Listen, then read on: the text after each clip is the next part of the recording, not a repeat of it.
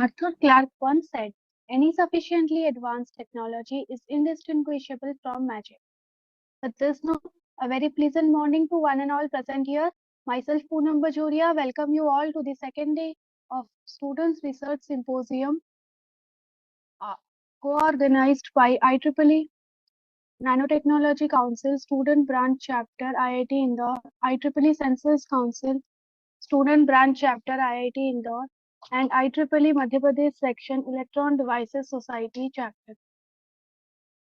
So after a fruitful session of yesterday, we have today the plenary talk session followed by model presentation, oral presentation, as well as thesis presentation, and then the valedictory sessions.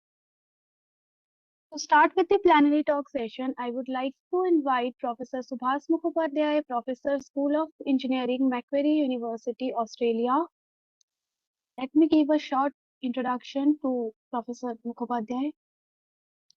Professor Mukhopadhyay holds a Bachelor in Electrical Engineering and Masters in Electrical Engineering PhD from India and Doctor of Engineering from Japan.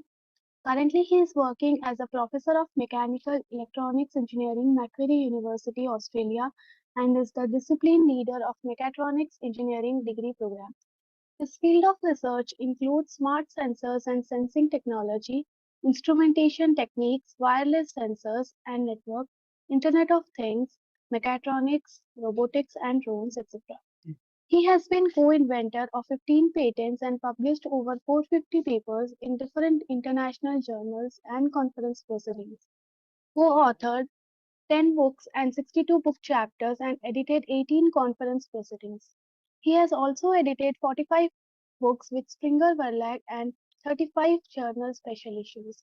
He has organized over 25 international conferences as either general chairs, co-chairs, or technical program chair. He has delivered 446 presentations, including keynote, invited, tutorial, and special lectures. As per Google Scholar, his total citations is 24,292 and H-index is 80.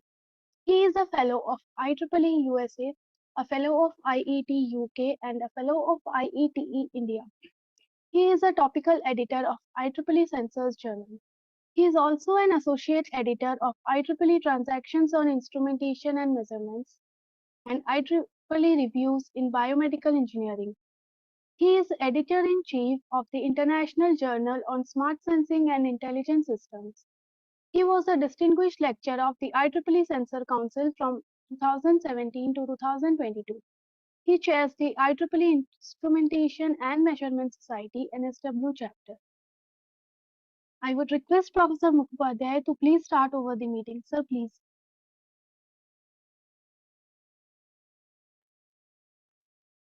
Thank you very much, Poonam. Can you please allow me to share the screen? Yes, sir.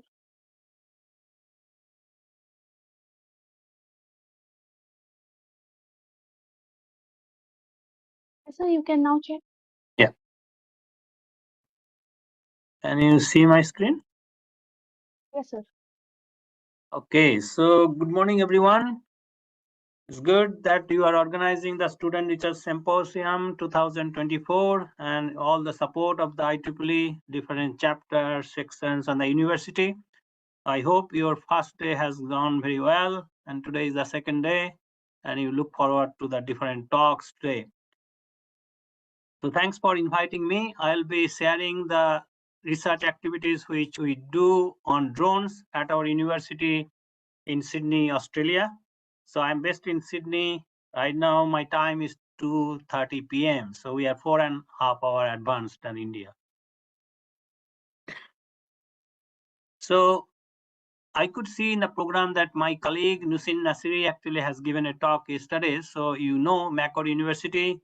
So we are based in Sydney, one of the 5 universities in Sydney. This university started in 1964. So we are celebrating 60th year this year. Engineering is not very long, started late 90s. In fact, even though it's not very long history, but our professors from the engineering department, Professor David Scallon and Professor Neil Westy. They were involved in the development of Wi-Fi, which is very, very important, and our university is very much proud of that. As per 2024 QS ranking, our university is 130. And of course, we have got full-fledged universities, which means that we also have medical faculty here at Macquarie University.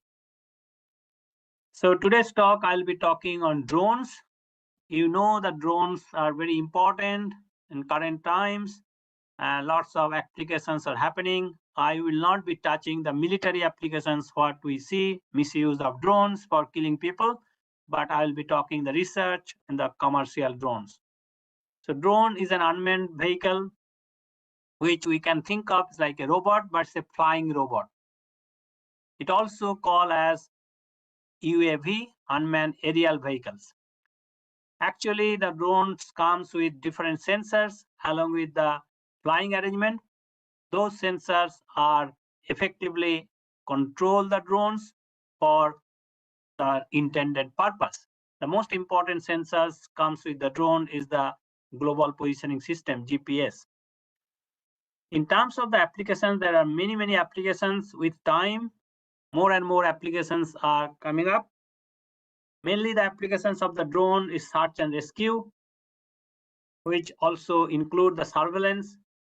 Then drones are used in many countries for delivering items. There are many companies which are involved with delivering items using drones. Drones are also used monitoring traffic, weather, also in firefighting, in many entertainment industries. Many people also use drones for personal usage. For example, in marriages, you can use drones for photography. Of course, in disaster conditions, drones are used for videography. Then there are many other applications in agriculture and farming. So lots of applications we can see for drones. There is a huge importance of drones research because the commercial market is increasing significantly. If I just touch Australia, in 2023, the Australia commercial market on drone was 772 million, and it is increasing at a rate of 15%. Many industries are actually getting benefit because of this usage, continuous usage of drones, and they are actually telling that this reason is that many industries get a lot of benefits such as emergency relief, disaster management, security services, freight, agriculture, last mile delivery, recreation, and entertainment industry. The reason of increased usage of drones are the benefits we are getting from the usage of the drones, and that includes savings of cost, improvement of the safety, and enhanced accuracy of data. Along with that, of course, the reduction of the manual labor, and of course, there are some surveying methods in traditional way. Using the drones can reduce significant cost.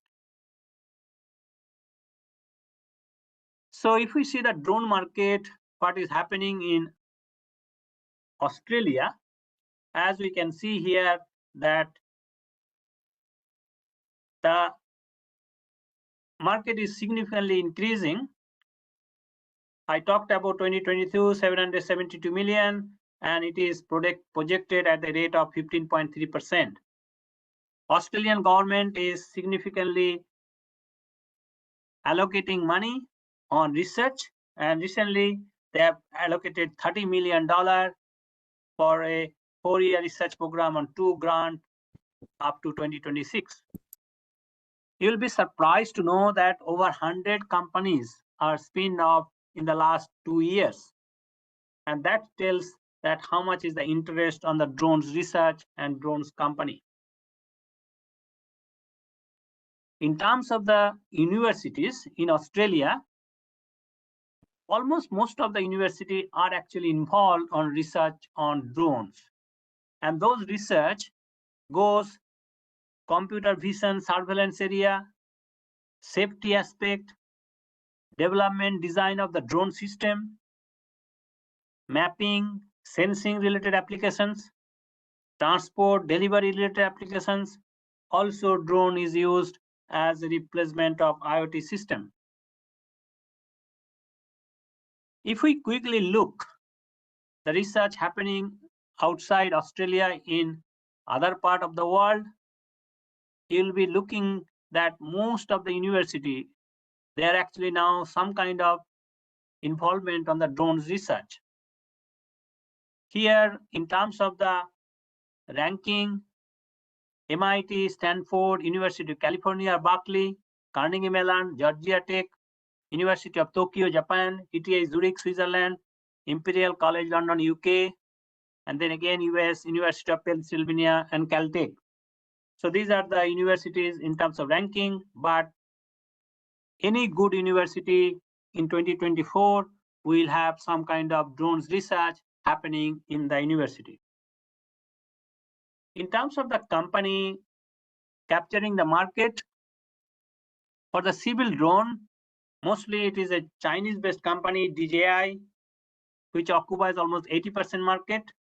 There are many other companies in this area, but in terms of the military usage, of course, Chinese companies are not involved. USA, Institute, and then European company are involved in that sector. So let us talk about the drone research, what we do at Macquarie University, Sydney. We started our drones lab 2 years back.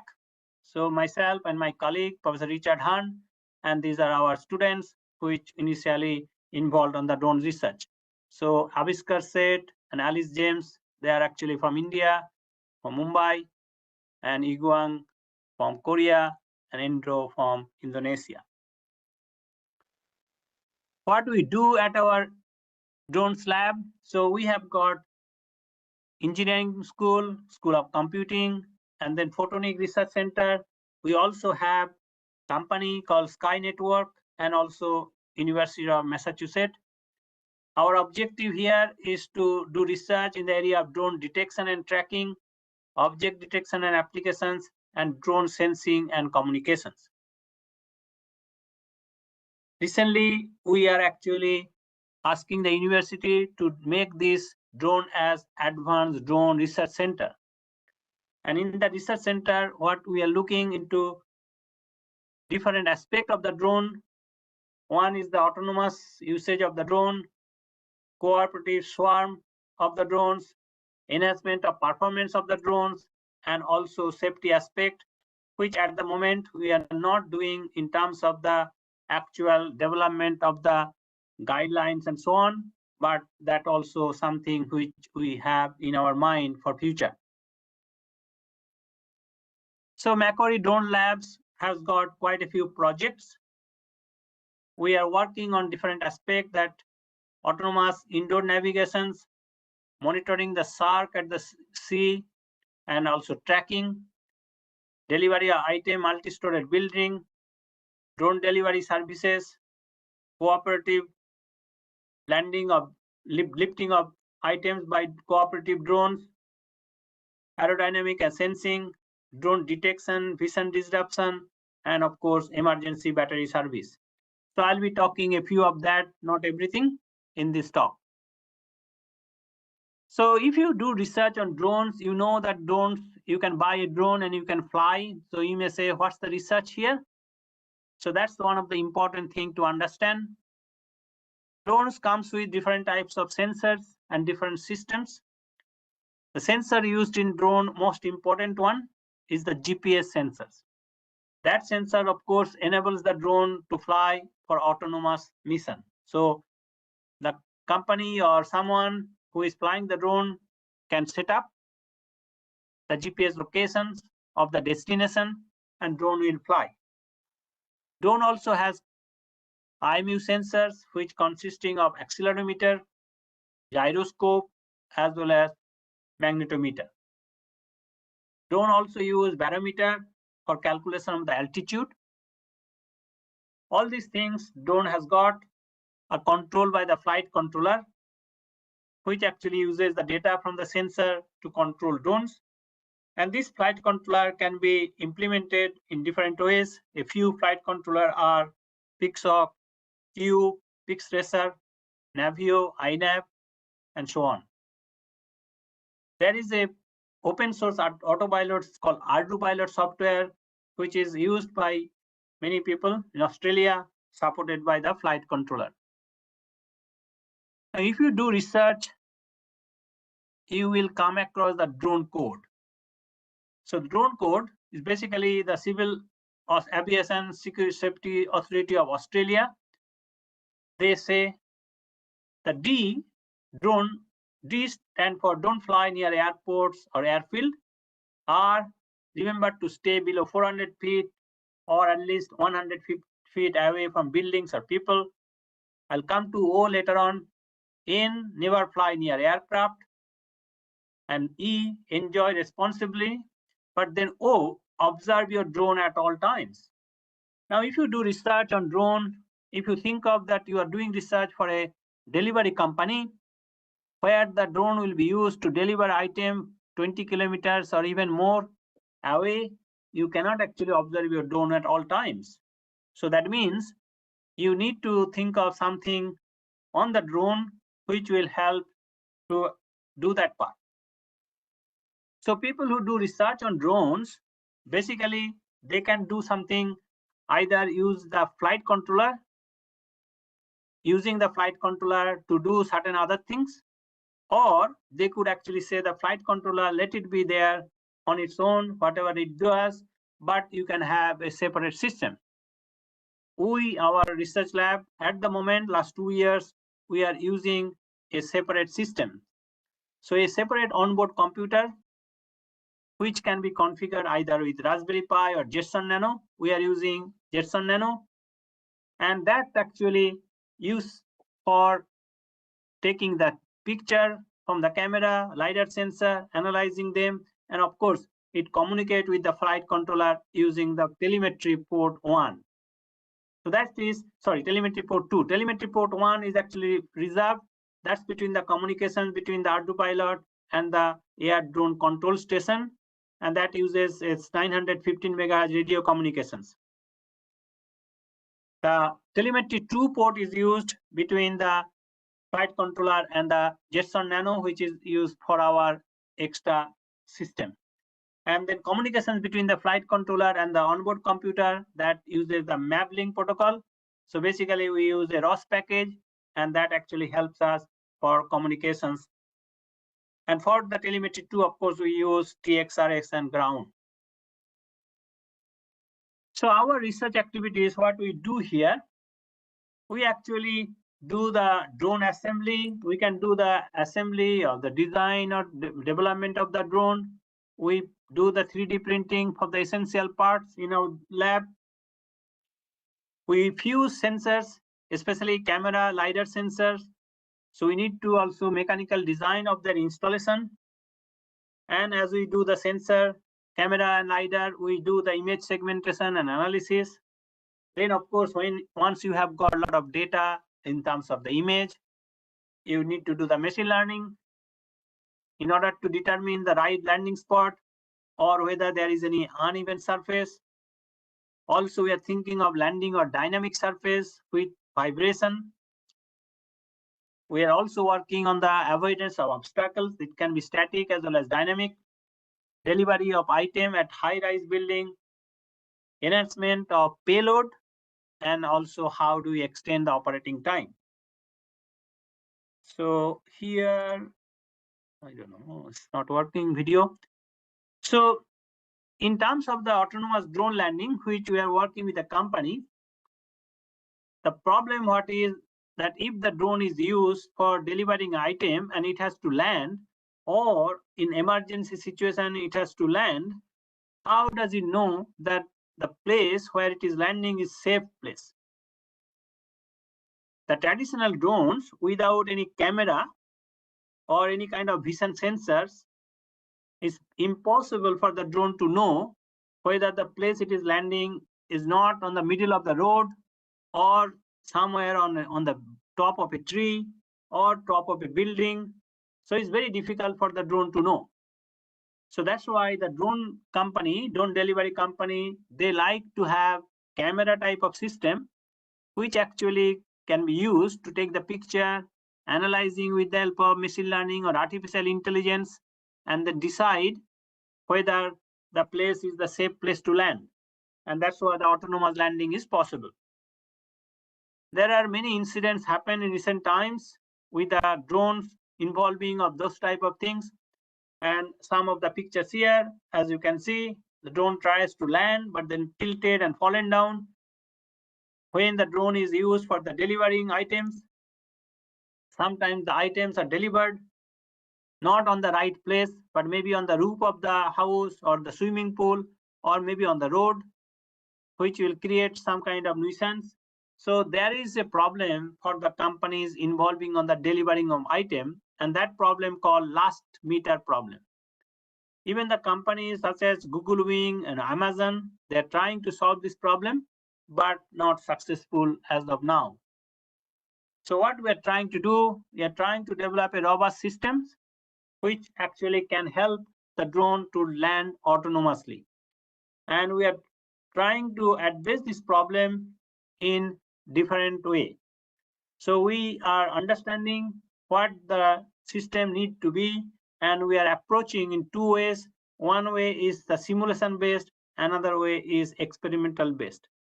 So the simulation data, what we do, that actually need to be tested, validated in the real world environment. And this work we do in combinations with the company, so that the company will be using the result what we get. So the company which are working with us is actually involved in delivering items in USA as well as in Europe. So in order to provide the drone the safest landing place, what we are planning that we will have the LiDAR sensor and the camera in the drone. The reason of having the two is that, as we know, the camera will not be able to provide long range. On the other hand, LiDAR sensor will be able to provide the range up to 80 to 100 meters. So drone usually fly around 100, 150 meters. So the LiDAR sensor will be coming into picture. And when the distance between the ground and the drone will be around 15 to 10 to 15 meter, then the camera will come into picture. And then the analyzing the image of the camera, and based on the machine learning and AI, we will be telling the drone to have the safest landing options. So initially we started with the marker based landing. So the marker will be used. So that marker will be given in advance, and then marker will be detected by the drone, by the camera, and then the marker place will be used to tell the drone that that's the right place to land. Of course, when we do the training, we actually do lots of training so that we know that it is the recognition is the correct 100% accuracy. But of course, there are possibilities of false positive or false negative, and also there can be issues with the shadows and other types of obstructions, and so on and so on. So that's why both simulations and real-time experiment is effectively required. Now, simulation-based learning, when we do the simulation-based learning, there are different software usage. So we mainly use ROS Noetic, and also there are some other landing simulation software is used called AirSim and so on. So basically, when we do the simulations, whole idea is to include as much as possible real-time systems which comes for the real life situation. And then the data what we get from the simulations is used for the validation also. So here the most important thing that in the marker based landing, we actually check how accurately the system can land, the drone can land, so that we can also address the corner cases and enhance the precision. More and more we do testing, our accuracy enhancement done. So this is a video. I will not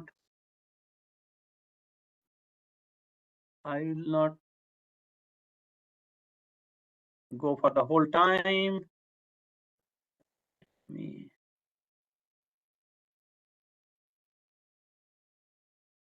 So if if anyone flies the drone, as you know that drone safety concerns involved.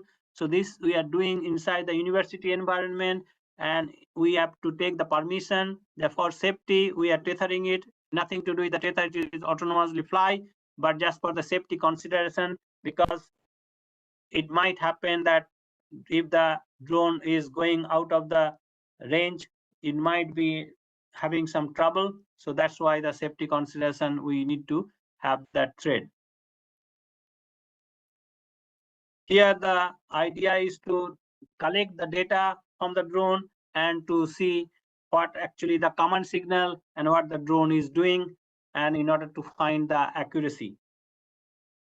Okay, so we have done a lot of experiment on the marker based landing, and we have got very good result. Currently we are working on the marker less landing, because when the drone is used for delivering item and the company send the drone, then there is no way that you can have marker everywhere. So that's why the company is more interested on the markerless landing, and we are currently working on that. We have done some research on the using the drone on the delivery of high-rise building, because as we see more and more high-rise building are coming up. So if the residents of the high-rise building, they actually order item to be delivered by the drone, how that can be done. Of course, as you can see, we are expecting that at the balcony, the drones will be coming closer to the balcony, and then drone item can be taken from the drone by the persons at the balcony. So here the whole idea is that how to find the optimum path. So whether the drone will be finding it. So once the address is given, drone will be, with the help of the GPS sensor, drone will be able to come close to the residence, close to the area, but then it has to find out the marker. So how do you actually check it? So here what we are doing, we are actually coming close to the actual floor number, but it is difficult for the drone to understand whether that's the right height. So it has to search for the marker. So we start from a location which we think that close to the actual address, and then we go horizontally from that particular floor, and then one by one floor we reduce and go down. So that way we can actually make the optimum path. Otherwise it will be finding very hard to get the actual address. So for the delivering for the drone electronics, what we do, we actually did experiment with both Raspberry Pi and Jetson Nano and see the positive and negative. And then of course, after so many experiments, we decided to go for the Jetson Nano, because that gives better performance compared to Raspberry Pi. Of course, there is no problem. People can also use also Raspberry Pi, but actually Jetson Nano gives better performance. So for the multi-storage building, we have done some experiment in our university. Of course, it's not a huge storage building, but still the idea can be validated. So we have fixed some kind of marker. So that's the detection of by the drone with the help of the camera, and we can see how we can actually allow the drone to find out the right marker to determine the right spot of the different levels of the apartment. Next one, what we do is the called collaborative drone lifting. So sometimes if the drone is not able to carries the certain amount of payload exceed the capacity of the drone, how few drones can come into together to carry the item. So that sometimes we can see in the real life experiment that sometimes if the amount of load is exceeding our capacity, we can take help from few people. So that's what we are trying here. And sometimes the important thing is that the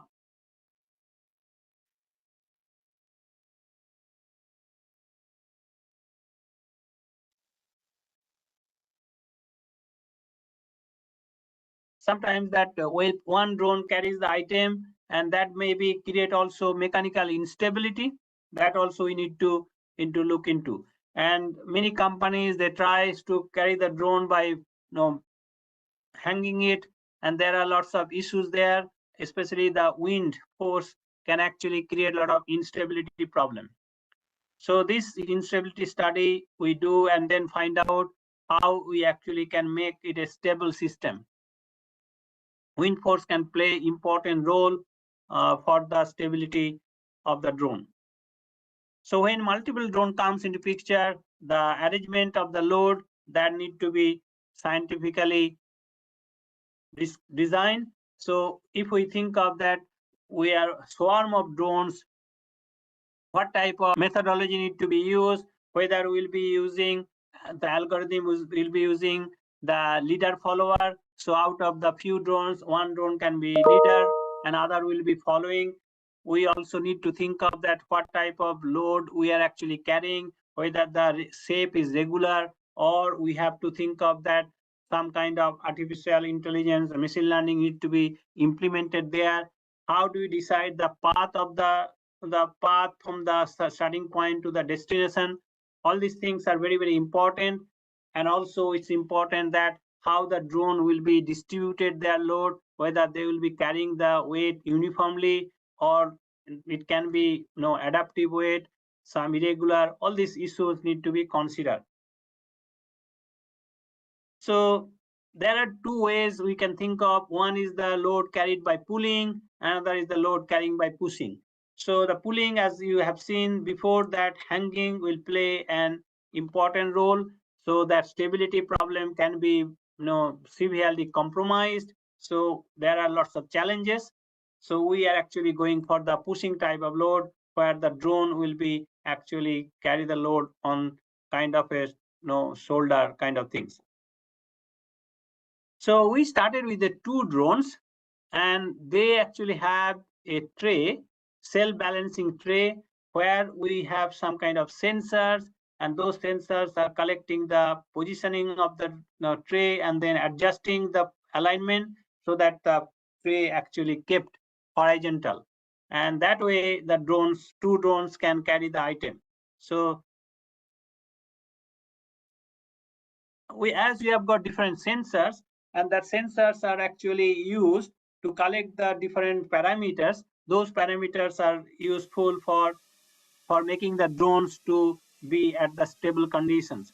Before it actually flies, we do a lot of experiment inside our laboratory. So we have a system where we can control the 6 axes of freedom, 3 linear axes and 3 rotational axes, and the drone can be validated with that experiment from the different sensors so that it's mechanically stable, and then we do the experiment outside environment. So stabilization is an important factor, otherwise the drone will fall down on the ground. So that's why a lot of experiment need to be done before it actually fly. So we control all the three each gear roll, and we adjust the parameters so that the drone can stably fly and carry the item from one point to the other point. So here what you are watching is the video of two drones. They are carrying an item by adjusting the height of the plate horizontally so that the item will be carried stably. And this is called self-balancing tray, where the drones are actually adjusting the parameters of the tray to keep it a horizontal plane.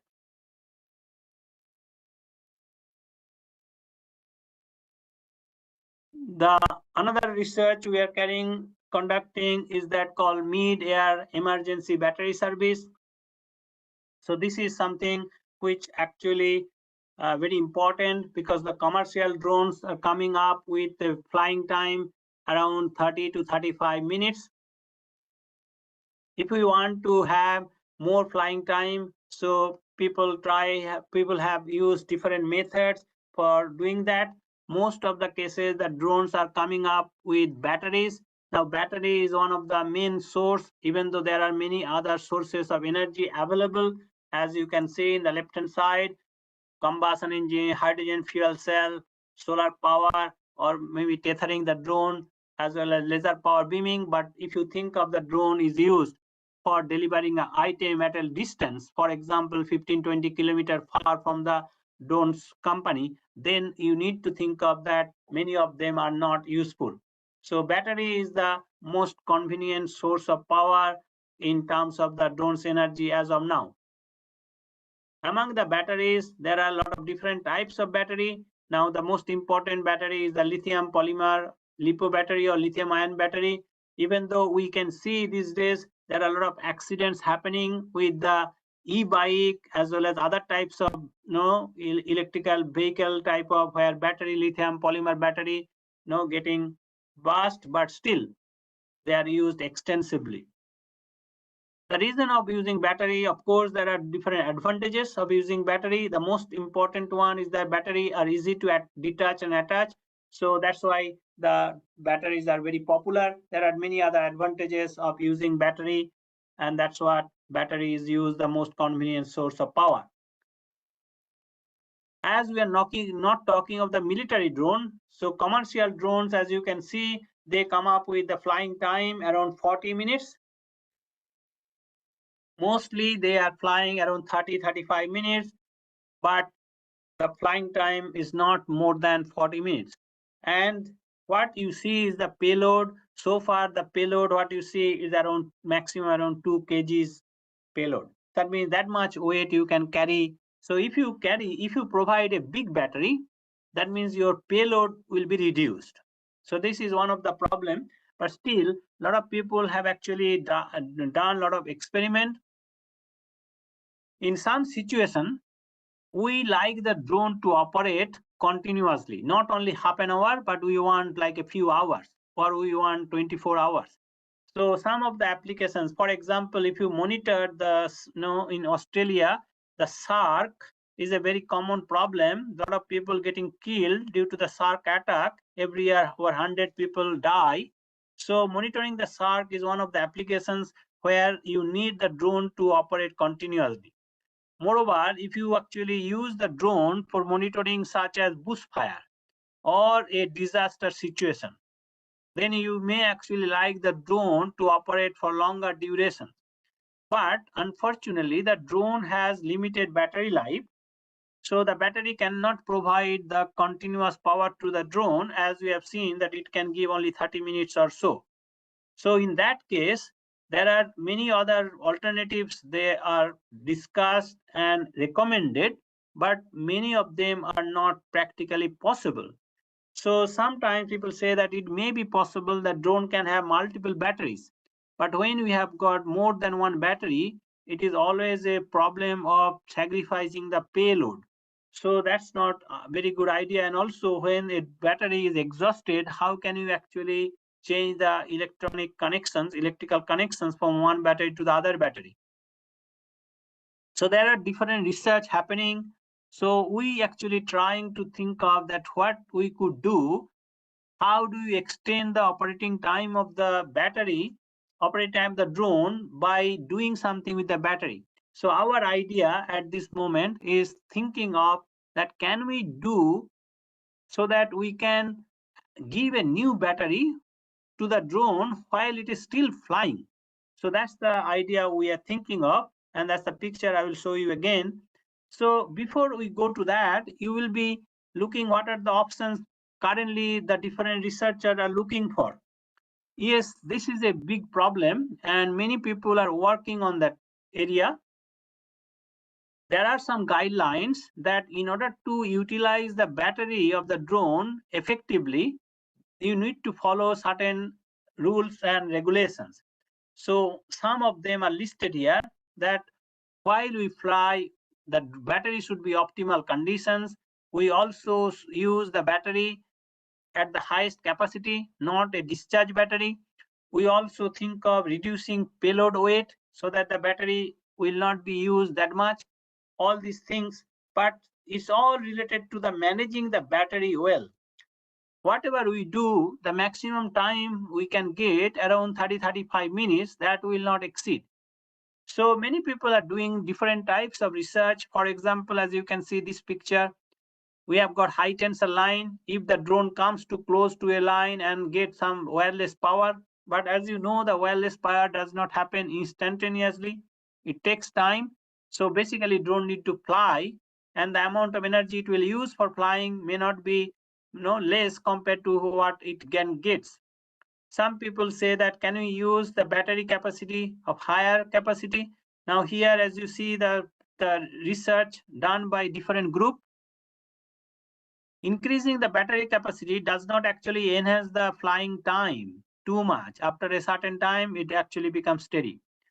Also, if we actually increase the payload much more than the capacity, then flying time also reduces drastically.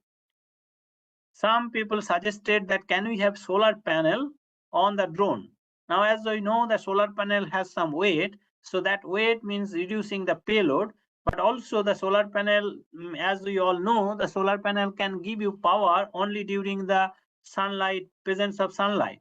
So practically, there are not many methods which actually can be very, very helpful.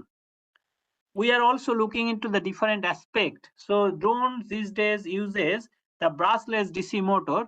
We are now thinking of designing the brushless DC motor in a new way, and we have come across a design philosophy, and based on our philosophy we can see that for the same amount of load the drone needs to draw less amount of current. So this is the earlier drone and this is our new design.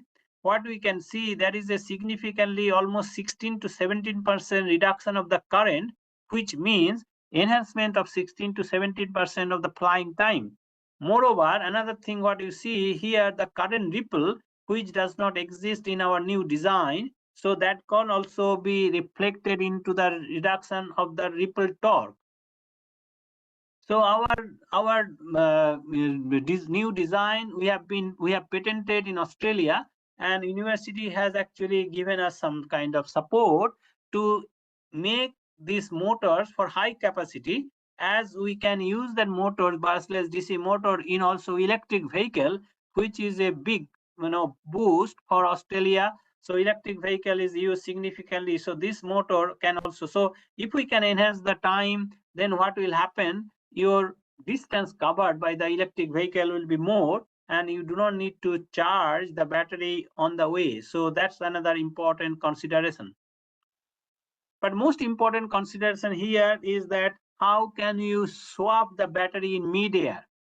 Many of you might have watched the movie called Air Force One, which was actually Harrison Ford movie in late 90s. That movie shows that it is possible to refuel the plane in midair. Of course, the movies, many of the things are not feasible in practice, but some of the things it is possible. So here, what we are trying to achieve is that can we actually swap the battery, or can we give a new battery to the drone whose battery has exhausted? So there are some experiments we have done, and we are able to do that. Now, of course, when two drones are close to each other and they are flying, the effect of the wind and effect of the propeller can have a huge implications. So that we call drone downwash. So we actually need to see when the two drones are flying close to each other, how they actually affect each other in terms of their position. So there are some experiments we have done. We also did some computational fluid dynamics model and the effect of the wind and what is the optimum distance they can have so that the effect will be minimum. So that's what this slide shows, and which we have realized that if it is 100% overlap, 0% overlap means the wing between the two drones, they are on top of each other, the distance, altitude, and the distance between them, how they actually affect. So here some of the result what you can see here. So that is very important for us, and also the popular speed that actually decide the flow of the airflow speed. So we have in our drones lab, we have actually a very big height warehouse, which is around 8-meter high, that allow the students to do experiment before they go outside to do real experiment. But this also very important, and we have got the indoor positioning system, which actually allow the student to determine the position of the drone and also measure parameters of interest. So that's why it's very, very useful. So here you see some of the result with indoor positioning system. what we get. We can see the position of the drones, as well as we can measure certain parameters of interest. So the whole idea of the battery replacement or battery delivery is that we have to arrange some mechanical arrangement, and this mechanical arrangement will have the marker, because when the drones comes to each other, then they need to track.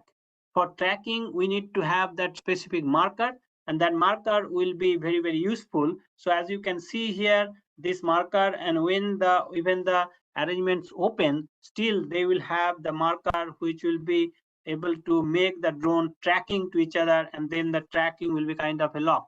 So here, as we see, this is the drone which is giving the battery, and this is the drone which will be receiving the battery.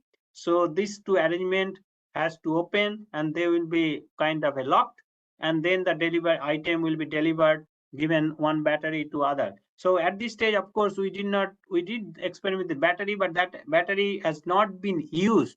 So which currently the students are working, because there is lots of electronic circuit involved, and electronic modification need to be done. During this process, we can actually measure the different parameters. The most important parameter is the vibration, how much the vibration happening due to the presence of two drones close to each other and along the three axes, and those are measured by the sensors, and we check. So here, so we have got some video.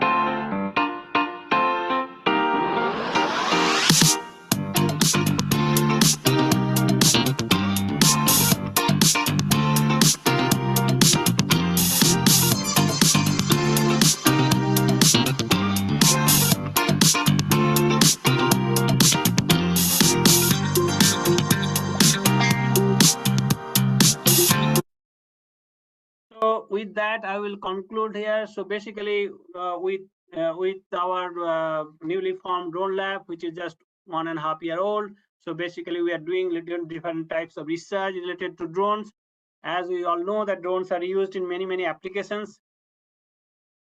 The research activities of drones are challenging, because you need to consider the safety paramount importance, but you need to also have the knowledge of the different areas, mechanical design, and also the stability, along with the sensors, embedded processing, mobile computation, and so on. So it's also exciting, but it also involves many people coming together with the different knowledges.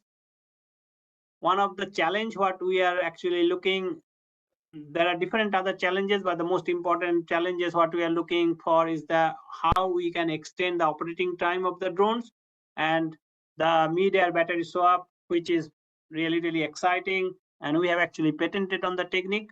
And right now we are also thinking that if the demand on that particular sector is there, then it can be as a spin-up company to make the drones. So that's all the thinking at the moment.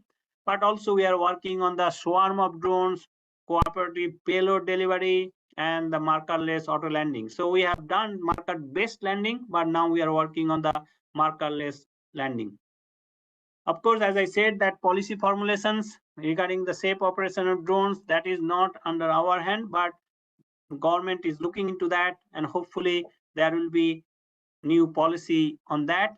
At the moment, there are many areas which are not allowed for flying drones, only some specific areas, and that also we need to take permission in advance. But I think this will be something very important. And in Australia at the moment, drone is not used for delivering item. It is actually used mainly for surveillance related applications, and also by government agencies. But I think in future, the drones will be allowed for delivering items.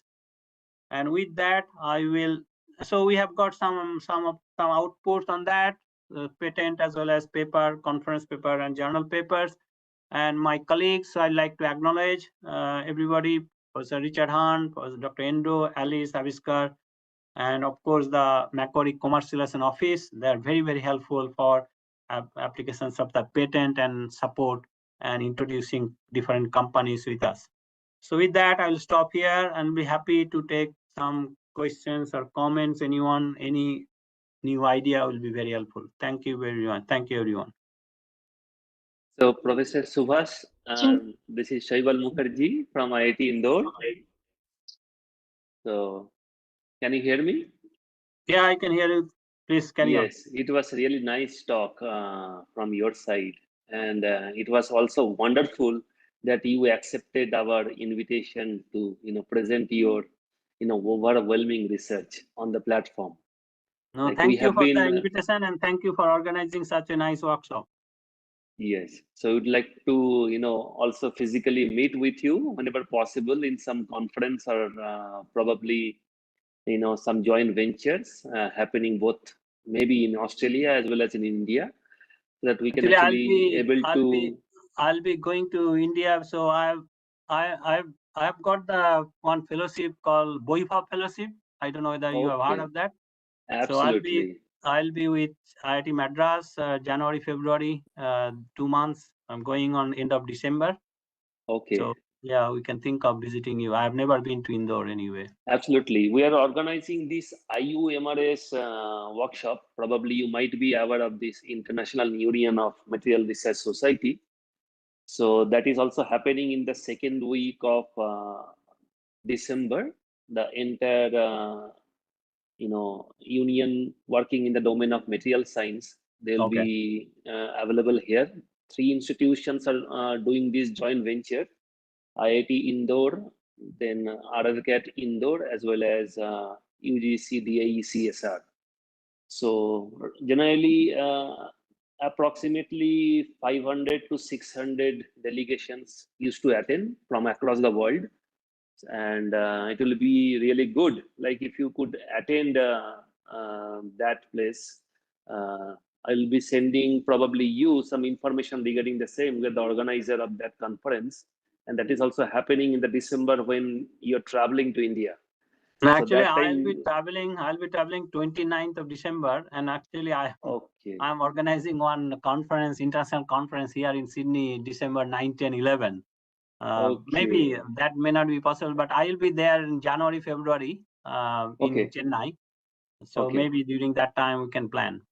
Yes, yes, definitely. We'll be giving an invite, and we'll be loving to host you at IIT Indore, organizing a public lecture from your side for the entire IIT Indore fraternity. So we'll be in touch with you Yeah, regarding we'll coordination of keep the in touch. same.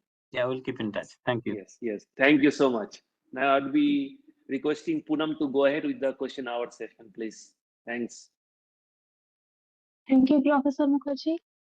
Thank you, sir, for that informative section.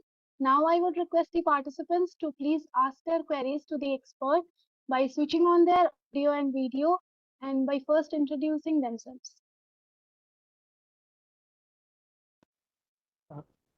Hello, sir. Am I audible? Yes, please.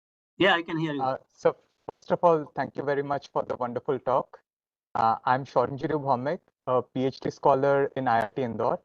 And I have a question that can drones fly in the rain properly and safely without affecting its electronics, especially the BLDC motors, because they are the ones being exposed in the rain if they fly in rain. So at the moment, what is happening? I could say that your questions should be that yes, it is. But at the moment, as you can understand that the students, they don't go to fly during the rain. When they plan to fly in the university where the designated area, they take the permission. Before that, they check the weather because Yes, sir. the problem is not that we are not interested to test it. The problem is that if the drone, suppose you are flying the drone and something happened, drone just drop on the ground, and Yes, sir, I know. electronics, camera, all actually gone. So this is the big problem, because what the students are telling me, that they prepare for 2 to 3 weeks, and then with half an hour, everything gone. So Yes, this is sir. a very risky thing. So they fly when they are like a 200% certain, then only Yes, fly. sir. So at the moment, we are still not thinking of flying in rain or some kind of unfriendly weather condition.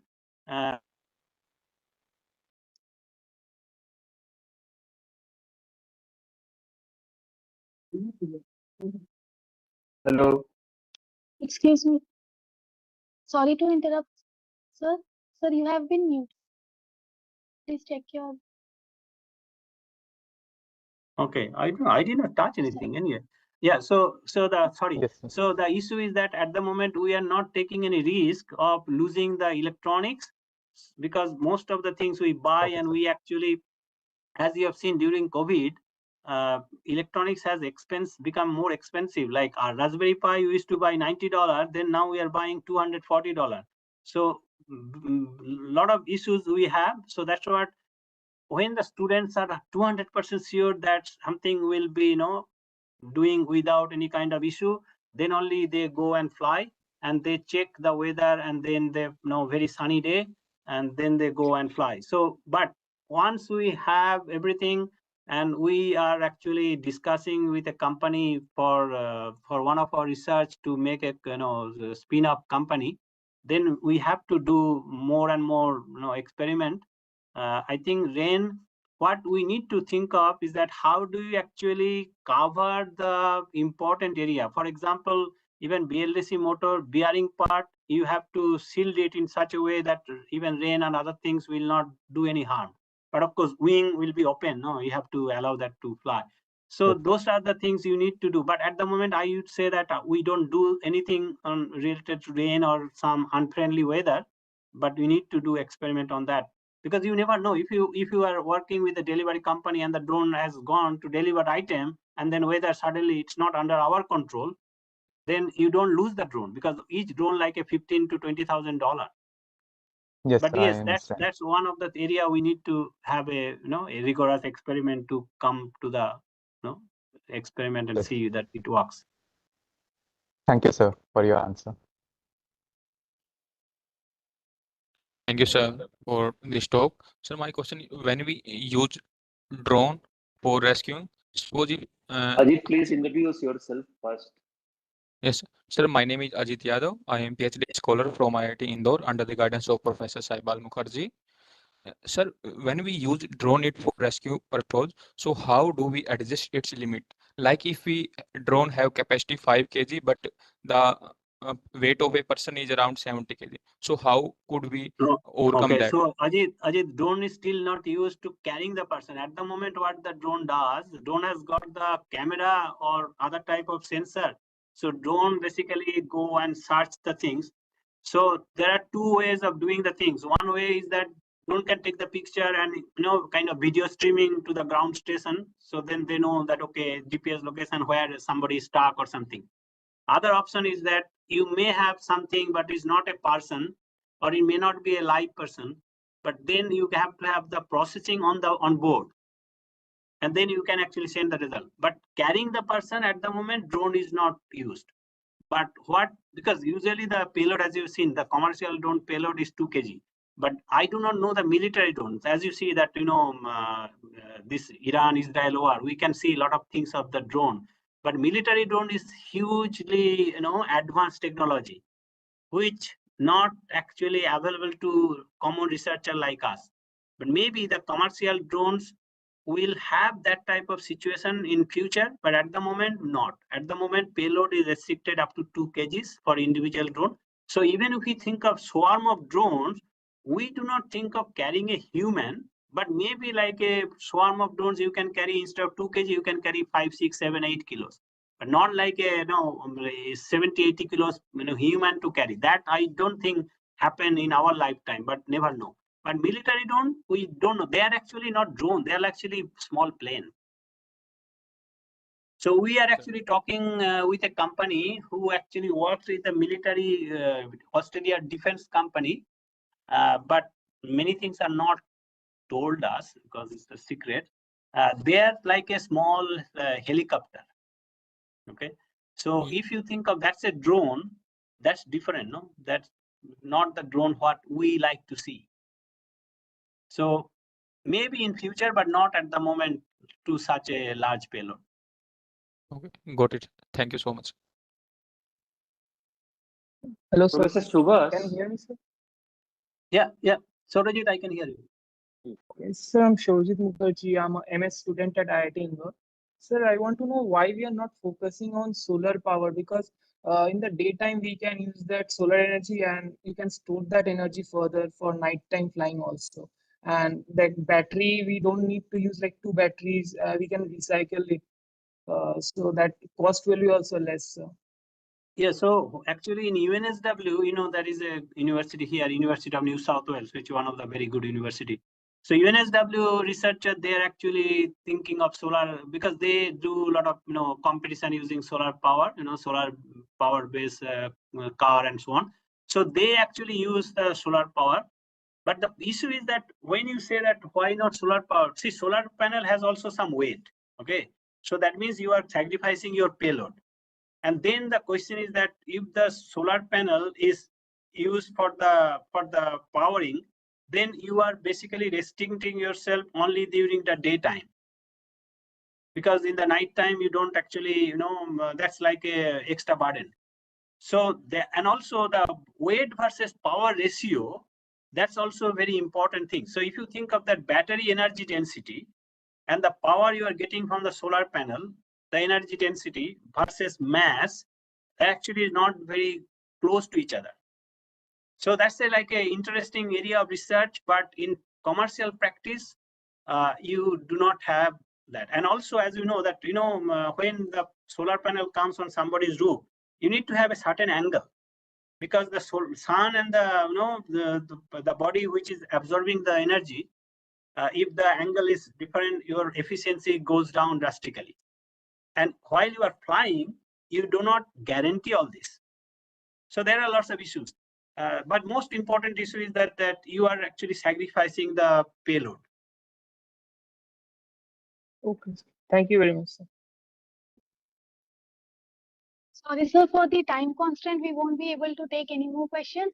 Yeah, I understand that because you have got packed program. I wish all the day goes very well, and actually look forward to see you all during maybe January, February. I'll contact with you all, and then we'll plan a time to visit you all. Sure, sir. So Yeah, I would thank now you. like to thank Professor Subhas Mukhopadhyay for such an informative and enlightening session. We are grateful to you for the time and efforts you took to share your experiences and insights with our IEEE community. Now I would request everyone to please switch on their videos for a photo session.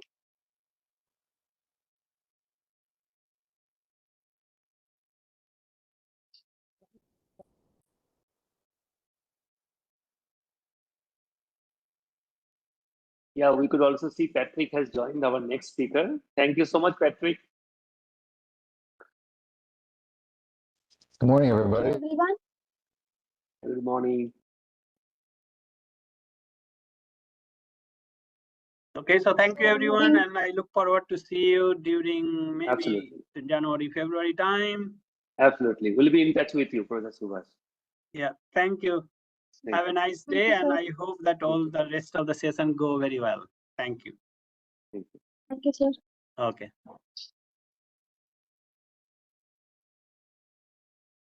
Now,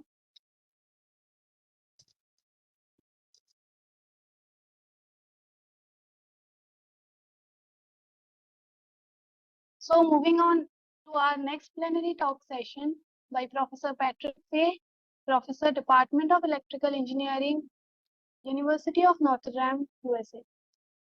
I welcome you, sir. Thank you very much. I'm very happy to be here this morning. Patrick Fay is a professor in the Department of Electrical Engineering at the University of Notre Dame. He received a PhD in Electrical Engineering from the University of Illinois at Urbana-Champaign in 1996.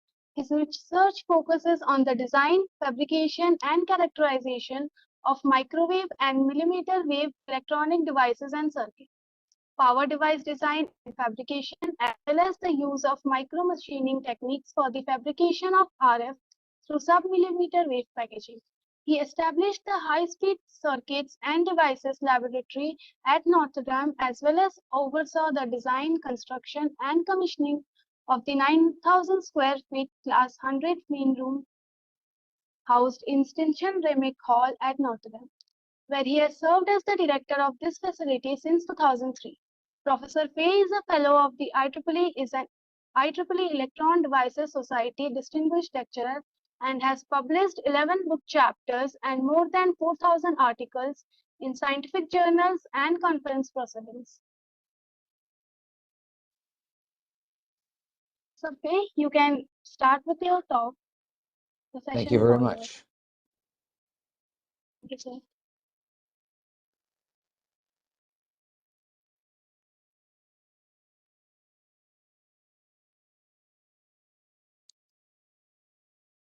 Okay. Can you confirm that you can see my slides okay? Sir. Yes. Oh, yes, it's okay. Great. Yes, sir. Well, thank you very much. I very much appreciate the invitation. I'm really happy to be here today to have the opportunity to talk to everyone about some of our work. And in particular, I'm going to focus today on 3 tried millimeter wave transistors, particularly with a focus on linearity, efficiency, and reconfigurability. As Poonam mentioned, I'm Patrick Fay. I'm at the Department of Electrical Engineering at Notre Dame in Notre Dame, Indiana. And let me just go ahead and start with the main part of the talk. Let me first say that I am. Go ahead. Sorry to interrupt, sir. Yes. Sir, your slides are not visible. My slides are not visible? Could you please? Yes. Could you Oh, please dear. reshare? Yes, I can certainly try. They were working and they stopped. It says I'm sharing. Boy. Stop share. Sir, you could Share. Microsoft. share your complete screen. Maybe. I can do that. Yeah, I'm happy to try that. Share the screen.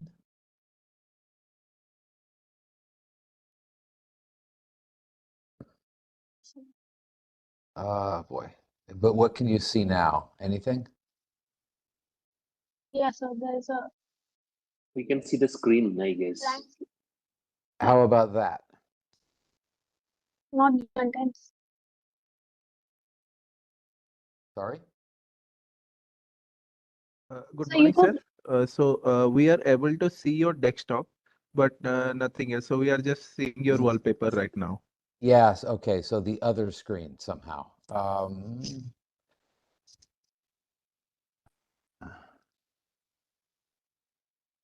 Screen. I do not use WebEx very much, so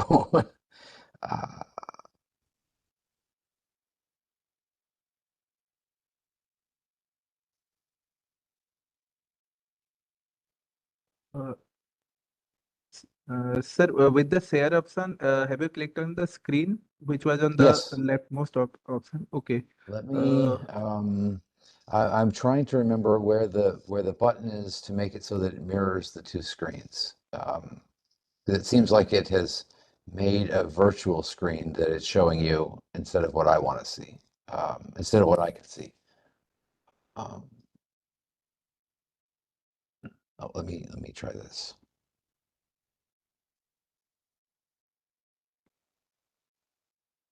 I apologize.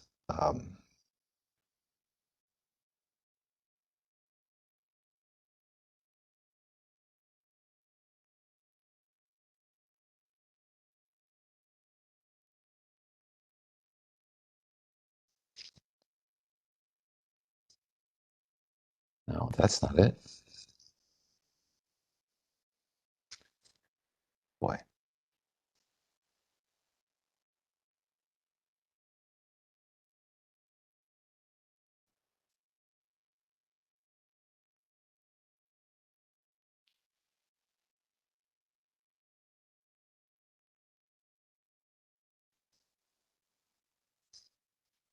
Sir, if you are okay with it, you can share the slide with us, and then we can share it from your behalf.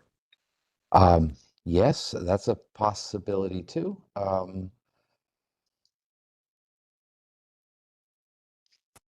Boy, so nothing I've been changing has changed anything for you? No, sir. Boy, oh boy. Let me try one more thing, if you don't mind.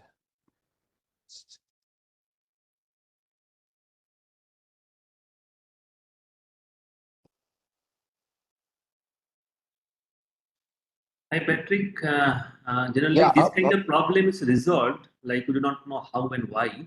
Like once something is switched off and switched on. So if you kindly go out of the thing like this WebEx and rejoin, probably it may resolve it for you. let me try this before I give up. Because there for one moment it seemed to be almost working. So let me share that.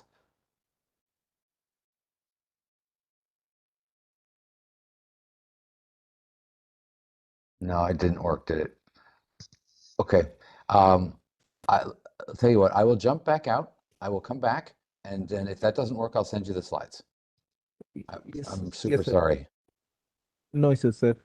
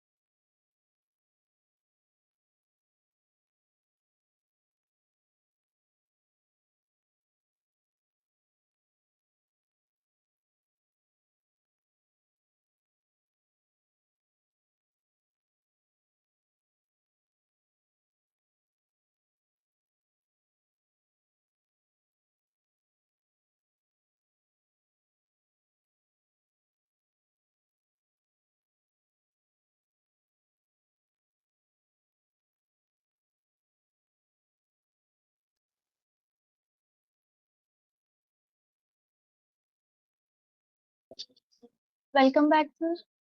Thank you very much. Good luck this time.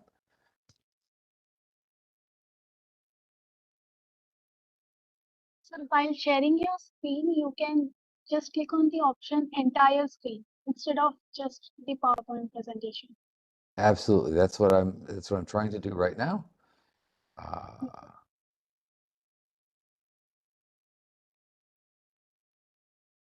Showing the desktop somehow, or some other desktop that I'm not using, that I don't even know where it is. What something odd.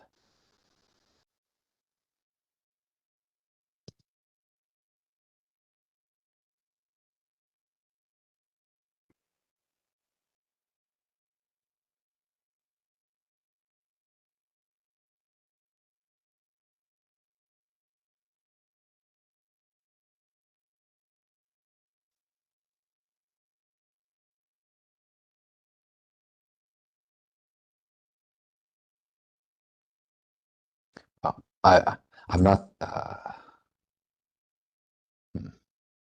Well, I'm not sure how to solve this. I don't understand it. So I will send you my slides right now. To whom should I send them? Sir, please reply in the thread. So I can do that. Okay, very well. Give me just one moment to do that. yes, sir, definitely.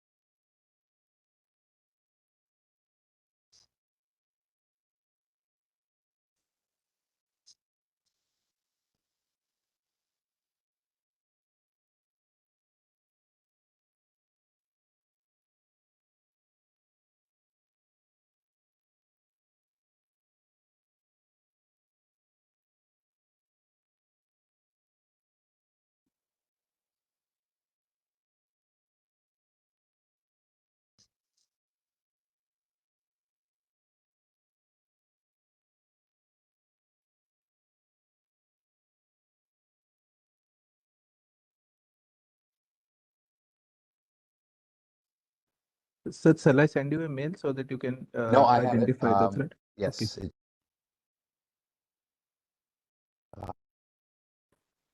So large that I needed to do a compression to make it fit. So it has sent now. Well,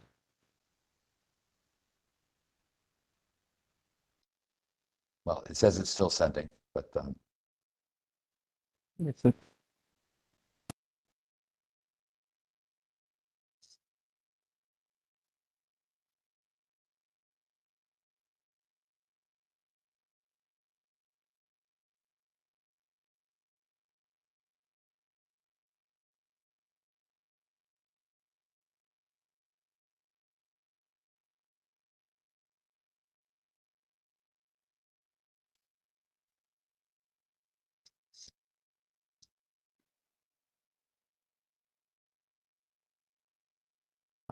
oh, perhaps I can try this while we're waiting.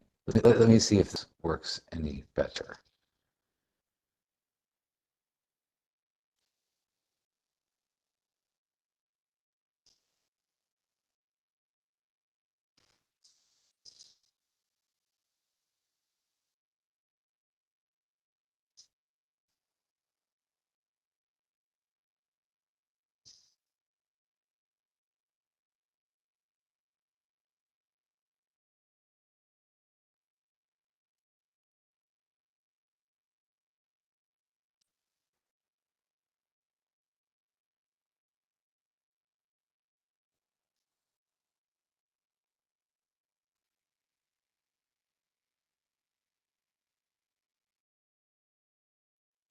Can you see that?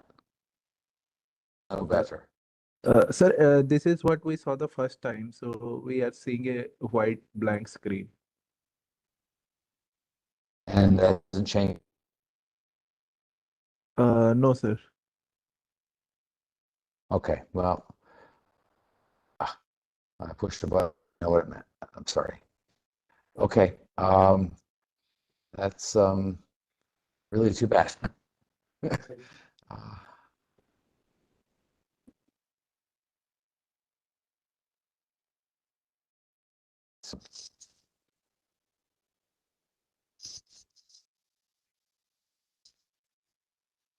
Yes, sir, we are on the mail. It is yet to arrive. Fantastic. Meanwhile, sir, I would like to thank you very much for giving it the time. It is almost like 1:30 a.m. in the morning, so it would be. It We is, were and really I'm not impressing we you with my technical acumen, it appears. No, sir, it happens more than we like to admit with us. So, okay, sir, we have received your mail. Poonam will be sharing the slides. Fantastic.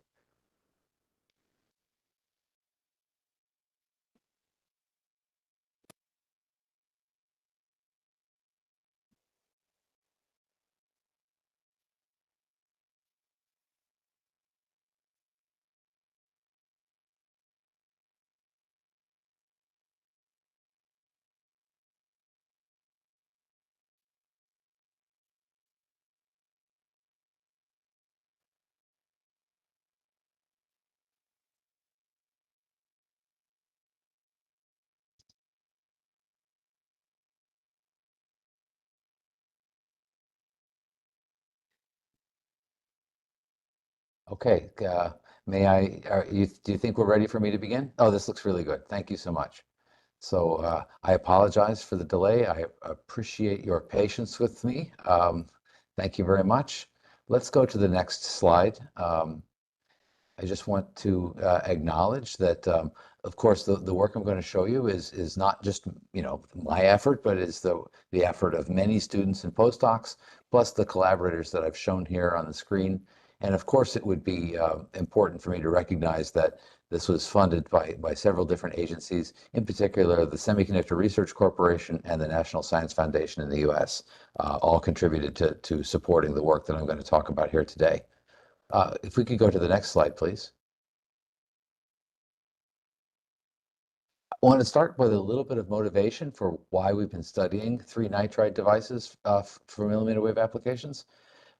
By now, I think it's reasonably clear that these 3-nitrides, so gallium nitride, algan, these sorts of materials are really dominant for high performance RF and maybe even microwave power amplifiers.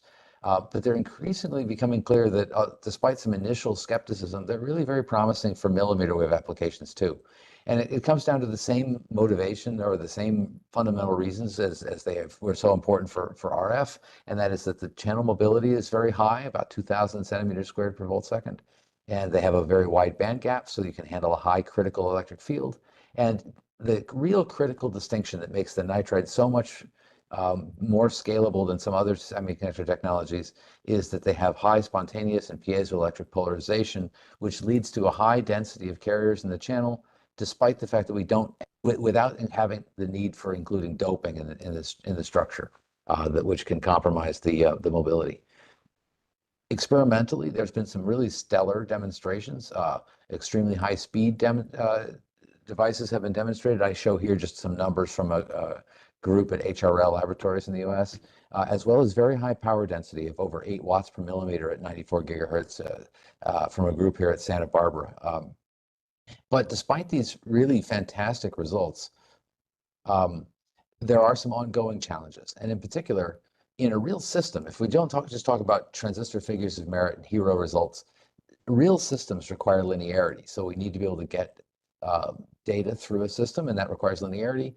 And if I use a conventional HEMT device, in order to get good enough linearity, I actually have to back way away from the limits of the transistor and therefore get much lower efficiency. And also, I typically will add digital pre-distortion, DPD, in order to correct for the nonlinearities of the device. I can't do that, however, on receivers. If I use a transistor like this in receivers, the inherent nonlinearity is very difficult to correct. In addition, trying to handle large powers and to try to get high efficiency is limited by kind of gain I can get out of the transistor, as well as any field management that I have to employ, like field plates, for example. If I add field plates at microwave frequencies, it works great. If I go to millimeter waves, they tend to add so much capacitance that I can't really get the sort of performance that I want. Finally, I'd like to be able to reconfigure the circuits so that I can make a compact and efficient system, for example, covering multiple frequency bands with a single set of hardware. And as a result, it's my contention that we need new design approaches, both structures and materials, in order to achieve these, in order to be able to improve these sorts of metrics. So let's go to the next slide, please. One of the approaches that we've been taking in my group is to look at different ways of engineering the heterostructure.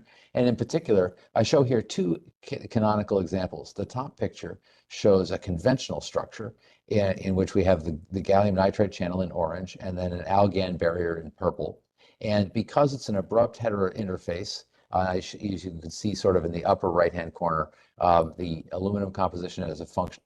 So you see it's in the barrier, it's a constant number, and then this goes to 0 for no aluminum in the gallium nitride channel. The net result of that abrupt interface is a delta function of charge at the interface between those two materials. If we take an alternative view and we instead say, I would like to use the structure in the bottom where we have a barrier that's algan, constant mole fraction, but then put an intermediate layer which is graded between the GaN channel in orange and the barrier that sort of in the picture there, it sort of grades from orange to blue. That then gives us a different charge distribution, as you can see in the lower right. Still a little bit of a delta function at the interface, but now the fixed charge is a block of charge. And that changes the charge distribution within the device, not only the fixed charge, as I've shown here, but also the mobile charge. And that has a lot of implications. It allows us to tailor the IV curves, the CV curves, and the E field and velocity distributions all change. And so really by getting away from an abrupt interface and instead talking about grading, it really allows us to reimagine what we think of as a HEMT. So let's go to the next slide, please. So this is just another view of that same concept, but what I've added down here at the lower left is the mobile charge carriers that from a self-consistent Poisson-Schrödinger simulation of one of these structures. And you can see that the conventional device is shown there in red, And one of our graded device designs is shown there in blue. And you can see that we've gone from a very tightly confined 2-deg density right at the barrier channel interface to a more 3D carrier distribution. The total charge is about the same, which means that the total current should be about the same. But because we have redistributed the mobile carriers in space, we expect to get rather different performance. So let's go to the next slide, please. There's a side effect to this, which is not at all obvious, but if you dig into the transport in nitrides, you find out that the LO phonon energy, the optical phonon energy in nitrides is quite large. For gallium nitride, it's about 92 MeV. The net result is that it makes for very high scattering rates. That's kind of interesting because that LO phonon coupling to the carriers results in a carrier density dependent saturation velocity. And I show in the lower left some measurements and a model developed by my colleagues Devdeep Jena and Siddharth Rajan, showing that you get very high velocity at very low carrier densities, but very low velocity at very high carrier densities. Of course, a conventional hemp, like I showed you in the last figure, shows a very high density over a very small region, and so that would be expected to have a relatively small saturation velocity. By taking the same amount of charge but spreading it out in space, I now get an opportunity to have a larger average saturation velocity, which should improve the performance. That then also changes the shape of the transconductance, as I've shown in the lower right. Goes from having a peak that falls in the conventional device to a much flatter transconductance profile, which is sort of interesting for system applications. So let's go to the next slide, please. I have here now a selection of slides in the next couple here that just sort of show how the device is different, including this grading or not including this grading. So what I have on the left-hand side are the IV curves and the transconductance curves for a conventional hemp with abrupt interface and one of these graded devices. The abrupt device is the dashed black line, the graded device is the blue line, and I have the conduction band diagram on the right. And what I'm showing now is at the bias point, we're basically right around a threshold where the vertical dashed line is on the left. And so you can see that basically it's starting to turn the device on. I get a little bit of carriers distribution, but not very much. So let's go to the next slide. And now we've biased it closer to peak GM, and you can start to see there's some distinctions here. In the conventional hemp, I'm starting to form a 2-deg, and it is right up against the barrier to channel interface. On the other hand, in the graded device, it's the electrons are actually further back into the structure, actually located initially at the AlGaN grade to GaN channel interface, and it's a wider distribution of carriers, not quite so narrow. Let's go to the next slide. And then when I turn the channel on further, so you can see this is in the full open channel conditions as indicated here on the left-hand figure. You can see that this is where I recover the very high 2-deg density in the conventional structure and the same total charge, but distributed over a much thicker slab of the material and at a much lower peak density for the graded device. And so this results then in a total drain current density that's comparable, as you can see in the left-hand figure, but with very different GM shape. So let's go to the next slide, please. This also changes some other things. You can see I talked here about the GM, but if I show here and this is a little bit different simulation, this is for a 50 nanometer gate length device, so one that's been scaled for millimeter wave applications. You can see though that I still get a broader distribution of GM. That's the blue curve versus the red one in the conventional device. But just as important, you can see that the CGS, oops, can you go back one? I wasn't quite there yet. Thank you. On the right-hand plot, you can see that the graded channel in the blue gives me a very smooth CGS curve, whereas the conventional device has a step in the CGS curve as what it expects from a conventional hemp. This more linear CGS is going to have some important implications for linearity. Now let's go to the next slide, please. Something that is far less than obvious, actually, is that the electric field in these two device structures is actually quite different. You might expect, since the total charge in the channel is about the same, maybe the electric fields would be too. But actually, by redistributing the fixed charge in the barrier and the barrier interface, we get an appreciably lower peak electric field in the graded device compared to a conventional HEMT. I show here a plot in the lower right of the electric field in the transport direction for a conventional HEMT. That's the one in red. And for one of these graded devices, that's the one in blue. And you can see, as you expect, it peaks near the gate to drain edge, but it is about 25% lower in the graded device compared to the conventional device. And that's for an example where I've included a 6 nanometer thick graded layer. This is pretty interesting because this basically is now a way that we can reduce the peak electric field and therefore maybe control the breakdown better, but without, you notice I didn't have to use any field plates or any extrinsic field management strategies. This comes from the epitaxial structure. And so now I have a way of lowering the field, but without adding in the extra parasitics that come with field plates or other approaches. And so you can use this in a couple of different ways. One way, of course, is you can use it to increase the breakdown. If I lower the field by a certain amount, I can now increase the drain and compensate for that. Maybe I can get more power that way. Or I could operate it at the same drain voltage and use the lower peak electric field to reduce the high field trapping effects, or use it at the same drain voltage and use the lower electric field to reduce the carrier temperature for improved noise figure. So let's go to the next slide. As I mentioned previously, I showed you the modeling and the measurement results from Siddharth Rajan's group at Ohio State.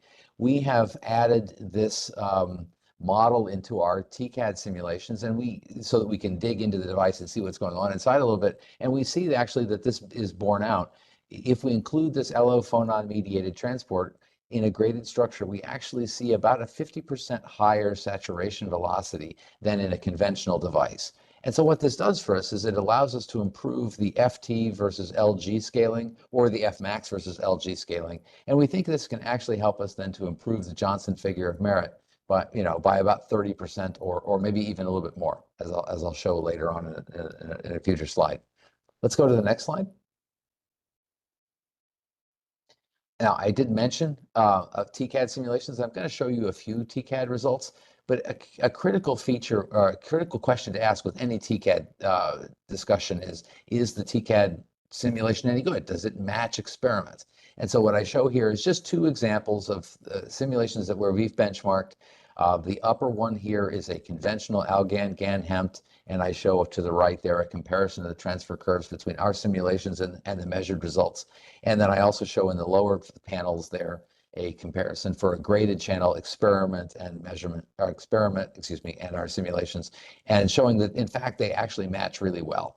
And the way we get this sort of agreement, we don't do anything fancy. We don't do much. We don't do actually we do almost no calibration. What we did was basically include this LO phonon model, and then we go and we grab buffer trap data from the literature and just insert that into the TCAD without tuning, and almost immediately recover this level of accuracy. So I would say that at least within the structures that I'm going to show you here today, it is actually possible to do pretty good TCAD without doing extensive calibration once you get these models correct. So let's go to the next slide. And I just wanted to show that it doesn't only capture the transfer characteristics. You can see here just some examples where it also captures the first and second derivatives of the transconductance as well in the TCAD and compared to experiments. So things match pretty well. Let's go to the next slide.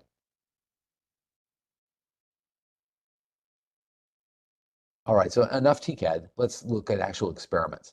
This is all experimental data here. I show a comparison of, on the left, a conventional HEMT, and you can see that the transfer curve in black, the GM is in red, and it has this sort of peaky characteristic, which we've come to understand is typical of HEMTs. If I then look at the graded channel device, which is the stuff in the middle, you can see that, again, I have a transfer characteristic that looks reasonable, but you can see the GM has come down a little bit, but it's also much more spread out and much flatter. And so this is the signature then of having included this graded layer. And you can also see that I've shown the CV curves off to the right there, And you can see that the graded structure has a little bit more negative threshold voltage because we have inserted the layer between the gate and the channel. So the gate to channel spacing is a little bit larger. But you also see that instead of having an abrupt step like the conventional HEMT, it has a very soft shoulder. And this is because of the no longer having a 2-DEG. It now has a 3D block of charge. And so that has a different CV characteristic. And that's going to be important for us, as I mentioned before, in linearity. Let's go to the next slide, please. You might be concerned by adding that graded layer in there that it might slow the device down. Here are some measured data on wafer for experimental data for a comparison of a graded channel HEMT and one of these and a conventional HEMT. And you can see that actually the performance improves somewhat. The conventional device is in red, the graded device is in blue. And so you can see that the FT has actually gone up a little bit. The current gain has gone up a little bit for going from red to blue. And the maximum stable gain and maximum available gain has also increased for the graded device. So we find then that we were able to get an FT of about 170 gigahertz for this device, Fmax of about 363. Despite the fact that the gate and the channel are actually further apart, we actually get better performance. And that's because the velocity is about 50% higher, which helps us to compensate for the fact that the electrostatics are not quite as good. Let's go to the next slide, please. Here, now, of course, that was at one bias point. This is some measurement data. These plots at the bottom are measured data that one of my students took, Nivedita Venkatasan, a couple of years ago. And what we see is that the sweet spot for where these devices are fastest is really quite interesting, very different from a conventional HEMT. In a conventional HEMT, the FT tends to be maximized at the highest drain voltages and somewhat higher drain currents. And Fmax the same way. In these devices, we actually see that the speed is maximized at rather modest drain biases and very low drain currents, around 200 or 300 milliamps per millimeter. And so that's very attractive because we get very high speed performance, but at very low power densities. And so if you have, for example, a power constrained millimeter application like a handset or something, you get actually better performance at lower voltage and lower bias currents, which is really good for power efficiency. Let's go to the next slide, please. Now, I talked about this lower E field. We should be able to see a noise advantage from that. And so what I show here is measured data for and it's a comparison of a Algan-GaN HEMT conventional. That's the black curve in the left-hand figure, and it gets a reasonable noise figure. Let's say at 30 gigahertz, it's just shy of 1 dB in terms of the noise figure. But the graded channel devices are shown in blue and red, and so you actually see that they are in fact have a lower noise figure. This is initially maybe surprising. You expect if you added a graded channel that you might have more alloy scattering and perhaps worse mobility, which might give higher noise figure, but in fact we see it's the opposite. And this comes from the fact that the electric field has been lowered. If you look at the expression I have there that's labeled equation 2 for the electron drain temperature, this is a model from Werner Bachtold from 1971 that he developed, and you see that actually the drain temperature should be proportional to more or less the peak electric field squared. And so by lowering the peak electric field by about 25%, this drain temperature is lowered, and that gives us then the improved noise figure. And in fact, I don't say it here, but if you use this expression from equation 2, you find that actually it's very consistent with the drop in noise figure. We see experimentally that the noise figure has improved by about 0.26 dB, I think it is. That expression tells you it should be 0.3 dB better. So in fact, everything lines up very well with this being consistent with a reduced peak electric field in the channel. Let's go to the next slide. So now we have these two devices. One of our motivations for looking at these graded devices is, could we improve the linearity? And what I'd like to talk about now is just a little bit about what goes into linearity in these devices. It's really a fascinating subject, and it's something I've enjoyed studying a great deal in this project. And what we find it's not new to us. This is just known, is that linearity is a really it's a function of relatively subtle changes in the shape of the transconductance, the shape of the output conductance, the gate capacitance, the gate drains, and depending on what you do with those, it can really impact the linearity quite a lot. Something you hear quite often is that particularly device people will focus on GM, but the truth is that in an RF amplifier, the transconductance is only one part of a much more interesting and complicated story. The key dependencies really are that the source impedance, that impacts the noise figure and the gain, and the reactive components of that set how large the gate voltage swing will be under large signal drive. The load impedance sets the gain and has a very strong impact on the linearity. So it is not just the transconductance at all. And the output voltage and the current introduced dependencies on the gate to drain capacitance and on the output conductance, which is often neglected. Bob Manassian some years ago developed a Volterra analysis to try to understand this better, and I've shown here the equation that he has in his paper here from 1980, and what I've done is just sort of drawn boxes around the key terms, and I've color coded them, and on the next slide it will sort of show what all those color codes mean, but essentially this basically captures the dependence on source and load terminations, as well as the derivatives in transconductance, output conductance, and all the capacitances through the third order. So let's go to the next slide, please. And so this is the exact same equation. And then you can see what I've tried to do here is to show you how important each term is by color code. And you can see the pie chart there on the screen. And this is for a conventional HEMT that we did this analysis for. And you can see that each of those terms that's color-coded contributes to a different slice of the pie. The second derivative of GM divided by GM is about half of the nonlinearity, contributing to the intermodulation ratio. Two of those slices, the black and orange, contribute 19 and 9% respectively, from the first derivative of the output conductance times the first derivative of the transconductance, and the gate capacitance nonlinearity contributes another 8% or so. And I should say that this analysis was done at 30 gigahertz. I left that off the slide, but this analysis was done at 30 gigahertz. By going to a graded channel, you can substantially reduce these derivatives, and that's going to improve the linearity quite a lot without increasing the power consumption. Ordinarily in a conventional HEMT, if I want to improve the linearity, I have to burn more power to do it. Let's go to the next slide, and I'll show you how this works out. Here's some, first of all, before we break into the details, I'll just prove that it's actually correct experimentally. Here is a comparison of a conventional HEMT and a graded channel device. This is measured data, two-tone intermodulation data taken at 30 gigahertz. The device happens to have a 45 nanometer gate length. And what we see is the intermodulation terms in the graded device have been reduced by about 24 dB from the white empty boxes to the blue filled circles. We see that the transducer gain hasn't changed. It's still about 15 dB for both devices. The output power hasn't reduced. It's about the same between the two devices, but the output third order intercept has increased by 10 dB because the lower intermodulation ratio. And so this gives us then a linearity figure of merit, which we have defined as the output third order intercept divided by the DC power that's consumed of between 17 and 20 dB, depending on exactly where, how you do the projections. But nonetheless, it's still about a 10 dB improvement over a conventional device, which is really a remarkable result. So let's go to the next slide. And I show where all this comes from.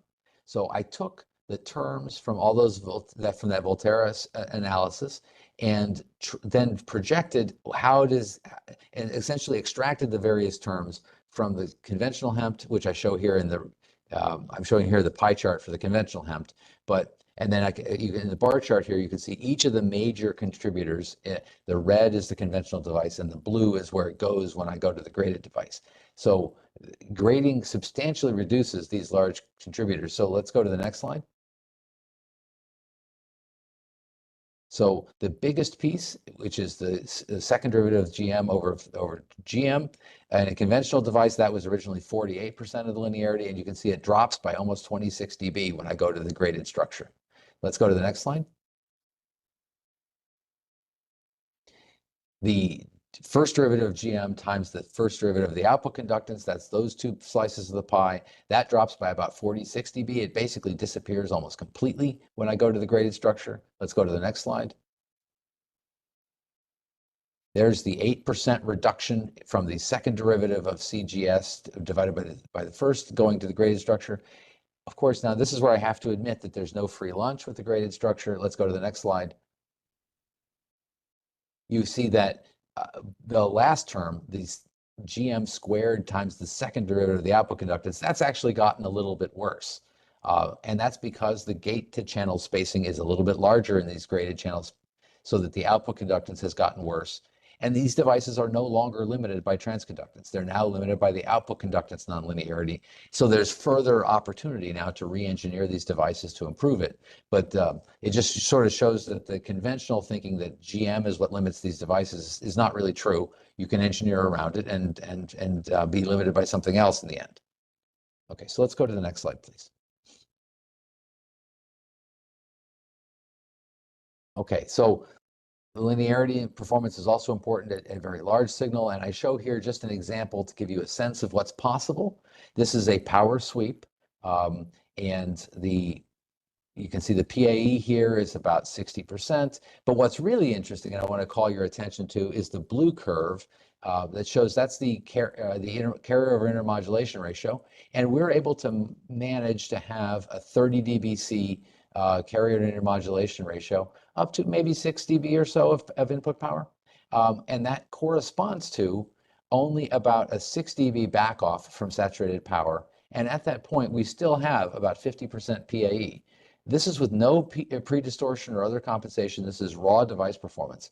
This is really if you've done this with a conventional device, you'll realize this is quite exceptional. This is about 6 dB less power back off than is typically required in order to achieve this level of linearity. And this is done without, as I mentioned, without any DPD. So it significantly simplifies the system by using one of these devices and getting this sort of linearity performance. So, and I should also mention that particularly for ultra wideband systems where I'm going to have very wide bandwidths, the digital pre-distortion becomes very, very complex and very power hungry. By going to a more linear device like this, I don't need it, or maybe I need a very simple one, and that can help immensely in terms of scaling the system. Let's go to the next slide. This basically, I want to go a little faster so I can get through all my slides, but this basically shows you that you can get excellent power added efficiency out of these devices. As shown here, I show a power sweep where the PAE is as high as 72% and 2 watts per millimeter. Turns out that if you go below 2 watts per millimeter, you get even higher PAE of about 80%. The theoretical maximum is essentially 78.5%. So we're basically achieving the fundamental theoretical maximum of Class A/B operation in these devices. And it exceeds the performance of essentially all devices that we're aware of down in this lower power density regime. Let's go to the next slide, please. And we can see that by adding in field plates, as you see here in the upper right-hand corner, the only difference between this device and the previous device that I showed you is you can see there's a mini field plate T-gate. There's this tiny little overhang near the gate, and that improves the field management a little bit, and I get now peak PAEs of about 78%. Probably the most important figure here is the middle one and the one on the lower right. You can see that if I just look at a conventional T-gate on a abrupt AlGaN-GaN interface HEMT, I get the red curves, and you see that it does not scale very well with drain voltage. In order for that to scale well, I have to add a field plate, and that makes the black curves that I showed there in that center plot, where the power scales directly with VDS. But if I just use a T-gate, it doesn't scale well at all. If I add in the graded channel but don't put in any kind of field plate, I get the open blue circles. And so it's scaling better, but it still falls off the curve a little bit. If I add this little mini field plate, I get the solid black squares. And now you can see that without a full field plate, I get the same benefits of a field plate, but without the extra parasitics. And the fact that the parasitics aren't there is shown in the right-hand figure, where you can see that the FT of these devices is much, much higher than the FT of the other devices. And for example, those black points in the center plot are the black square in the in that rightmost figure, excuse me. So what we have now is a very fast devices that still have excellent power scaling. So let's go to the next slide. And this is just some modeling. I recognize I'm running out of time because of my technical difficulties. Modeling results basically showing that, in fact, by combining a little mini field plate on the gate plus the graded channel, we can dramatically improve the Johnson figure of merit. The conventional device gets me about 3 to 5 terahertz volts, and with these graded channels and a little mini field plate, I can push that up to about 12 terahertz volts and breakdown voltages of about 80 volts, which is significant for high power operation. Let's go to the next slide. This shows you that these, in fact, really do scale better, and it's simply because the breakdown voltage is so much higher. We get the same current, but at a higher breakdown voltage, and the net result is that I can get very high performance at Ka band, so let's say 30 gigahertz or so. And it's really because of this combination of breakdown voltage from the graded channel plus breakdown voltage enhancement from the gate mini field plate. Let's go to the next slide. Here's really the proof of everything that I've been trying to get to. This is continuous wave load pull at 94 gigahertz for a 50 nanometer gate length device. What's really extraordinary about this is we've now achieved a 50% PAE at over 2 watts per millimeter. This is the highest, so far as I'm aware, this is the highest power added efficiency of any gallium nitride transistor technology at 94 gigahertz. It exceeds the nitrogen polar results substantially because the gain is better, and it really comes down to that we've managed to get good field management from the graded channel without adding in field plates that compromises the speed and therefore compromises the gain. And so this is really a viable technology for millimeter wave, true millimeter wave, well up past 94 gigahertz. And with excellent power added efficiency. And I can tell you recently in my group, we have load pulled some devices at D band and G band, and the same concept seems to work quite well. I'm not able to share the data yet, but it really does extend quite nicely. Let's go to the next slide, please. Okay, so in the couple minutes that I have left, I'd like to mention that of course, amplifiers are critical, but switches also play an important role. I show here a block diagram of a front end, of essentially a beam-forming front end for a 5G base station. This architecture comes from a group at Qorvo. A lot of other system architectures are possible, but really the point is that millimeter wave switches show up all over the place in terms of band selection, in terms of TR switches, that sort of thing. And so what we really need are high performance millimeter wave switches. And if we could do that, for example, if we could integrate a GaN PA with a GaN LNA, and I've shown you examples of how gallium nitride can make a great PA, how gallium nitride can make a really good LNA, but what I haven't shown you is that you can make switches, and if you can monolithically integrate those, then that whole front-end module could be monolithically integrated and make it ultra compact. So let's go to the next slide. The problem with using a FET for a switch, however, is that there's this fundamental trade-off between the on resistance and the off-state capacitance, which gives you the switch figure of merit, which is conventionally 1 over 2 pi R on C off. You can't really beat that very easily. You can go to a multiple channel design. For example, the Northrop Grumman Slick FET does this. And that does actually improve the product, but it's not easily integrated with conventional LNA or PA designs. Furthermore, there's another challenge, which is that we need to use large signals through these things. And so a FET switch can, if you're not careful, lead to additional distortion and intermodulation. And in order to beat that, a lot of times we'll add chokes or resistors, but now that gives me either a large area or limits the bandwidth.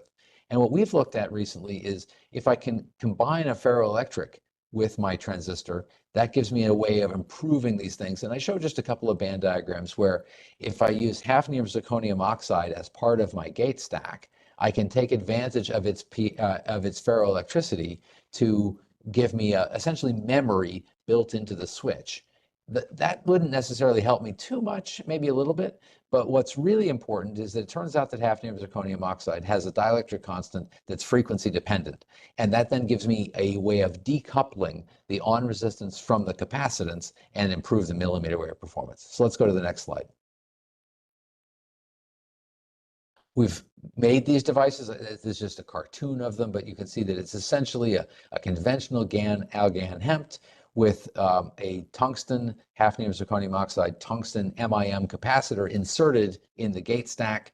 I show you here the measured PE loop for this MIM capacitor, and then in the lower right is the transfer curve showing that the transfer curve also has some hysteresis in it. So there is a little bit of a memory window. We're not really using the memory window so much, but we are definitely using the frequency dispersion that comes from the ferroelectric in our switching. So let's go to the next slide.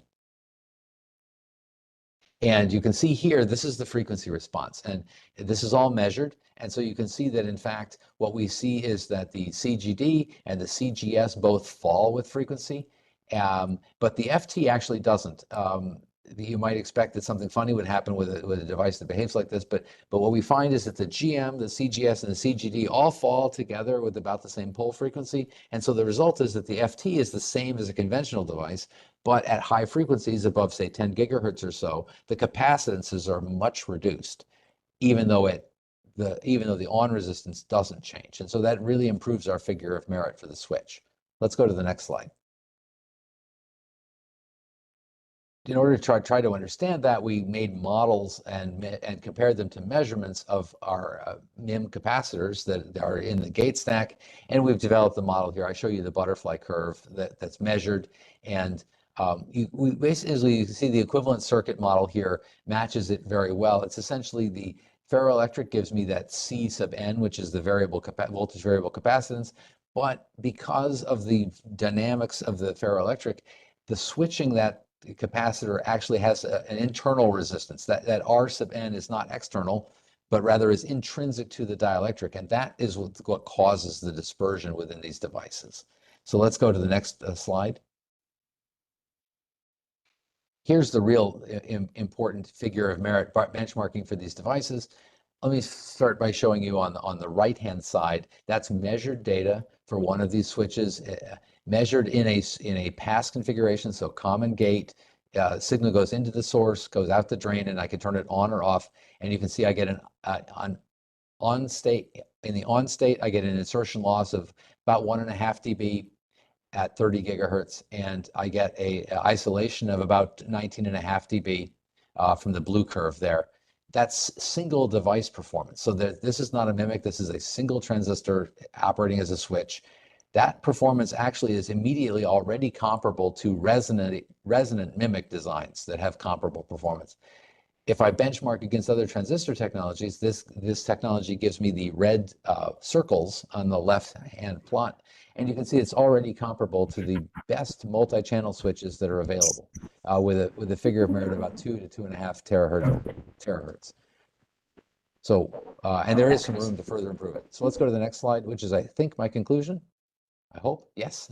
So I apologize for the technical difficulties. I'm really a bit embarrassed about that, but I hope I've convinced you that there are some opportunities to improve nitride devices to meet the future needs by exploiting fundamental material properties to improve the linearity, to improve the performance of switches. And with that, if there is any time left, I'd be delighted to answer any questions.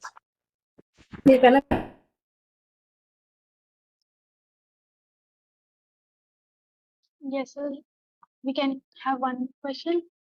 I would request the participant to please switch on their audio video and introduce themselves and ask the question to the expert. Hello, good morning, sir. So I'm Morning. Prabhadatta Mahapatra from IIT Indore. So my question here is that, sir, you have tried the grading, but have you optimized the thickness for the grading so we can tune the channel length, channel thickness? And on similar note, I would like to ask if you have tried the square quantum wheel. So there has been some paper where they have made the Algan again and Algan again. So there is a square quantum wheel which is a bit spread out, and they also gave some similar effect to what you have demonstrated here. Yes. So we have looked, I would say there's quite a lot of work that could still be done, but we have explored different grading profiles and different grading thicknesses and the dependence on gate length. And what we see is it depends on what you want from your device. So if you want 94 or very high frequency device, then you are sort of constrained. You must keep it relatively thin because you have to keep the gate length short. However, if you're going to operate at 30 gigahertz or maybe even lower, you can afford to make it appreciably thicker. And that then gives you more flexibility in terms of increasing the breakdown voltage more. So there's a really interesting trade-off. But yeah, it basically opens up a design space quite a lot. It provides at least 2 or 3 additional design variables that you can exploit. And your other question was about a different barrier design, which also spreads out the charge. And yes, I mean, there's absolutely more than one way to do something like this. We haven't looked at the multi-channel approach, mostly because we wanted to keep the thermal dissipation through the back of the wafer as good as we possibly can. And by adding ternaries between the channel and the substrate, you degrade the thermal resistance, and so that might ultimately limit the power handling. But nonetheless, for linearity, it in fact can improve things. Absolutely. Thank you, sir, and thank you for this beautiful talk. Have a good day. Thank you you're very kind. Hello, sir. I'm Sumit Chaudhary from IIT Indore. My question is how this field plate affects the 2DG mobility and 2DG density. Yes, the field plates, yeah, like extrinsic, the mini field plate doesn't change the mobility at any. The graded, inserting that polarization graded layer, the AlGaN does change the mobility. As you might expect, it does lower it some. What we see is that in a conventional AlGaN GaN HAMT, we get mobilities of maybe 1,800 to 2,000 centimeters squared per volt second.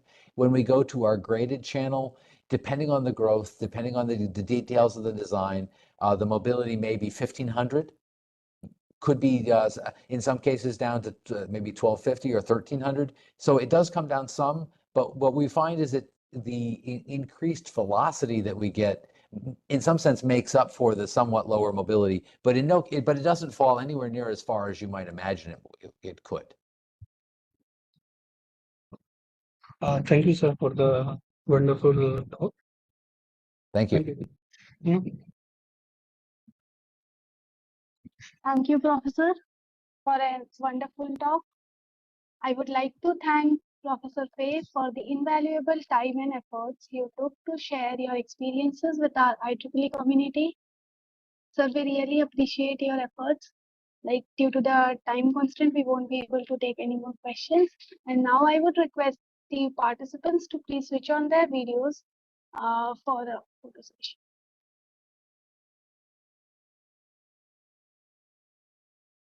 Well, thank you very much. I very much appreciate the opportunity to have been able to talk to all of you. Thank you so much. Thank you, sir. It's our pleasure to have you here. Absolutely. This And was Patrick fun. probably in future would be loving to be your host at IIT Indore. Oh, I'd love to come. Absolutely. Just let me know and I'll be there. We'll be in touch with you. Yes. Yes. Sounds great. Thank you, sir. Thank you. Thank you so much. Of course.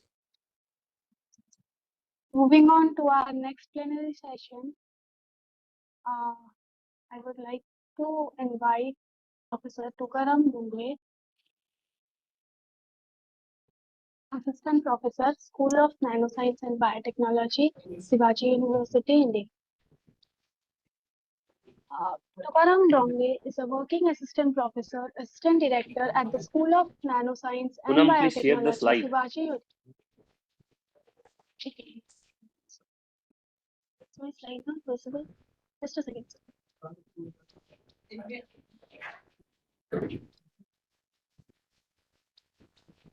Sorry.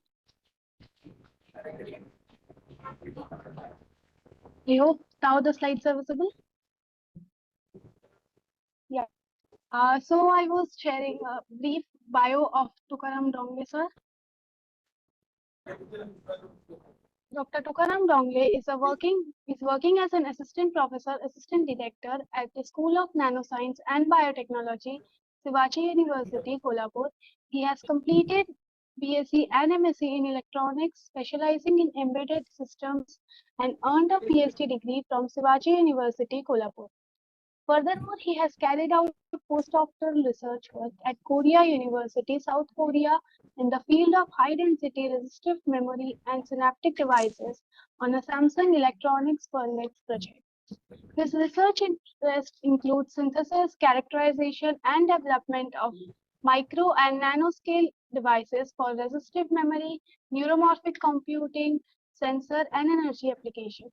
His research group is currently exploring the growth and electronic properties of functional nanomaterials and thin films. Recently, he won Professor Manmohan Sarma Awards for Science and Technology 2023. He was also elected as a young associate of the Maharashtra Academy of Science, India. Recently, he was selected as a top 2% scientist of the world by Stanford University and the leading scientist of India by the AD Scientific Index. I would now request Professor Dongle to please take over the meeting and start with the talk. So please. So thank you, Poonam. Thank you for nice introduction, and thank you, Professor Mukherjee, for inviting me for this symposium.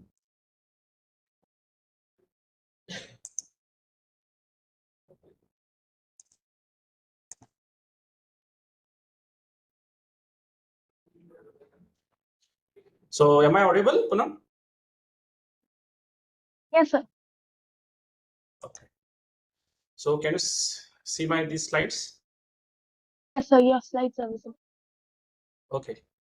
So thank you, organizing committee of SRS 2024, IIT Indore, and I'm also thankful to Professor Shaibal Mukherjee for inviting me for this symposium. So I'm considered this is my honor. So today I will going to talk on some of our research work based on biocompatible and biodegradable collagen nanofibers, and we have synthesized this nanofiber and demonstrate its non-altered memory as well as neuromorphic computing properties. So basically, I'm assistant professor at School of Nanoscience and Biotechnology, Shivaji University, Kolhapur, and Shivaji University, Kolhapur is a state university which is located in Maharashtra. You can see in the map also. So for a point of reference, for those who don't know where the Kolhapur is, you can see this location mark. And for a point of reference, it is very near to Goa. Sorry so to you interrupt, sir. Yes. Sir, could you please share your screen in the full screen mode or the slideshow? Yeah. Yes, sir. Okay. Thank you, sir. Yes, sir. So whether these slides are changing? Yes, sir. Perfect. Okay. So this Shivaji University is located southern part of Maharashtra, which is near to Goa. And as I said, it is a state university founded around 75 years ago. And it is one of the leading state university in Maharashtra.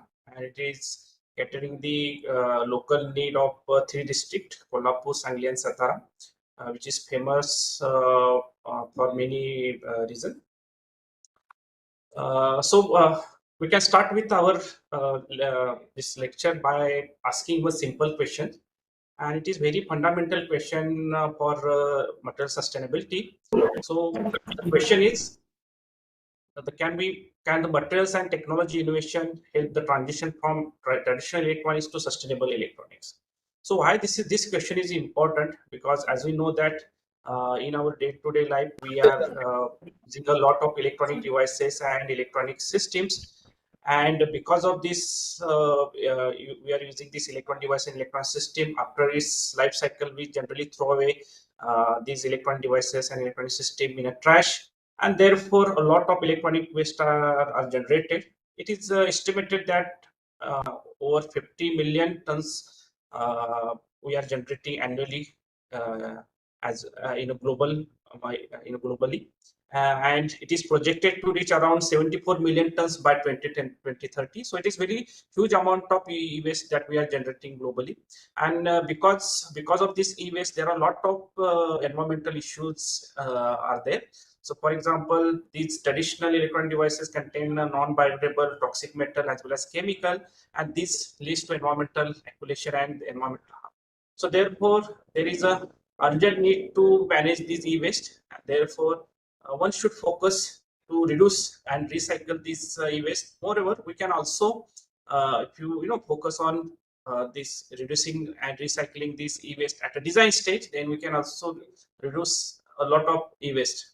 There are a lot of design strategy, among which if you use a biodegradable or abundant nanomaterial, biomaterial, and if you use these nanobiomaterial for advanced electronic devices, then we can, at the design stage, we can reduce a lot of e-waste. And so therefore, a lot of opportunities are there from, we can shift from traditional electronics to sustainable electronics across the product value chain. And as I discussed in a previous slide, so there is an urgent need to push for sustainable electronics, and it is very increasingly important for environmental impact and for a traditional e-waste. And if you use the naturally abundant, biocompatible, and biodegradable materials, which can offer a possible solution to this problem. So these naturally available abundant nanobiomaterial, they are readily available and they are having low cost. And if you use this biomaterial for electronic devices, application of electronic devices, then we can reduce the environmental impact of the traditional electronic devices. We can also improve the health and safety and living being of human as well as animals. And at the end, we can protect our environment very well. So considering these, the conventional issues, there are a lot of research is underway to use naturally available biomaterial for various electronic devices. For example, biomedical implants, energy harvesters such as solar cell, nano generators, energy storage devices such as batteries, supercapacitor, sensors, wireless communication devices, environmental monitoring devices, that is some sort of sensors, and artificial skin.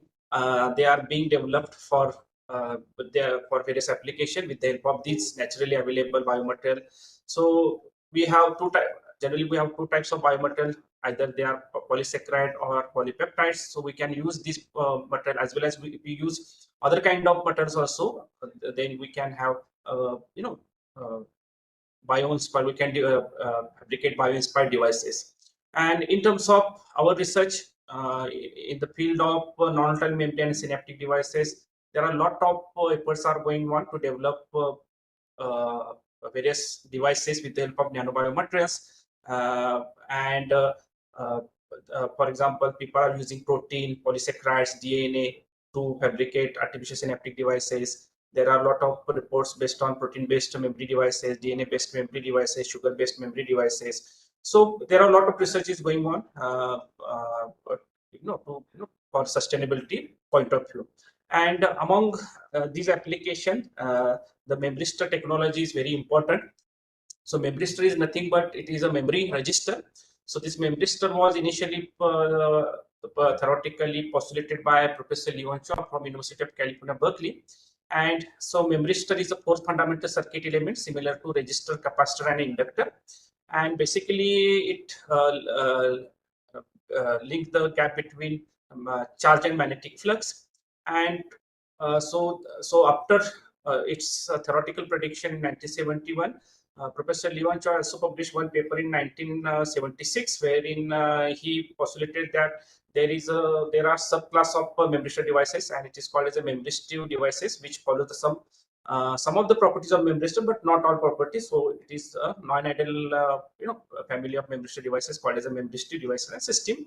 So after many years, in 2008, HP Research Group initially fabricated memristor devices with the help of platinum TiO2 platinum structure, and they experimentally demonstrated that the memristor kind of thing. And this memristor basically it is very important electronic devices because it has a memory capacity and it has only two terminal structure.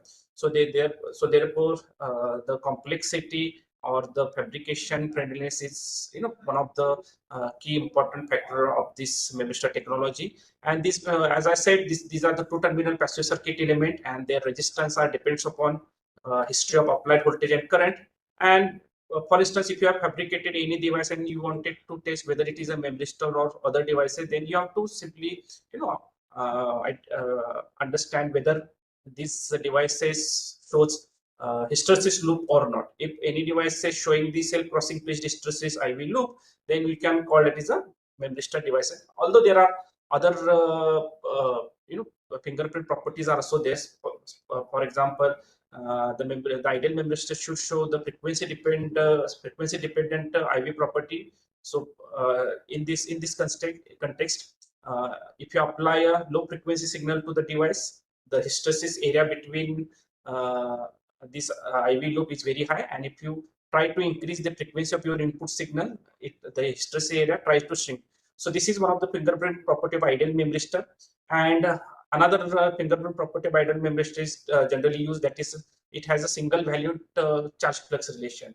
If any device follows this property, then we can call this ideal memristor. And if any device follows one of the properties but not all properties, then we call it as a non-ideal memristor, or simply it is called as a memristive devices.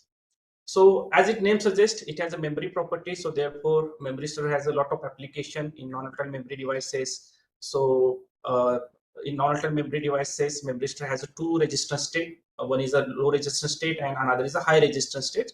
So there are intermediate resistance states also available.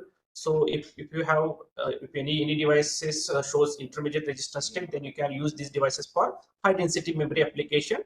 And if any devices shows only two resistance state, low resistance state and high resistance state, you can also use for a memory device, non-volatile memory application. Moreover, the memristor is also generally used in a neuromorphic computing, and it is one of the hot research area currently. And the neuromorphic computing is a broad term. So it was initially coined by MIT professor Carver Med. So it basically deals with the mimicking the brain properties with the help of electronic devices.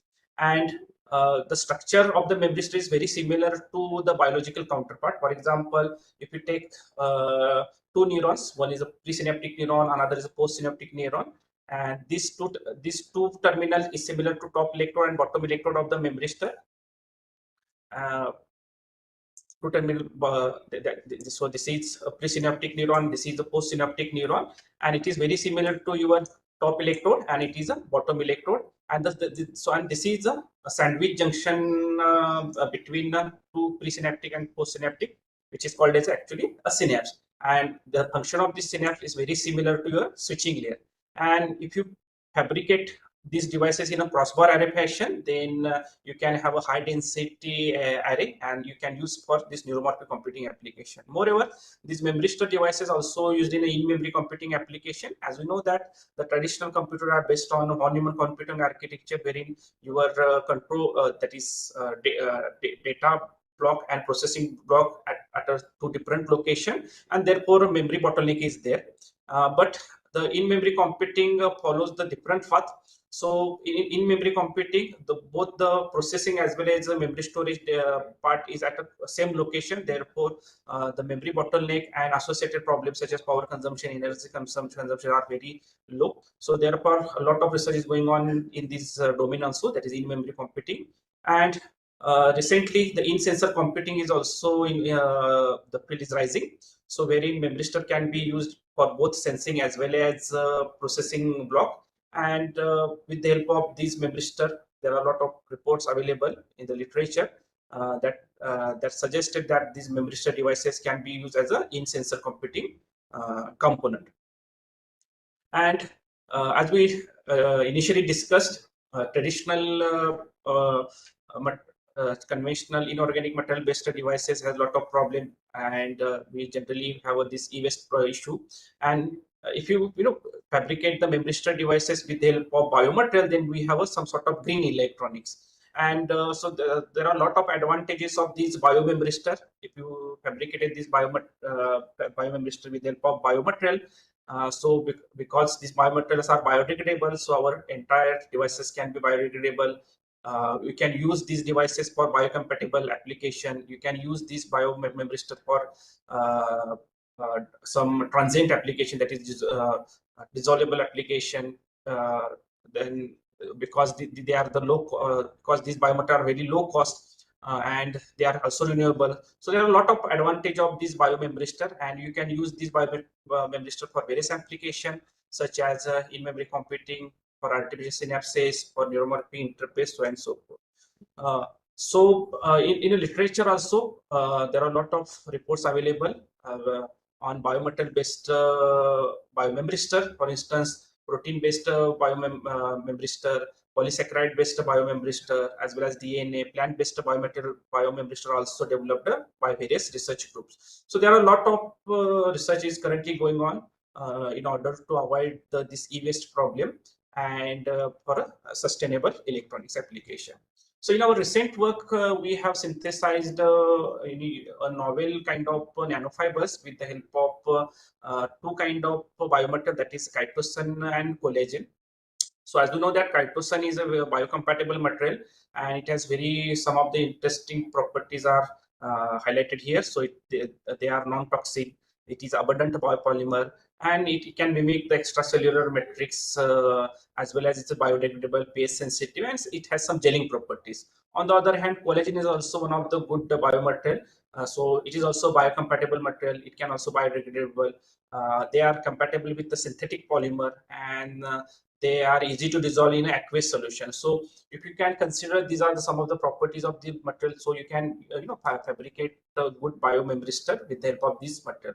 So considering the conventional e-waste problem, and in order to give the solution to this problem, we have synthesized nanofibers with the help of electrospinning technique. So in the electrospinning techniques, one of the popular bottom-up approach, wherein you can fabricate the large amount of nanofiber on a device scale. So this is a typical process flow for a synthesis of this bio nanofibers. So initially we have to. So this is step number 1, and this is a step number 2. So basically, you need to have some sort of polymeric solution, and you have to add this your biomaterial with that polymeric solution. Then you can load this solution to the your electrospinning setup, and you will get this kind of nanofibers. So these are some of the processing condition, optimized condition are shown in here. So basically, this electrospinning is effective method that can create a 1D biomaterial fiber. So because this 1D 1D nanofiber, it is very similar to neurons, and therefore they have a very good similarity between this biological as well as a synthetic system. And because it has 1D nanofiber kind of morphology, therefore it has a good charge transfer properties. And because they have an extremely high surface area, lightweight design, and they are functional similarity with that of the extracellular matrix, this electrospinning nanofiber can be useful for cell adhesion, variable bioelectric skin patches, as well as implantable medical devices. And these are some of the morphological images of the various nanofiber that we have synthesized in our lab. One is a chitosan nanofiber, another is a collagen nanofiber, and composite of these two, that is chitosan collagen nanofiber. All these nanofibers showing the this 1D like morphology. The APM image is also showing the same result, and you can clearly see in this FPCM images that all these fibers are made up of long fiber interconnected to the 1D nanofiber like morphology. And these APM images confirm that the topography as well as the cylindrical fibrous morphology of the synthesized material. And the APM, the surface topography of all nanofiber sample, it suggested that these fibers are interconnected to each other to form a complex structure similar to their biological counterpart. And therefore, by taking these nanofibers, we have fabricated the resistor devices. The other physiochemical characteristic also suggested that we have the synthesized material are actually the chitosan collagen and chitosan collagen nanofiber. The FTR that is result confirmed that successful synthesis of all these nanofiber, and this TG and DTA analysis also tells us that these nanofibers are having a very good temperature properties. So we directly deposited these nanofibers on suitable substrate. In the present work, we have used the fluorine doped tin oxide substrate, which is a conductive substrate, and we have directly deposited these nanofibers on this substrate. And after this, we pattern the top AG electrode and characterize these devices. So the IV characteristic of all these nanofibers are shown in this upper figures. So this is this is for collagen nanofiber, sorry, chitosan nanofiber. This is for collagen nanofiber, and this is a composite nanofibers. So all these results suggested that these nanofibers showing the bipolar resistor switching properties, and they can switch between ±1 volt to ±4 volt. So, and all these nanofiber based devices has a analog resistor switching properties, which can be used for mimic the properties of the biological neuron. And moreover, we also calculated various memory strip properties based on these IV characteristics, and these memory strip property, this property suggested that you can see this the device charge and device flux characteristic, which tells that these devices are not ideal memory strip, but it is a non-ideal memory store. Simply we call it as a memory strip devices. Moreover, cumulative probability as well as variable distribution statistical technique we have employed to understand whether the switching of these devices are uniform or not. So it is interesting to note that all devices shows the uniform resistor switching, which can confirmed by the cumulative probability as well as the variable distribution techniques. Moreover, we have used the another statistical technique that is called as a time series analysis. And this technique was employed to model as well as the predict the variation of the switching current. Although we, with the help of this cumulative probability and variable distribution, we can qualitatively say that these are uniform switching is there, but in order to model and predict the switching variation of these devices, the switching current of ISET and iReset, we have used time series analysis. So initially we employed this ADF test, augmented decoupleur test, in order to conduct whether all these switching current cycles are or the series are stationary or not. So these results suggested that some of the series are stationary and some of the series are non-stationary. And because of this complex behavior, we have used the popular technique, that is Holtz-Winter exponential smoothing, in order to tackle this complexity of the all series. And we have modeled as well as predicted the 4 pairs of ISET and iReset devices. So all these cases, among among all these 3 devices, that is collagen nanofiber showing the good results. So therefore, the further study is basically based on this collagen nanofiber based devices. On all this time series analysis is also based on this collagen nanofiber based devices.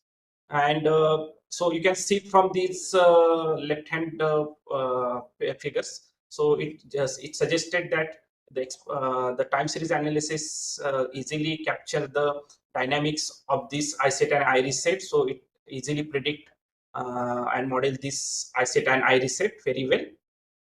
Moreover, in the ASAP and PSAP also, that is, we not observed any lag in either ASAP as well as PSAP of residuals. So this finding suggested that there is no correlation between the residuals. So this suggested that this Holtz-Winter exponential smoothing technique is easily model and predict the switching variation of the devices, and you can employ this technique for modeling of other cyclic as well as a time dependent data for your application also. And in order to assess whether our devices has a volatile memory property or non-volatile memory property, we have conducted 2 tests. One is first is the endurance test, and another is a retention test. The endurance test suggested that our device is stable up to 20,000 cycle, and it can retain the data up to 25 seconds. As I initially said, that the device can toggle between 2 resistance state. One is a high resistance state and another is a low resistance state. And a good amount of memory window is also available with this collagen based devices. And in order to assess the variability and the uniformity of this low resistance state and high resistance state, we have again employed the cumulative probability as well as the variable distribution technique, and both the results suggested that in these devices, that is collagen nanofiber based devices, the devices are uniform in both the resistance state, low resistance state and high resistance state, and this is one of the possible mechanism for resto stitching principle for collagen based on nanofiber. So as I initially told you that our device is made up of top AG electrode, the switching layer is the collagen nanofiber and bottom is the FTO conducting electrode. So as you know that AG is a redox active material, and if you apply a voltage to the top electrode, some of the ions from the AG will be dripped towards the negatively charged bottom electrode, and they will tries to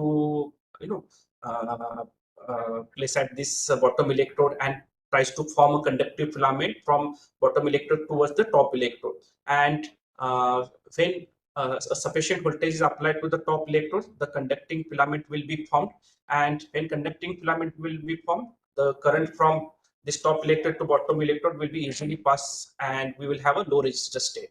And when you reverse the polarity of the device, this conducting filament will be break, and we will have a high resistance state.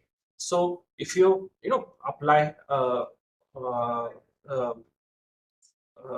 if you apply the voltage, bipolar voltage to the device, then you can toggle this device from low resistance state to high resistance state, and again you can come back this device to the high resistance state again. So you can have a non-volatile memory properties within these devices. Moreover, we also emulated the mimic the various properties of these nanofibers. So initially we have tried to mimic whether our device can mimic the excited postsynaptic current or not.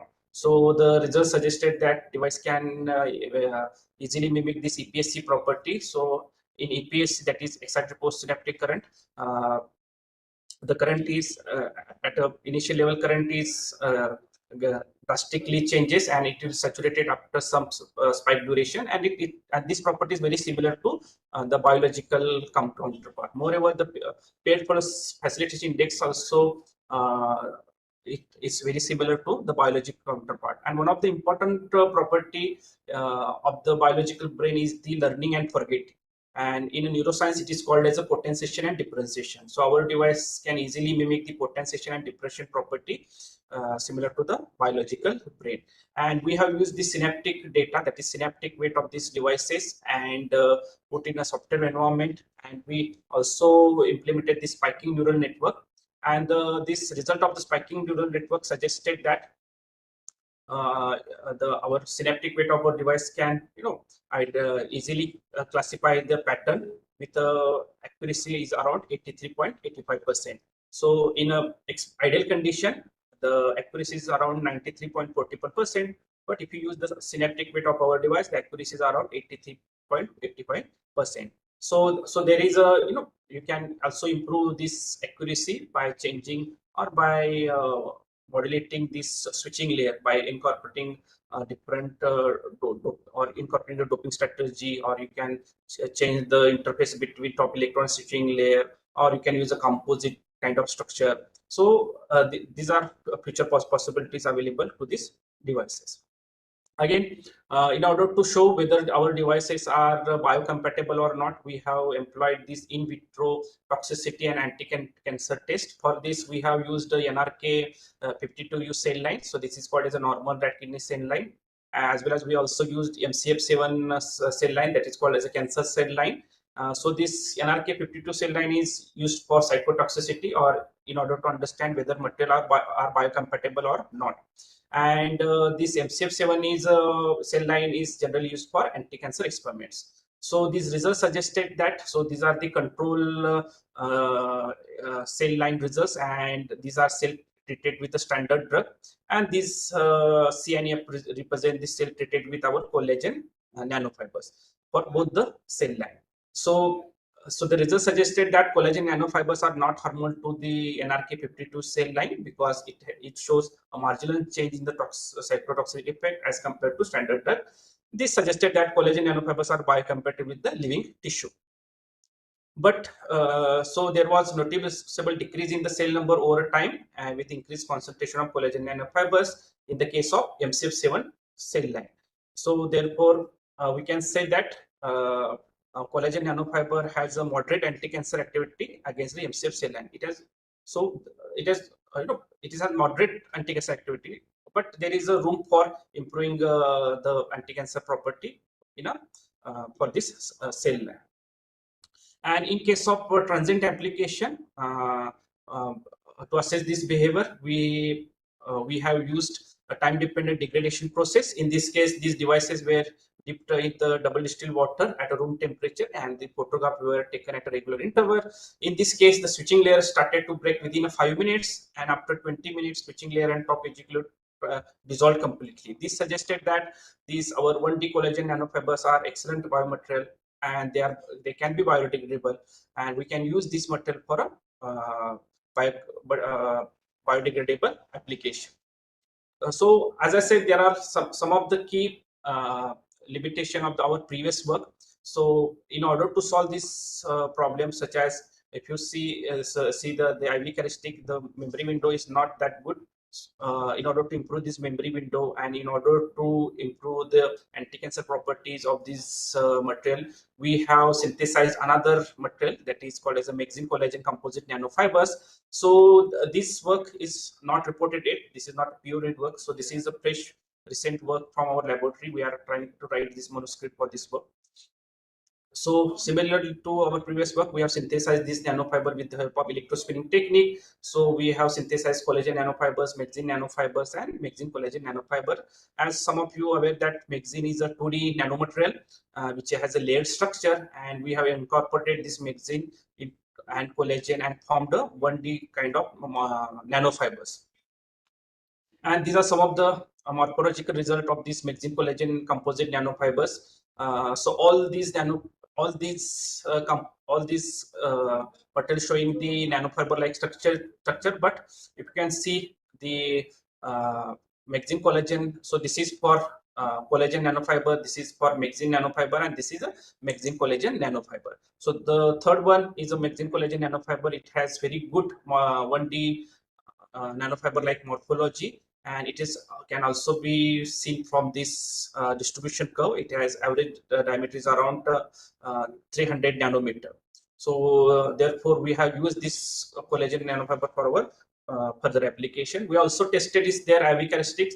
So the similar to our previous one, the collagen nanofibers not showing the good IV characteristics, and the Magazine also showing the poor IV characteristic. But if you incorporate these two, we can have a good memory state switching, and the switching uniformity is also quite good for all the devices. But you can see the switching variability is somewhat degraded for this Magazine collagen nanofibers, and we are trying to improve this switching uniformity in our this work also. So in order to test whether these devices are volatile or not, we have tested our device with the help of endurance and retention test. And in the both cases, device can switch between 20,000 cycles, and it can retain data up to 10,000 seconds. But you can see from this graph, it suggested that the low resistance state is trying to decrease as we increases the time. So we are trying to model this property with the help of some available statistical technique, and within 2 days we will come with this techniques. And moreover, we also employed different techniques to mimic the various biosynaptic properties with the help of this Magazine collagen composite nanofibers. So these nanofibers can easily mimic the excitatory postsynaptic current. It can also mimic the learning and forgetting properties. So the potentiation represent the learning, and the depression represent the forgetting properties. And it can also mimic the paired plus facilitation. It can also mimic the paired per depression, and it can also mimic the inhibitory plus synaptic current properties also. So from the previous work, this device additionally mimic two properties, that is IPSC as well as the PPF index properties. So therefore we can say that these Magazine collagen composite nanofibers are a good material for futuristic application in a neuromorphic computing. Moreover, we also tested this material for 2 cell line, that is NRK52 cell line and MCF7 cell line. So this NRK52 cell line, as I said, is a rat kidney cell line, and this cell line is used to assess whether our devices are biocompatible or not, and this MCF7, this breast cancer cell line is used for whether these material are anti-cancer or not. So in all the results suggested that these magazine collagen composite nanofibers have good cytotoxic as well as anti-cancer properties. And in order to assess the physical transient behavior of our devices, we use this time degradation process, and we have observed that after 75 seconds, both top electrode as well as the switching layer degrade in the water. So it has a very good biodegradable property. And these magazine-based composite are more effective in biodegradable test because they have a porous kind of structure, and as we know that magazine is a basically it's a hydrophilic material, and therefore from the similar to previous work, this magazine collagen nanofibers, composite nanofibers degraded very well. And these are some of the conclusion of our these two works. So as I said, we have synthesized one-dimensional collagen chitosan and chitosan collagen nanofiber, as well as recently we have synthesized the magazine collagen nanofibers using electrospinning technique, and we have investigated their bipolar resistor switching properties. And the analytical characterization tells us that this electrospinning technique is very useful for getting 1D nanofibers, and among different synthesized nanofiber, in our case, collagen nanofiber and magazine collagen composite nanofiber based devices shows good researching properties, as well as and after careful evaluation of their IV characteristic, we observe that these devices are basically non-ideal membrane resistor, or they are membrane resistive devices. And we have used the time series analysis, in particular Hall-Spinter exponential smoothing, in order to model and predict the switching variation, and this HWS technique easily model and predict the switching variation of the optimized device. And these devices exhibit favorable endurance and retention properties. Additionally, device can mimic potentiation, that is learning property, depression, that is forgetting property, exciting postsynaptic current, PPF, that is paired pulse facilitation properties. And this nanofiber optimized fiber have shown good cytotoxicity as well as anti-cancer property, and this tells us that these are excellent biocompatible material for various bioelectronic application.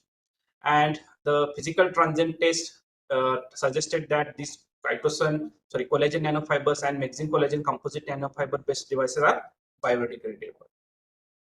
So these are some of the conclusion. And at the end, I would like to thank Professor Saibal Mukherjee sir for inviting me for this symposium and give us a chance to present some of the key findings from our lab.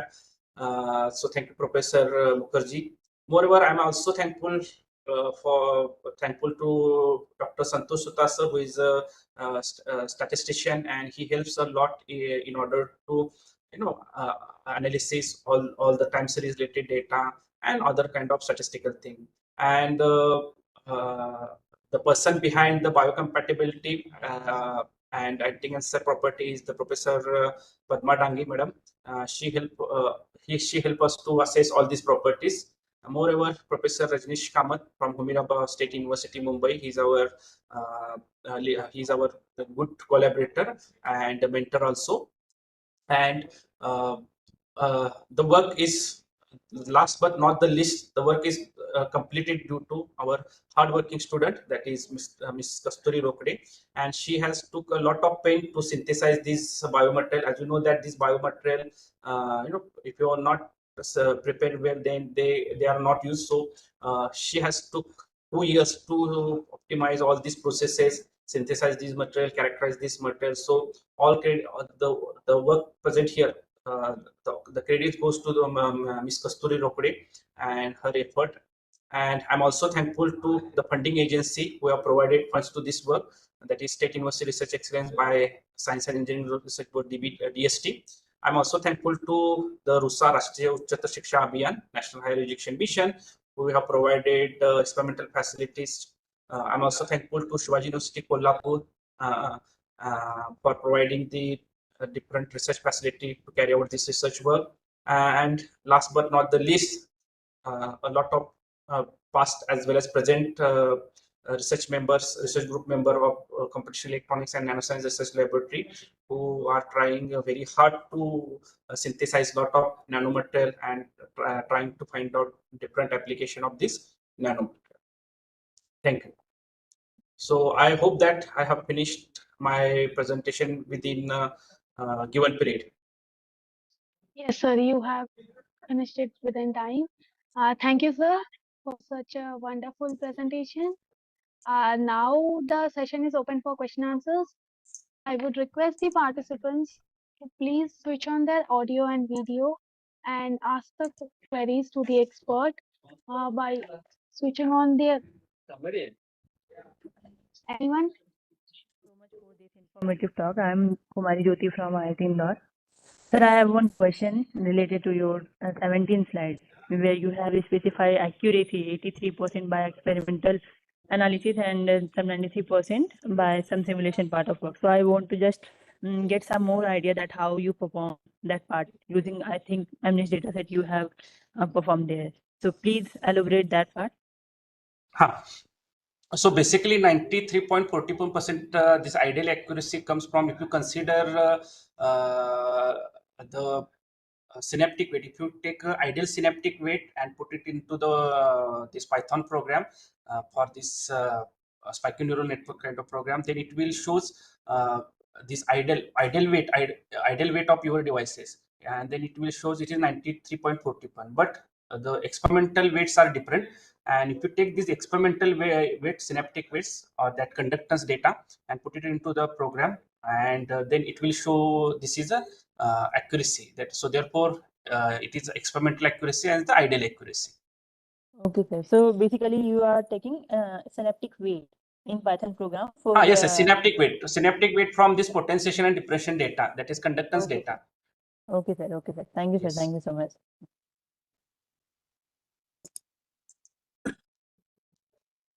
Good morning, sir. So, we're a PhD student at Indore. I also have a query regarding what are the possible problems that we can face while going to crossbar array, fabrication of crossbar array using biomaterials. Yeah, so this is one of the pressing issue, that is, the biomaterial based devices, so they have some limitation, although it's showing some good results. But one of the problem of these biomaterials is that if they are susceptible to lot of environmental changes, for example humidity, temperature change, and all these things. So for that purpose, clean room facility is required first of all in order to fabricate this kind of crossbar array. And again, in a clean room facility, you have to use again solution processable techniques, because these biomaterial are basically you have to develop with the solution processable technique only. And the major problem is the uniform deposition of these biomaterials. So in our conventional high-K dielectric material or conventional inorganic material, you can uniformly deposit this material with our traditional techniques, but it is very difficult to obtain uniform deposition of these biomaterials. So therefore, device to device and cycle to cycle variability is one of the major issues of these biomaterial based devices. Can we use any layer to just base these limitations on the biomaterial? Sorry, I'm not getting your question. Is there can we use any type of buffer layer above the biomaterial so that we can reduce Yes. People are using encapsulation layer or buffer layer in order to protect this biomaterial. But again, if you use some sort of buffer layer or encapsulation layer, then again there is a problem that whether this will be biocompatible or not. Okay, so you have to identify the material in a such way that it cannot your objective harm your objectives. So our aim is to show whether these devices are biocompatible or not. Then you have to write material is one of the major concern. So we are also trying to encapsulate many. We have tried many material in our lab, but we have not find good encapsulating material till date. Okay, sir. Thank you, sir. Thank you for the nice topic. Any more questions from the participants?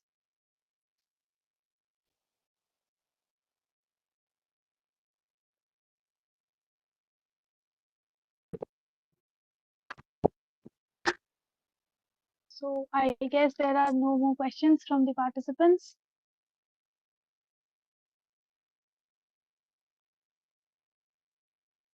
I would now like to thank Professor Dongle for such an enlightening and informative session. We are grateful to you, sir, for the time and efforts you took to share your experiences with our IEEE community. Thank you, sir. Now I would request everyone to please switch on their video for a photo session.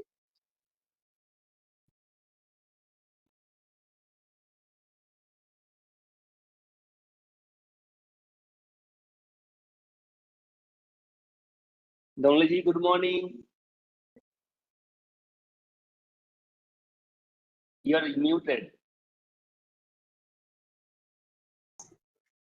Hello, sir. Good evening, Yes, sir. how are you? Yes, sir. Fine, sir. We're also having our So next I'm very speaker, Badapanda ji. He has also joined. He's a senior yes, scientist from RRK at Indore. He's our yes, next yes, sir. speaker. Yes. Yeah, good morning. Good morning. Good morning, Badapanda ji. Yeah. A lot of participants are there. Yes. Great. So moving on to our next plenary talk session by Shri Manmat Kumar Badapanda sir. Let me share it.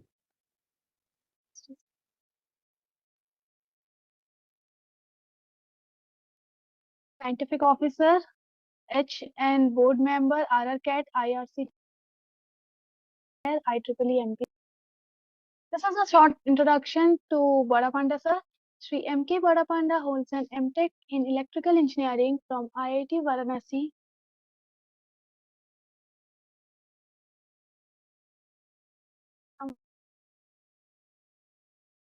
IIT Varanasi and an MBA in Marketing Management and International Trade from IIMS Kolkata. He is a scientific officer H and board member at RRCAT, Government of India, and serves as a chair of multiple IEEE committees, including the Industry Relations Committee, Power Electronics Society, and Industrial Electronics Society. Additionally, he is the vice chair of the IEEE MP section. With a strong background in research and development, he is an experienced scientist specializing in precision regulated HVDC power supplies, low voltage high current power supplies, and multi-pulsed converters. He is the sole inventor of the US patent number 1002722 and Indian patent number 436206, contributing significantly to the electrical engineering innovation. I would now request Badapanda sir to please take over the meeting and start with the talk. Yeah. Thank you, Punam. Let me Thank share you, my sir. screen. Yes, sir.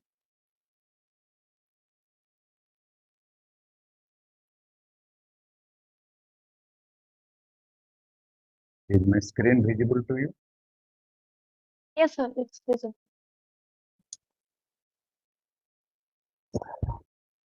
First of all, I'd like to thank Dr. Mukherjee and all the organizing team members. And in fact, I know each of the organizing team members here in your council. So most of them are my IRC members. So I feel like a part of your team now. So to start with, this is your student research program 2024. I also remember you had invited me 2022 and 23, and although this is third in the series, if I remember correctly, maybe earlier you might be doing that, but I joined you in last three. No, sir. Yeah. Okay. I joined you. Sir, Yeah. sorry to interrupt, sir. Sir, Yeah. could you please share your screen in the full screen mode, slideshow mode? Is it coming full screen now? Is it okay? Yes, sir. Yes, sir. Yeah. Thank you, sir. Thank you. Thank you. So, in fact, already I have been. Basically, I was chairing two chapters. Basically, it is power electrical chapter and industrial chapter. Recently, we formed a system council. Idea is to take all of you into it. Idea is that system council has got had no fees. So all those people who are part of the IRC and your NPC and all those, they can now join the system council. Just because fee is not there, so you don't have any restriction on that side. Regarding power outage and all these, I will tell you how we have reduced the fees and how we have given the free. All that part also I will be talking now. So industry relation team, you all know, actually we are mostly from academic background, but we industry counterpart, we wanted to bridge the gap between industry and the academia. Idea of this creating this industry relation committee, that only, and of course when you do so many sponsorships, so many conferences and all those, we expect industry to sponsor and join. So both sponsorship as well as industry participation. So the industrial relation committee takes care of all these tasks, not only within the MP. Most of the important conferences they are arranged in India. I also become in fact, it has become in fact, chair of the industrial sponsorship industrial relation committee. You find any of these big conferences, you will find me a chair of that conference. Today, at the recently we are conducting one EC Asia. It is one of the largest conference in Asia in power side. It is held in Bangalore, IISc Bangalore, and all those. So there also we are doing that. So with this introduction, I will come to the thing. Right. Just a minute. My screen is coming. Yeah. All of you know IEEE, there is for you, all the participants, they all know IEEE is basically the largest professional society, and it has got a reach in more than, now this to present numbers is more than 4,25,000 or so. And it has come, it has reached in 160 countries. No other society in the world has got such a large reach in that way. And you know, IEEE actually is quality. If you see the quality aspect, IEEE inspires the global community, scientific community, through their very highly cited publications, conferences, standards, and professional exhibition, and all those. So, idea is that basically IEEE provides a valuable resource for all of us, whether you are a professional engineer working in industry or R&D professional or a student or faculty anywhere, you find IEEE is helpful to all of us. So that gives a lot of idea, the information now. And if you know IEEE, every time you find IEEE is there are more than thousand standards being developed at any time it is. At present, almost 1,300 standards are being developed all over the world. So this is also good for standard development kind of thing.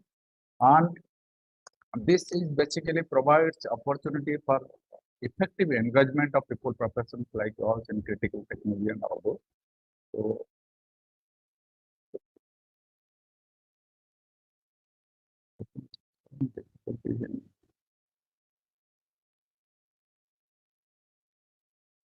yeah. Then it is using, I find some difficulty in moving my slides, so that thing that. So in fact, IEEE, if you want to do entrepreneurship venture or do a startup kind of things, you will find IEEE provide a lot of information. And education research, I think whatever educational documents is available in the IEEE research, it is one of the largest in the world, in any society and all those. So, and again, it also probably very few people know, IEEE also provides formal training. Suppose some industry and some people they wanted to approach IEEE, they have a body and they provide the training on any subject matter, and those training provided by peer reviewed professionals who are very high caliber people, and they ensure if you are hiring those teams, you can ensure that your employee will be learning from the best of the people in the world, and then then the quality and all those aspects will be achieved. And at present, we are all a part of the R&D team, whether student or faculty or any R&D professionals like me. We wanted what IEEE provides in R&D related things. So IEEE provide a very exciting R&D career opportunities. So they provide various resources to and also various career opportunities, and people who are working that year they can also join IEEE. And to come to a IEEE that Madhya Pradesh sessions, in fact, we are a new section. The section was formed in 2024. Earlier, it was part of the IEEE Bombay section, and now it covers the geographical domain of both Madhya Pradesh and Chhattisgarh. It includes that. So we have got so many institutes, so many IITs, two NITs, and so many other institutes. When we started IIT Madhya Pradesh section, we are having 600 people only. Now we have become a large section having more than 1600 members. So that has actually that we received 2 awards. Last award is Best Membership Growth Medium Secondary award in 2022. At that time we were a medium section. So we got Best Membership Award from Region 10, IIT Region 10. And last year we got Outstanding Medium Section Award. And today we are a large section, and so maybe this year or maybe afterwards will be similar awards from the IIT Region 10. These are the 2 important things which have got it in section. And FP section has got at present 19 chapters. 19 chapters like your electron device society, nanotech society who are all doing that, and we have power society, industrial society. Recently we formed this system council. We have power energy and so many other societies and sensor council and all. And effectively, out of the 19 sections, nearly 10 sections are quite active. Out of the 10 sections, you are having two chapters, and ours is having 3 chapters. So 5 chapters from Indore, they are active out of the 10 in MP section. So we should feel proud of those here.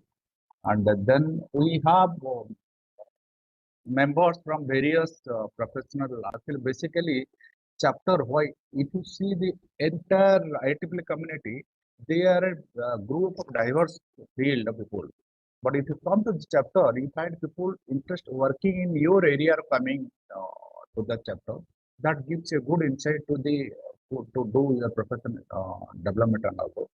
And in each chapters and each chapter, we have got several student and young professional branches. At present, we are more than having 50 student branches in MP and Chhattisgarh, including your part of it. And the student, in fact, they play a crucial role in all IEEE related activities. So this is, all of you know that. This is one important student decision for symposium. It is organized by Electron Device Society chapter, Sensor Council and Nanotechnical Councils. And of course, along with the student chapter, the IIT Indore and all. So fortunately, they have invited so many speakers, reputed speakers from outside this country and all those. They have all delivered. Some are going to deliver also. And the team is very active. Organizing team, I find a lot of enthusiastic people are here, and that is why they are able to manage it. And a lot of things are for 2 days already to the system. Lot of things have been covered, and a lot prize ceremony and all those are doing. This is basically asked to the enthusiasm for the students to take part in IEEE part of it, and we should encourage similar activities. If I not say what is the objective of the student research program, as all of you know, it provides a unique platform for exchange of thought between the distinguished guests and participants, and both from the same field. Also, they are going to diverse activity field and all those, but you get a student working in research in the particular field, he or she gets a faculty or guest in his or her activity. That gives a very good insight for the students symposium kind of thing.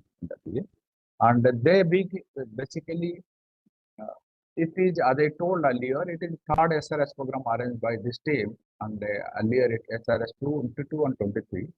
So basic aim of this SRS, this inspires and encourages young researchers, undergraduate or postgraduate students community to pursue career in research and development. This is one of the most important factors. Actually, if you do all such activities of things, you know why one should do the R&D, what one does in R&D and all those. that gives a insight into you what you should do and all those. It helps nurturing the youth mind towards research, innovation, and entrepreneurship, others address research challenges such as industry and academic. So this is main important. So if you do such kind of thing, you get a broad idea about the research, and then this such a symposium is quite helpful in that way. I would like to tell few slides to get this said about IES and PLS sector. I basically PLS is Power Electron Society and Industrial Electron Society. If you see the Industrial Electron Society, you find in all your sensor council, even your nanotechnology, all also are part of it. So if you find it is a big team, a diverse team.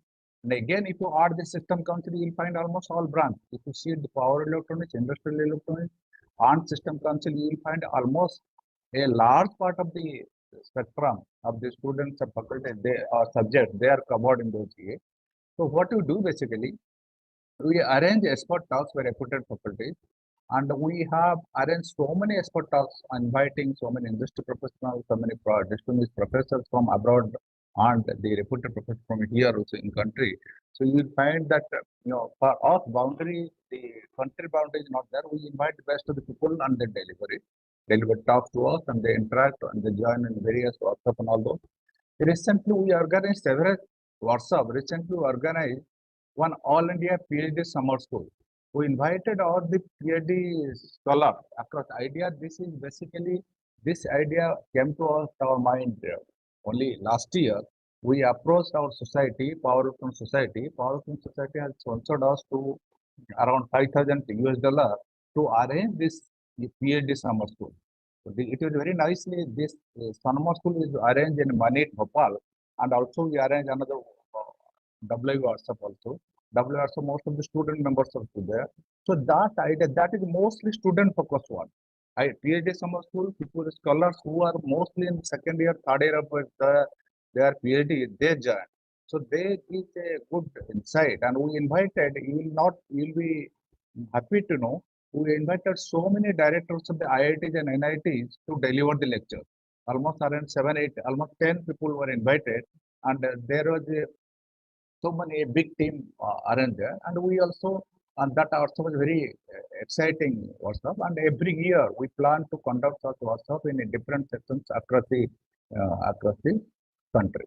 And we do also arrange so many international conferences. International conferences, of course, our conference is mostly on related power electronics, industrial and all those. So those conferences regularly it is going. In IIT Indore also, two more conferences planned. Maybe one is just in 2025. Both of them are planned there. You can join them. And basically it is we have a very good networking opportunity among the students. Among the students and members and all those. So that technical interaction and benefit we conduct, of course, even in meetings and even in years, that helps the students and of course faculty and senior people like us. We get a good professional enrichment in our field. Now I invite faculty and students, graduate students. Mostly I am focusing MTech and PhD students like you who have joined here and IIT Indore to join this PLS membership. I will tell you, whose membership has reduced significantly. Now, first time you join there, it is free for you. If you are IEEE member, I will tell you the course and all those. If you are IEEE member, you need not have to, of course, the fees was high. I will tell you, we try to reduce it. But anyone who is joining for the first time, then that is free. That code we have arranged it only last year. That code I will be sharing with you. So I request all those who are related to even your council, nanotechnology, this, that, and all those, they can take this opportunity to join this code and then see what is going on. Then we will be doing that. Actually, idea of why I am inviting the power of is this. Last year we did so many events. This year also plan to do so many large events. So mostly we'll be trying to do something in Indore, IIT Indore also. That is why we want the members there. And we do arrange so many events. Every event you will find the best of the things. You will find some of the Secretary of Government of India, their IT president was the last president. This is our PLS president. This, nine more. You will find the best of the people. For us, there is boundary country boundary or section boundary not there, whomsoever we find the best, we invite them, and most of them they come there. They don't deny. So every month we do conduct 2 such events. So I'm just saying for the sake of this is basically PhD summer to what they had created a brochure, they created a team, all people, MP and Chhattisgarh, they are the coordinators, and the way people do it, and it was very nicely managed. And similarly, we did it for the women in engineer WhatsApp also. Similarly, they arranged it also that way. These are the 2 all India events we conducted in the session here. And these are the, actually, if you find so many people, these are the team of almost 120 people they joined. All across the country they joined, women people are there. Almost around 80 PhD scholars, 70, 80 PhD scholars they joined there. And this was covered in almost 8 to 10 different, this local newspaper and all. This is one of them, 20. It was widely covered and by local newspaper, then all the society newspaper, they also covered it, then report and everything. So if you do such an event, basically our section comes into limelight in the international scenario. That is why we encourage such kind of thing. Coming to the best part, this part, discount part of it. As you know, this IEEE membership, this is for professional members. IEEE membership as in today is $93 plus GST we pay now. The code, if anyone who is not a member now, he is joining first time for the IEEE. Maybe you may have some member people. Please use this code IEEE day 2430. This code will give you $30 discount for IEEE membership. Whether to become a society member, whether you are nano council, any council, you first have to take the IEEE membership. This code is basically, if you use that, you will have to a professional member, you have to pay only $63 plus GST. This code is valid only till 12th October 2024. In fact, I will have said such discount IEEE hardly provide. Discounts or discount on IEEE membership is hardly provided. They are normally not provided. So I request all of you who are the faculties or the basically faculty, mostly it is more professional member faculty or industry professional, they should try to use this opportunity. Normally, this opportunity will expire on 12th October. This should be there.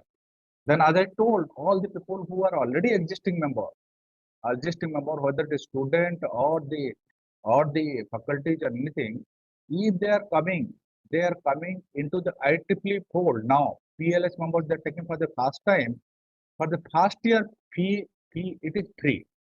Please use this code PLS NU MBR. This code I got this code from the PLS directly. So anyone, unfortunately, we have less number of professional members in IIT Indore.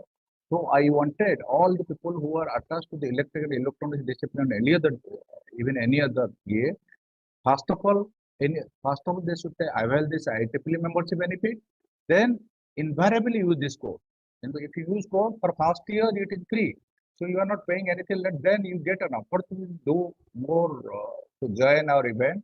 And if you have enough strength in PLS in IIT Indore, we plan to do IIT Indore. We plan to do some great event in IIT Indore also. So that is the main reason for us. That is why we are giving this opportunity. Yeah? And again, if you see our power fees, society membership fee was $25 for last decades. We tried a lot, then we reduced that fee from 25 to $5 only last year. So the professional membership fee, which was 25 years, $25 for 10 years, it has come down to $5 now. Then for graduate members and student members, the fee is also quite low. So you should agree. This is all for professional member, targeting for the faculties and the industry professional also. For graduate membership fees, you also see the fees are lower, and you also explore. Last year they had given 50% discount, a 50% code kind of thing. Just explore what code is available now. Use those code and get this membership now. And we are trying to basically idea why I'm saying we are trying to increase the PLS membership strength in MP chapter, as well as we open so many PLS student graduate membership branches. So that is why we are targeting this. Graduate membership means people who has already passed BTech or MSc, who are pursuing their MSc or PhD, they are basically comes under graduate membership. People on BTech, they are the normal student branch. So we wanted to focus on increase the PLS, the graduate membership scheme, as well as the society members. So that way, what we can do, we can able to do more events and great events in the year. So that will, in fact, will help us in doing this R&D, that like your student research for symposium kind of thing, this kind of thing, we can do it. What about the coming to this your this thing, industrial lesson committee? Industrial lesson committee, in the basically that I already told, we conduct so many events. Basically, it is basically the idea to bridge the gap between industry, research and academic institute within this zone. And we in fact create a database of various industry. Actually, industry participation in IEEE is less. We create a database in all our zone. We had created in MT section, we have created in Bombay section earlier also. So that they are very much useful for us for any kind of this industry participation, various in the conferences, WhatsApp and all those. And then sometimes they also sponsor our conferences and all. And we arrange industry tour to nearby industry. Some big industry where it is far away, where we cannot go there, we arrange virtual industry tour to those industry. That gives an idea what industry does, which way we can be helpful to us. So, and also in the industrialization committee, they encourage lecturers also from not only from professors, they encourage from industry professionals. They can come, they can display us what are the recent technology they are working. They can demonstrate their product. That can then we can know what they're doing. It will be helpful to us to even to go and procure their products or whatever this way. And we do online meeting and every third Sunday for every month through a base platform. That is almost online meeting. In those online meeting, I also encourage people, students, faculty to deliver something like short address, short maybe lecture, like 15 minutes lecture kind of thing. So those that also do it here in that thing. These are the so many industry related events. Various industry within every year we do it into this. Some will do it in 2022, some in 2023. So this was arranged in one institute, basically Medicav University. We have arranged it in Indo. This was arranged in some plant. Basically, it is in JSPL plant. They arrange it. Every year we would conduct two such industry related industry academic WhatsApp program. We invite all IT professionals. We invite all faculties, all professors, industry professionals, some GM, some maybe directors of industry and all those. They also come. They deliver lecture.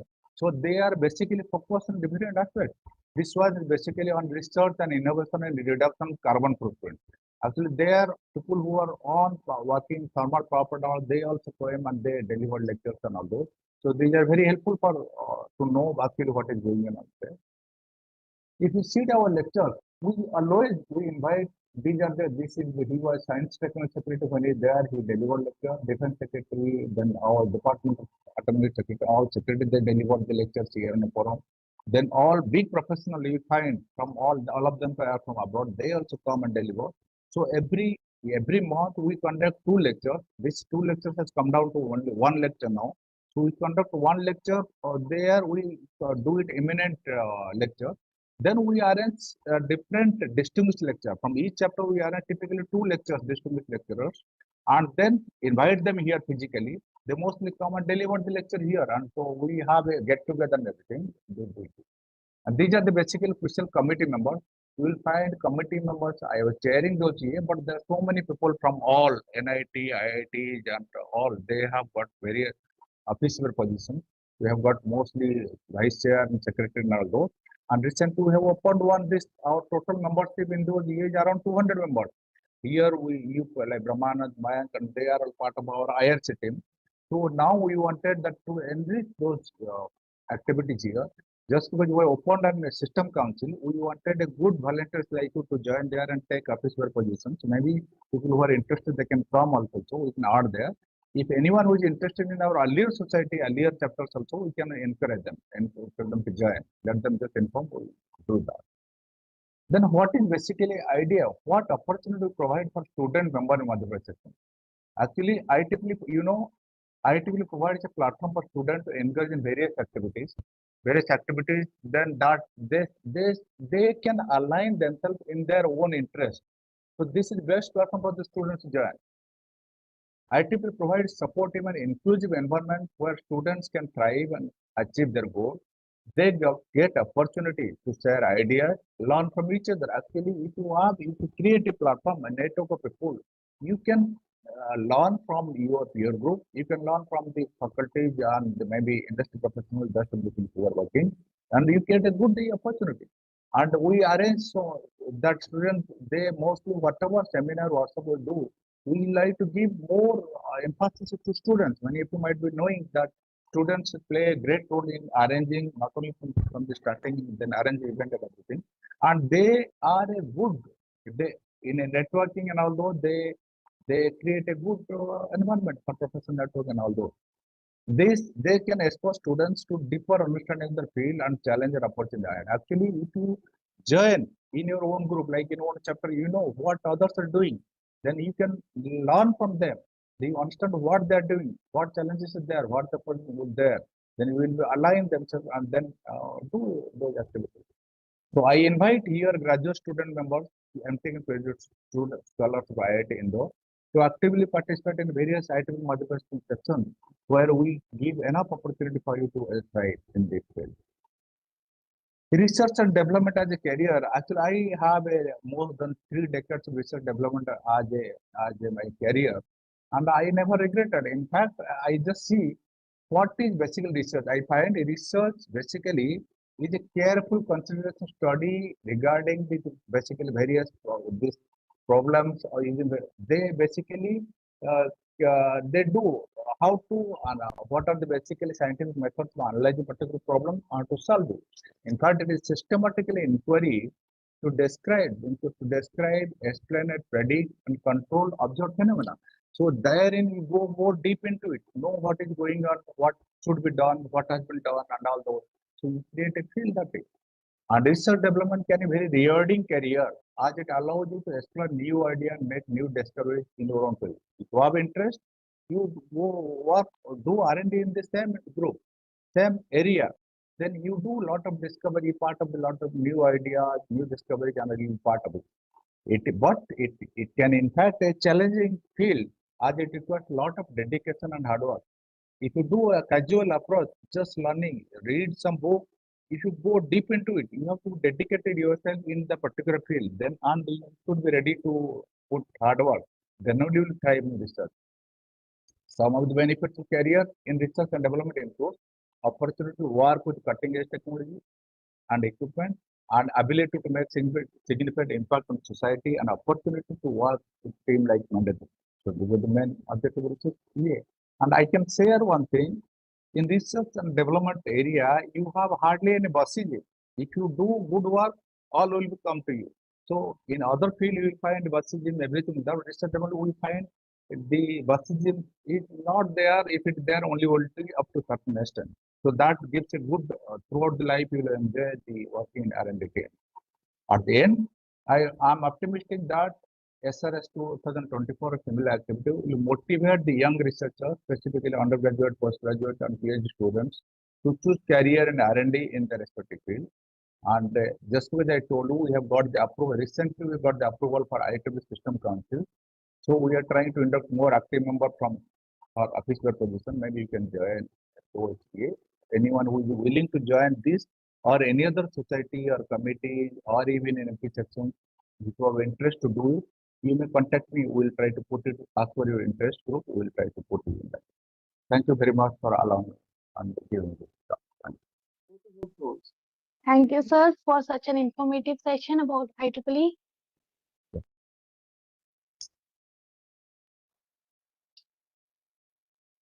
I guess now the participants are well able to know about in details about IEEE and SRS and the different societies. Yeah, great.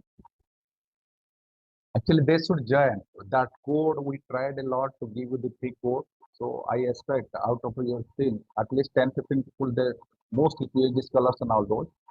In fact, they should avail that free code for the first year. So maybe I'll be talking to all Saurabh, Ramanand, and all those people who are having electrical and electronic background. They make use of this facility for the first year. If you do not like, don't renew it. When payment will come to you. First year, we tried a lot to get the first year fees free, and it happened only from this year. So that should be used. And for professional members, specifically for faculties in IIT and all those, normally $30 ITP membership is a great thing. ITP discount membership is a great thing. And this is valued only up to 12th October. So you should make use of maybe with this, I expect you almost 20-30 from IIT Indore, they should newly join in ITP membership. And people who are joining ITP membership, they can use this PLS and other facility in addition to your NANA council, system councils, and all sensor councils and everything. Okay. Thank you very much. Yes, sir.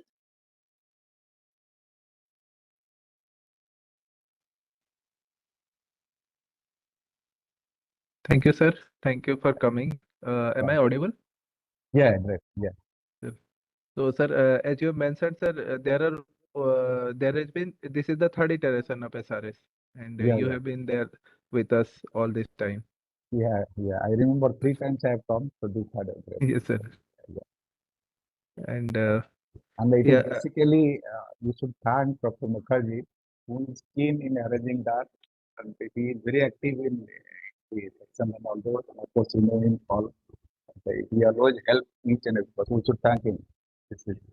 And Bada Pandaji, we keep on learning from you. You know, we like every time we happen to see you, even today on a virtual background, like we'd love to see your energy, enthusiasm. That what Brahmadatta also said, this is the third time you are appearing in front of us with a smiling face as always, Yeah, yeah. and with your full energy. Like it is learning curve for each one, every one of us from you. Great. So Thank you. Thank you. so thank you for very much for your kind support. And the students also will share with you the details of the outreach activities that we have discussed in our recently concluded EXICOM meeting that we are going to do on 10th of November. They will share the details with you and would like to invite you also for the same. So once this SRS event is over, they will get back to you. We'll come back and Sure. talk to you. Yes, more. sure. We can also support from the section side. I always, any event comes from the anywhere from the student chapter, I always say section will support. So every time you ask for someone, whether they pay or do not pay, you ask for it. So we'll do it. And in case needed, if we don't get it, we can also pay something from our chapter side. So you do go on doing the events and all those. We are always there. And this time I already spoke to few of the professors, Professor Amod, Professor Trasti and all those. So now they should increase the members. Actually, you know, last time I went, Professor Joshi, I think most of the people are from IIT Indore, is it so? And he agreed to do the PhD summer school here in Indore, IIT Indore. But unfortunately, we didn't have much member. When we find members are less, then we cannot do such a big event. This time, just because we have got a free discount for IIT membership great discount, and again free code. People should join. Maybe your team can join also. I think we have got so many, our industrial society and field, we have got so many sensor related activities also, mostly interlinked. So let them join once in 2025 when the free code is available, society join. If you do not like, stop it next year. So that is the idea. And for that free code, I tried a lot. Even for this free, I always try at the IEEE level to reduce the membership fee. This $30 discounts, they may not give you next time also. The discounts and all those from the IEEE membership. Whether you are a member of this sensor council anywhere, you first need to be an IEEE member. So they were mostly not coming out with any discount that day. So this discount they had last year tried something, this year are doing, but earlier they were not doing that. So that discount professionals should use, and please also for the students to see what are the discounts available. Last year it was 50% discount was there on student membership. Probably this year is not there, but maybe we can try or whatever. Students, membership fees should be reduced if you are trying.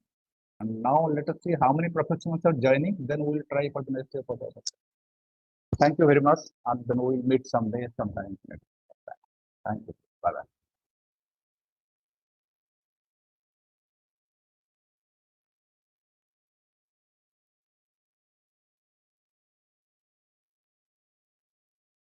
Let me disconnect. Thank you, sir, for your time and efforts you took to share your experiences and about the detailed societies and with our IEEE community. Thank you, sir.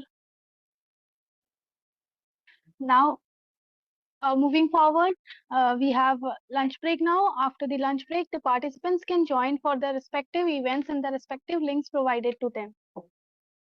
Thank you, everyone. Thank you.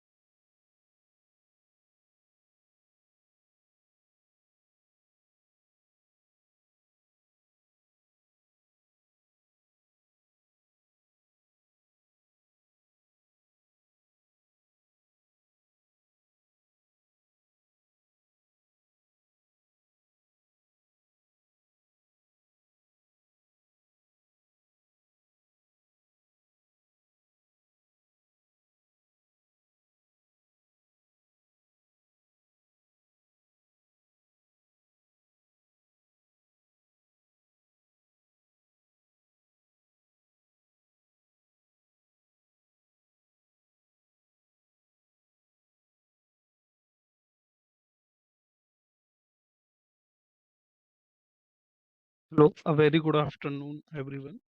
So we are just waiting for our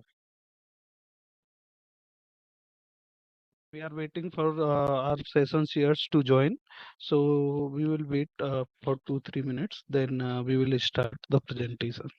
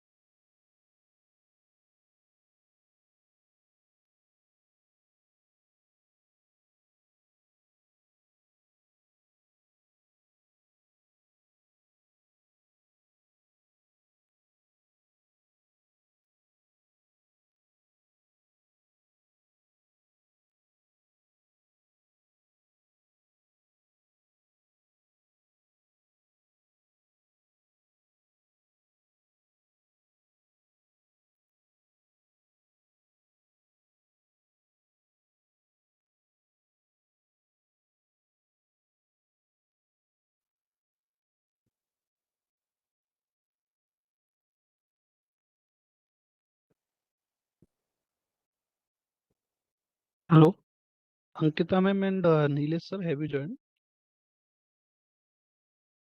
Hello.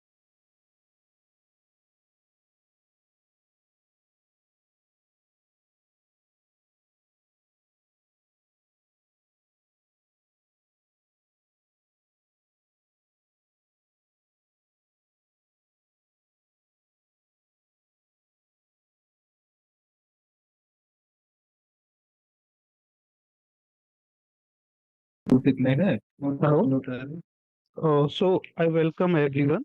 So the rules for the present is model or technology presentation are like you have to you have to finish your presentation within 7 minutes and followed by 3 minute question and answer session. So just wait for 1 or 2 more minutes, then we will start with the first participant. Swati, are you available? Yes, sir, I'm here. Okay. Hello. And whoever is presenting their presentation, they will have to switch on their video and then start the presenting. Okay.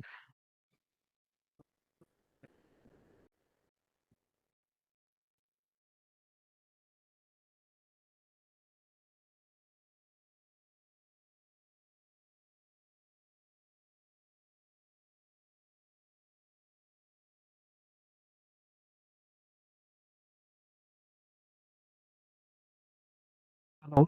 Hi, Ankita ma'am. How are you? Hello. I'm good. Okay. So can we start like Nilesh sir will join within due course. So till then we can start. Yes, yes, yes, yes, yes, we can start. Okay, so hello everyone. So I welcome our session chairs, Dr. Ankita Srivastava, Assistant Professor, Triple IT Lucknow, and Dr. Nilesh Anand Srivastava, Professor, University of Allahabad. So they will be the chair for this session. And now I would like to invite our first participant, Mrs. Swati. Please share your presentation and start your with the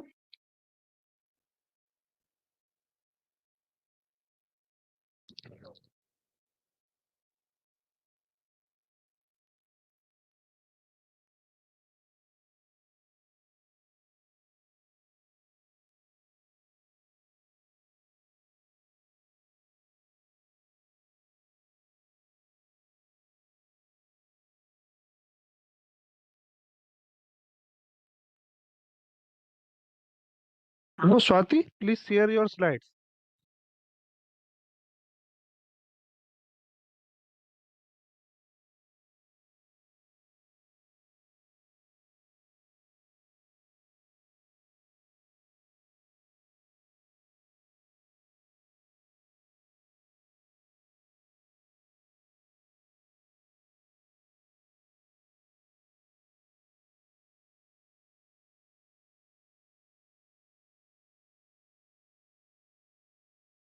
Hello, the screen is Yes, visible. yes, your screen is visible. Please make it on the full screen, full display. Okay, sir. Okay, sir. Okay, please go ahead with your presentation.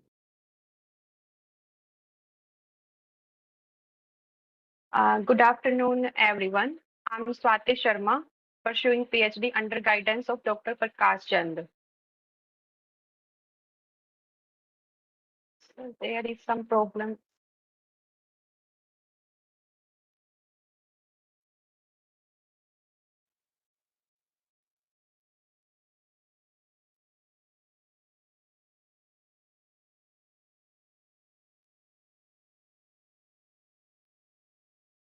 Swati, please share your entire screen. Then it will be then these will be changed. Just unshare and share again your entire screen. Then they will change. Yes, sir. These slides will be changed.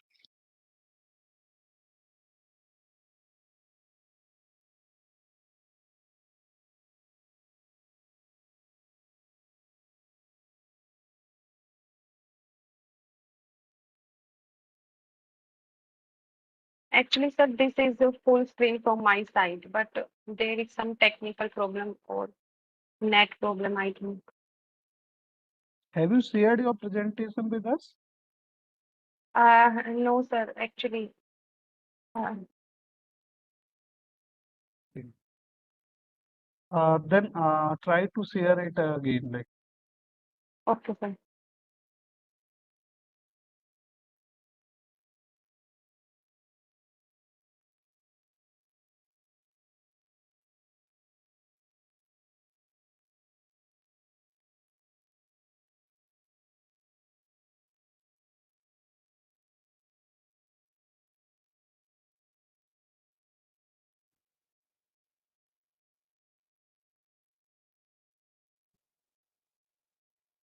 Now, sir, visible? yes, yes. Okay, sir. Good afternoon, So everyone. okay, go ahead. I'm Swati Sharma, pursuing PhD under guidance of Dr. Prakash Chand. And the title of my model presentation is Ultra High Energy and Power Density of Z-diaphragm asymmetric and symmetric supercapacitors in an organic electrolyte for energy storage devices. So, so the main objective is fabrication of high performance ASSC devices in our current work. So as energy storage in current scenario plays important role to complete global and economical requirements of human beings. Like we use electricity 24 hours a day. Without it, we can't even imagine a single moment. So for fabricating our high performance asymmetric supercapacitor devices, these are the steps. Firstly, we have to synthesize our material via simple stirring and solvothermal approach. And this approach is also cost effective as well. Then to study of structural and morphological properties of our material. Then there are many other parameters like aging time, electrolytes, surfactants. Now, the thirdly, we have to see the impact of these parameters on our devices, on our electrode materials. And the last one is fabrication of ASSC devices with maximum energy and power density and illuminating LEDs. So we have two types of devices like symmetric supercapacitor devices and asymmetric supercapacitor devices. As symmetric means there are two electrode materials, anode and cathode, which are made up of same kind of materials like carbon-based materials, carbon-based cathodes and anodes. And the another one is asymmetric supercapacitor devices. In these we use cathode and anode of different kind, like cathode is EDLC type and the another one is pseudo capacitive type. But in symmetric supercapacitor, there is limitation of a low voltage window and low energy density, as energy density is directly proportional to square of voltage window. So if voltage window is less, then energy density is also less. But we require to fabricate a device in current scenario that have high energy density and high power density. So in this asymmetric supercapacitor devices, we use two material, activated carbon and calcined ZiF8. So this ZiF8 is of pseudo, this is of battery type and activated carbon is of EDLC type. So by combining these two materials in between separators, separator is used to avoid short circuits between cathode and anode. By combining these components, we make a asymmetric supercapacitor device, or we can say that supercapacitory. Supercapacitory means supercapacitors plus batteries. Batteries have low power density and capacitors have low energy density. By combining these two things in a one device known as supercapacitory, we can make a asymmetric supercapacitor device that have high energy density and high power density as well. So as we can see that in this device, this is planar type configuration. We have many types of configuration, planar type, sandwich type, flexible, coin cells, pouch type. So in this, we used to choose planar type configuration. And this is sandwich type configurations. And in between these cathode and anode, we use separator and organic electrolyte or redox additive electrolytes because active sites increases in these electrolytes. So this is the first time our group fabricated this device, which is also used in cancer cells treatment, and we are going to patent in coming time by making nano composite of this pure material. And this is pristine, not a nano composite even, and we can commercialize this material in coming time. Our group commercialize this material. So in this, we use the nickel mesh as current collector, and as a cathode, there is calcined ZiF8 or ZiF67. These two are framework battery type materials, and activated carbon is EDLC material. Now, these are the some characterizations like CV. CV is used to provide oxidation and reduction peaks. These oxidation and reduction peaks validates that this material is pseudo capacitive in nature. Pseudo means in between EDLC and battery type materials. And this GCD characterization tells about charge discharge behavior of our material. Now, coming to the cyclic stability test. This test is very much useful, which tells about the stability of the material. And this lightweight device on a flower tells that even a flower can weigh this material. So this is light in weight, cost effective. So we can easily commercialize this material. Even this material is pristine, not a nano composite. So this is EIS technique. This tells about impedances, real impedance, imaginary impedance, frequency. So in our work, energy work, we require that impedances is very much like series resistances, charge transfer resistances between cathode and anode. So this plot provides information about imaginary, real, and frequency information. Now the Bode plot. So this plot provides information about phase, frequency, and absolute impedance. Absolute impedance is a combination of real part and imaginary part. Now the Ragon plot. Ragon plot is a plot between energy density and power density. Now the hexagonal morphology. Our material have hexagonal morphology. as morphology also plays an important role to determine the performance of our fabricating device. So our morphology is hexagon, uniform hexagons are there. Now, energy storage mechanism and electrode-electrolyte interface. So, how can we know that this material is EDLC, this material is pseudo-capacitive, this material is battery type? So, this is the energy storage mechanism. And from this energy storage mechanism, we conclude that our material is pseudo-capacitive in nature. From Dune plot, Terra-Seti plot, these are theoretical softwares. From that, we can also find that this is pseudo-capacitive material. Now, and this is the practical demonstration of our work by glowing green and red LEDs for 13 and 8 minutes. And this is already published work. Now, this is the comparison of our work with previously reported literature known as Ragone One more plot. minute. Swati, you have one more minute. Okay, sir. Okay, sir. Now, this is the practical demonstration of our work by glowing one single LED, green LED for 16 minutes, then 3 red LEDs.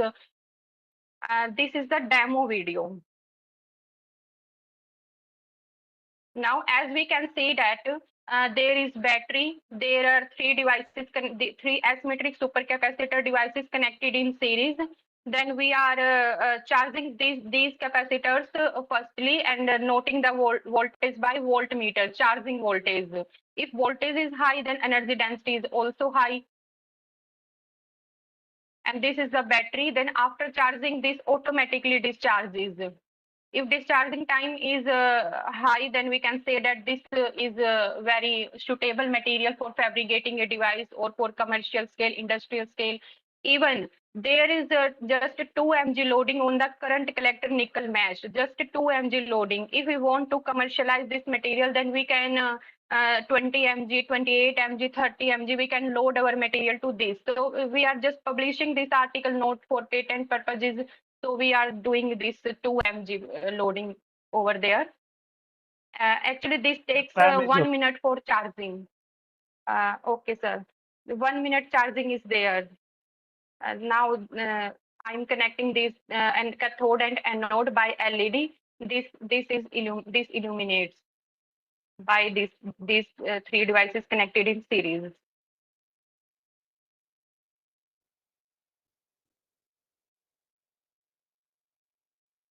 Swati, could you please move to the slide where you have shown the graph of potential versus time? Yes, sir.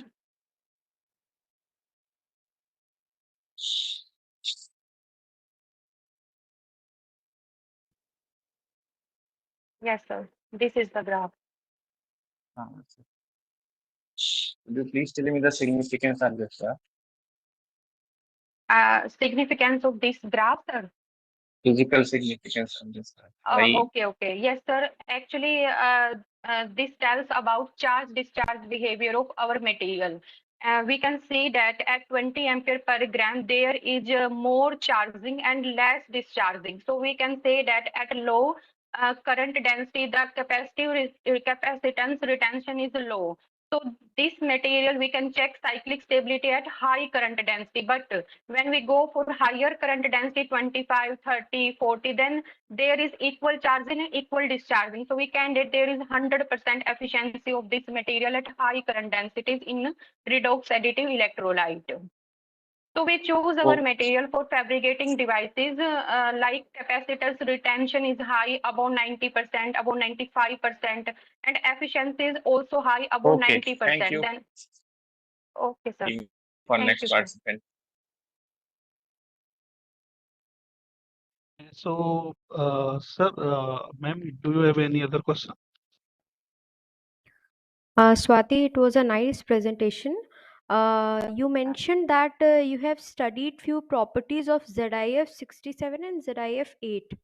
What are those Sir, properties? ma'am, both materials, actually effect of morphology and effect of aging time, effect of surfactants. Then I am going for postdoc in foreign countries for this patent in cancer cells treatment. And then I'm making nano composite with graphene nanoplatelets like these materials so that it is suitable for cancer cells treatment as well. Okay. Properties are you have studied. Can you elaborate few properties? Yes, ma'am. Actually, in synthesizing ZIF8, we have hexagonal morphology. If these hexagons are non-uniform, then we cannot fabricate a device. Actually, this is non-uniform and pore sizes is very large in these. Then I go for BET technique. Then in this pore sizes are also large. Pore sizes are large means surface area is less. Surface area is less, then how can we do that kind of work, energy storage type? Because our material surface area is very much high, about 1200 in the range of 800 to 1200 for every sample. And if we go for surfactant like PVP, C-tab, then there is also morphology effect, uniform hexagons, uniform nanorods, uniform nanotubes, and electrolytes also plays an important role. Then we in first paper I check 5 aqueous electrolytes, 2 redox additive electrolytes, and then 1 organic electrolyte as well. So performance of our material is very much good in redox additive electrolyte, because redox additive electrolyte is a combination of aqueous plus organic. There is more active sites so that ions can move easily. There is more good mobility between cathode and anode, between ions.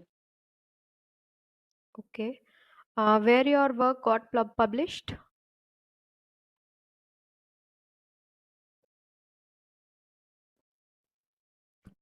Swati, can you hear me?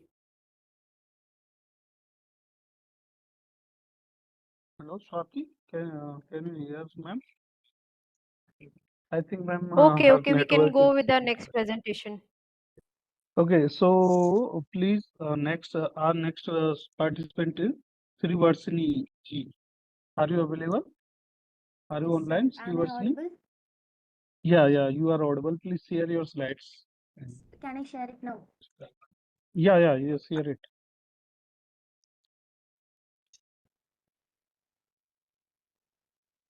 Is my screen visible? Yes. Can I start it? Yes, please start.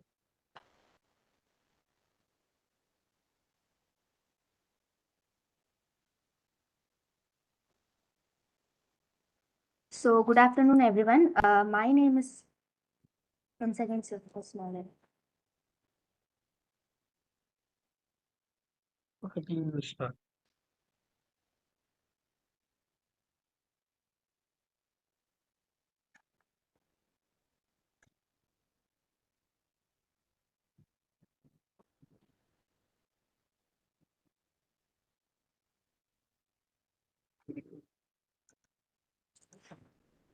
Good afternoon, sir and madam. My presentation is about Green Health Guardian, which is nothing but about the sugarcane leaf disease detection, which is guided by Sujitra ma'am, Associate Professor, Department of Computing, and myself, Srivarshini, currently pursuing MSc Data Science at Coimbatore Institute of Technology. So these are the following overview of my project. We are going to discuss it about today, like introduction, objective, and what kind of why it was taken, and what kind of methodology is being implemented, and results and conclusion, and what are all the future work of my project.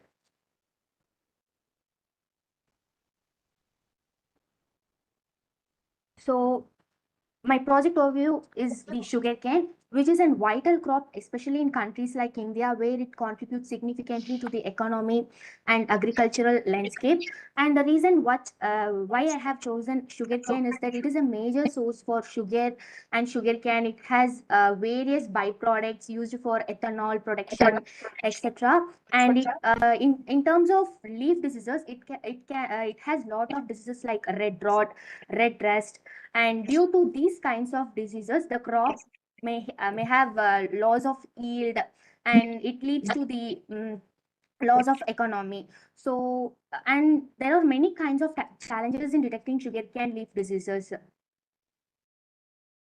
So farmers face challenges in manually identifying these diseases in time, leading to delayed response. Traditional methods of disease detection are often inefficient.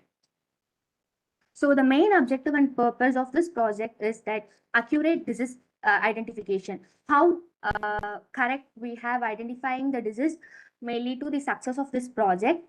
And And then this helps in enhancing disease management and promoting healthier crop growth. Then if we come to the purpose, it has lots of purpose, like promoting precision agricultural, like by utilizing advanced technology like deep learning and CNNs, we can make precision agricultural accessible to the farmers. And then empower farmers, giving farmers access to better disease detection tools can improve their decision making and management processes. Then it can boost agricultural productivity as well as through earlier detection of diseases, farmers can take preventive measures. Then data-driven decision making. The system utilizes real-time data to offer actionable insights, promote a proactive approach to managing crop health. Then these are the key methodology functions which have been performed in my project, like data processing. Before training the model, the data undergoes pre-processing steps like image normalization, which helps in scaling the pixel values for more efficient processing, and then noise reduction, reducing unwanted noise in the images, which improves the accuracy of the model. Then training and validation. The dataset was split into 80 and 20, and then and its performance was validated using the test set. Evaluation. Sorry? No, please go continue with your. Then evaluation metrics. The performance was evaluated using metrics like accuracy, precision, recall, and F1 score to ensure the robustness of the model. Then finally, we will classify the disease, what kind of disease it was affected, whether it is a healthy or suffering from red rot or redress diseases, etc. Then this is the results of the project where we can get the confusion matrix, how the data is classified correctly and wrongly. Then the accuracy is displayed, which was done over using 10 epochs, and the blue line indicates the training accuracy and the orange line indicates the validation accuracy, which has overall maximum value of 1, which is stable, and also epochs graph is displayed. Then this is the sample web page where we can get about the information of the disease, whether it is suffering, what kind of disease is it suffering. We need to upload the image of a file. Then it will detect whether the leaf is healthy or it is suffering from red rot or redress. So this is the sample images. Then coming to the conclusion, it has an impact on agriculture as it contributes to enhancing agricultural practices by promoting the use of technology in disease detection. It empowers farmers with the tools they need to monitor and maintain crop healthy efficiently. Then role of technology in smart farming. The integration of AI and machine learning into agriculture is paving the way for smarter and more data-driven farming practices, which ultimately help those resources usage and can also improve our nation's economy as well as. So potential for future scaling and improvements leads to cover multiple types of crops and further optimize decision management practices. And future work also is there, so that the future work is to not only see sugarcane crop, it should be expanded to many different types of crops all over the countries, so that it can be beneficial to all types of inputs to it. And multi-disease detection, not only leaf disease, we can also able to develop a system which can detect multiple diseases simultaneously across a variety of crops. Then mobile app enhancement. In future, there is a plan to integrate this technology into a mobile application that farmers can easily use in the field to scan and diagnose plant diseases in real time and to yield as much as possible and to promote our agricultural, which is the backbone of our country. So this was all about my project, and thank you. Okay, thank you, Srivatsini. So now I ask session chairs, please go ahead with the Q&A session. So, Varshney, your presentation was good and idea is also good, but I have a doubt. Like, what type of images you will take? What are the specifications of those images in form of pixels? Because we have number of cameras available today. So have we defined those pixels also? Yes, generally I Because have done the image available cameras may change the color of that picture. If how that will detect if you are only having the processing of picture basis detection, image based detection. So I have doubt regarding the have you fixed the camera pixel based and all. just in like data pre-processing, we have done image normalization by setting a standard values so that we can get a more clarity image and it should be equalized and normalized. So that Image much steps processing you alone are to doing sugar. basically. Yes, Image processing you are doing this piece. yes. I have only Image, fewer amount of data sets. that's right. Okay, thank you. Thank you. Shivashni, you talked about a few sugarcane leaf diseases, which was, I guess, red rot and Redress and healthy images also in the data sets. So 3 kinds of okay. data were inserted in the data set. What is the difference between these two diseases? Redress means like can I show the images?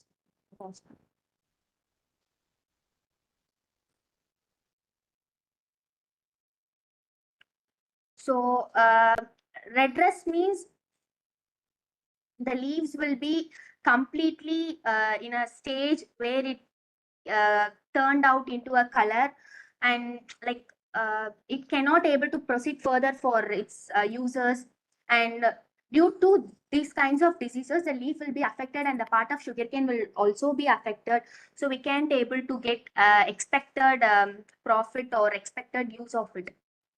Both are similar. Both diseases are similar. Similar. And you are proposing some solution for these type of diseases in the leaves. Yes, like the main objective is that to prevent the disease. Like if the disease is there, we need to take some kind of remedies or alternatives and like what detect it earlier. Okay. Is there some more diseases which can be possible in the leaves Yes, there are of more the diseases which sugarcane? is possible, but I have implemented only these 3 types of data. Okay, okay. So where you have got these data from? These Where you data have sets I have collected through many online sources and also from TNAU, like Tamil Nadu Agricultural Portal. They have been keep the data of the how sugarcane many which is data affected from various sets you diseases have through used? leaves. It's about No, 250 no. plus How? images I'm having. 250 plus images. Okay, okay. So you have done some practical work, or you have just simulated or I something have like just that? done this project, but now I'm undergoing real time project under precision agricultural as a research project. So in this in this project, it's not only for sugarcane, it's almost for all crops available from scratch, from taking the soil and what kind of nutrients are available in it and what other features are there. From scratch, I was working on a project and which applies Okay, to all okay, crops. okay, Shivashni. That's all from my side. Okay, thank you. So, please, you can answer the reversing. Our next team is Ananya DM, Dhanyasri D, Disa RS, and Anaga MK. Please share your slides.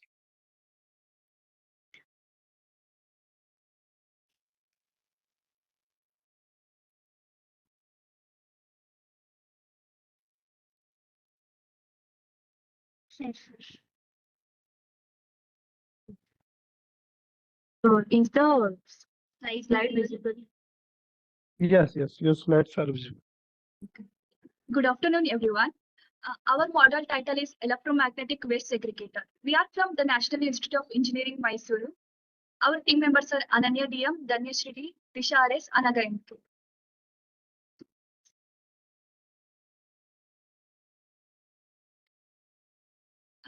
Overview of our model. We have built a waste segregator using electromagnetic theory. We know that there are many materials like plastic cars, toys, which are very difficult to segregate. So directly dumped into landfills. So we have come up with a solution for this problem. Objectives of our model: separation of magnetic and non-magnetic using conveyor belt. Second, separation of ferro and paramagnetic materials using low and high magnetic field. Now let's see what's the methodology involved in this project. First, we'll crush all the toy cars into a fine powder. So that powder will be a mixture of plastic, ferromagnetic materials, paramagnetic materials, and even ferrimagnetic materials. First, we'll crush all the toy cars into fine powder, and then this fine powder will be fed on the conveyor belt. The conveyor belt is not just a conveyor belt, it is a magnetic conveyor belt where a magnet will be fixed in one end and the other end will be free from magnet. So when the powder is passed through the magnet, through the conveyor belt, the the powder which is consisting of magnetic property will be segregated. And then, but ferro will be attracted, but ferri and paramagnetic will not be attracted by the magnet because they need very high fields. So the ferri, paramagnetic and plastic materials will be collected in one container, and the ferromagnetic will be collected in the separate container. So now ferromagnetic is already separated. Now the question is how to separate the ferri, para and the plastic powder. Now this is again subjected into a varying electromagnetic field chamber where like ferrimagnetic materials need 0.5 to 0.2 to 0.5 Tesla of magnetic field. So this will be created by using electromagnetic. That is, we'll actually create a solenoid. We'll take iron rods and then copper windings will be surrounded on the iron rod, and then we'll supply the current through the solenoid. So the question is how to produce exactly 0.2 to 0.5 Tesla, and then paramagnetic requires more than 0.5 Tesla. How to produce? So the thing is, we'll use the formula that is B is equals to mu naught Ni, number of turns. By varying the number of turns and the current, we'll create exactly like 0.2 to 0.5 Tesla, so that only ferri will be attracted. And then for paramagnetic, we'll again create like particular amount of magnetic field so that para will be attracted. And then how to separate the plastic? There are so many methods to separate plastic. Like we can actually use air separation or density wise, like low density or high density. There are like many methods which is already there. So like this, we are at the end we'll be able to separate ferrimagnetic, ferromagnetic, paramagnetic and plastic. So we also have a video of the model which we have made. I'll just play it now.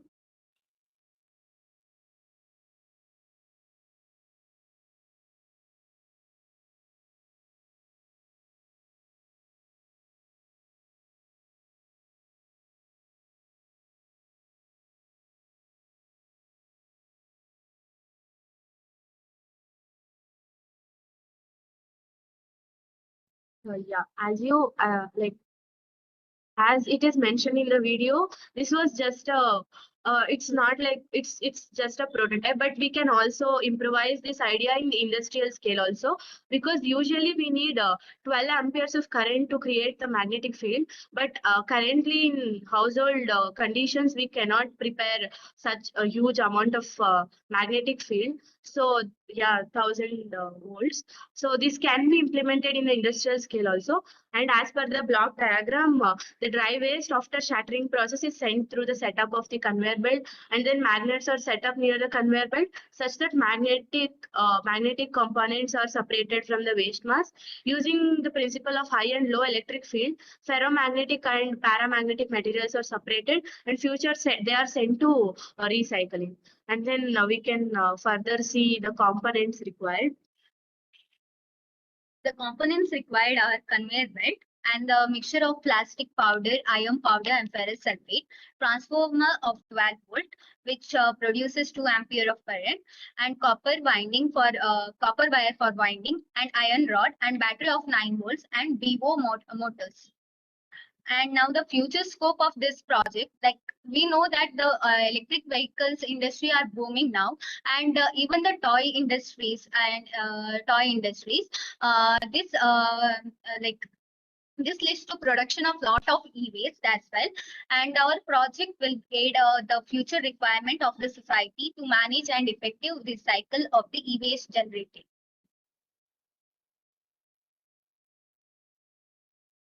Good afternoon, sir. Hope that we successfully create a project that would help the society. And we would like to thank our MMM and other faculty. So they guided us, and we actually anticipate the same guidance in the future. We hope this turn out to be an effective measure towards management of e-waste. Thank you. Any questions? Thank you, everyone. So I ask our chairs to go ahead with the Q&A session.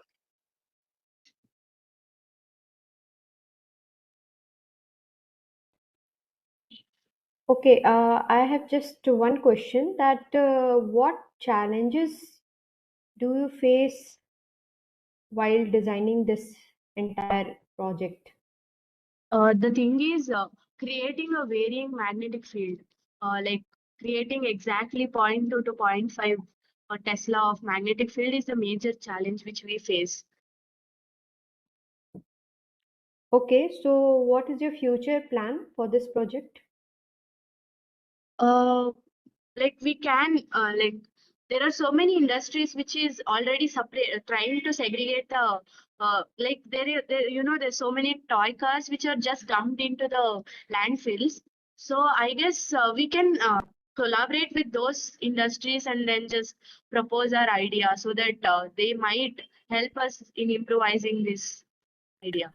Okay, okay. You all are BTech students or Engineering BTech students. Okay, okay, okay, okay, okay. All the best. Thank you, ma'am. Okay. Thank you, What is everyone. the current cost of your project? Sorry, sir. Can you repeat? Current cost of your project? Cost might cost. Sir, actually, we didn't calculate the budget, but yeah, like we actually, yeah, for just prototype it is. It must be cost effective also. Okay, fine. Good work. Thank you, sir. Okay, thank you, everyone. So our next team is Ranadhir Verma, then Savraj K, Hemanta Godwa, and Nitesh. Are you available? Sir, can you hear us? Ranadhir, can you hear me? Yes, sir. Can you hear me? Yeah. Like, Okay. Please sir, share can you your give me like slides. 1 minute of time? I will share the PPT. Okay, just share your PPTs.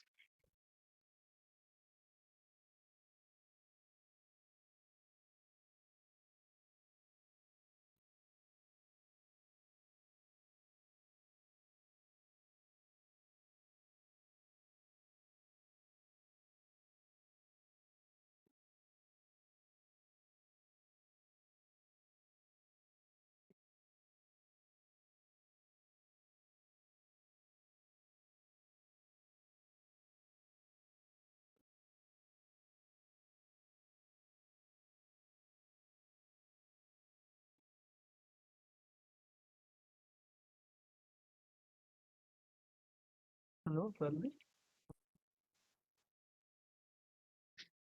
Okay, we can see your PPTs. Please go ahead with the presentation. Yes. I'll start.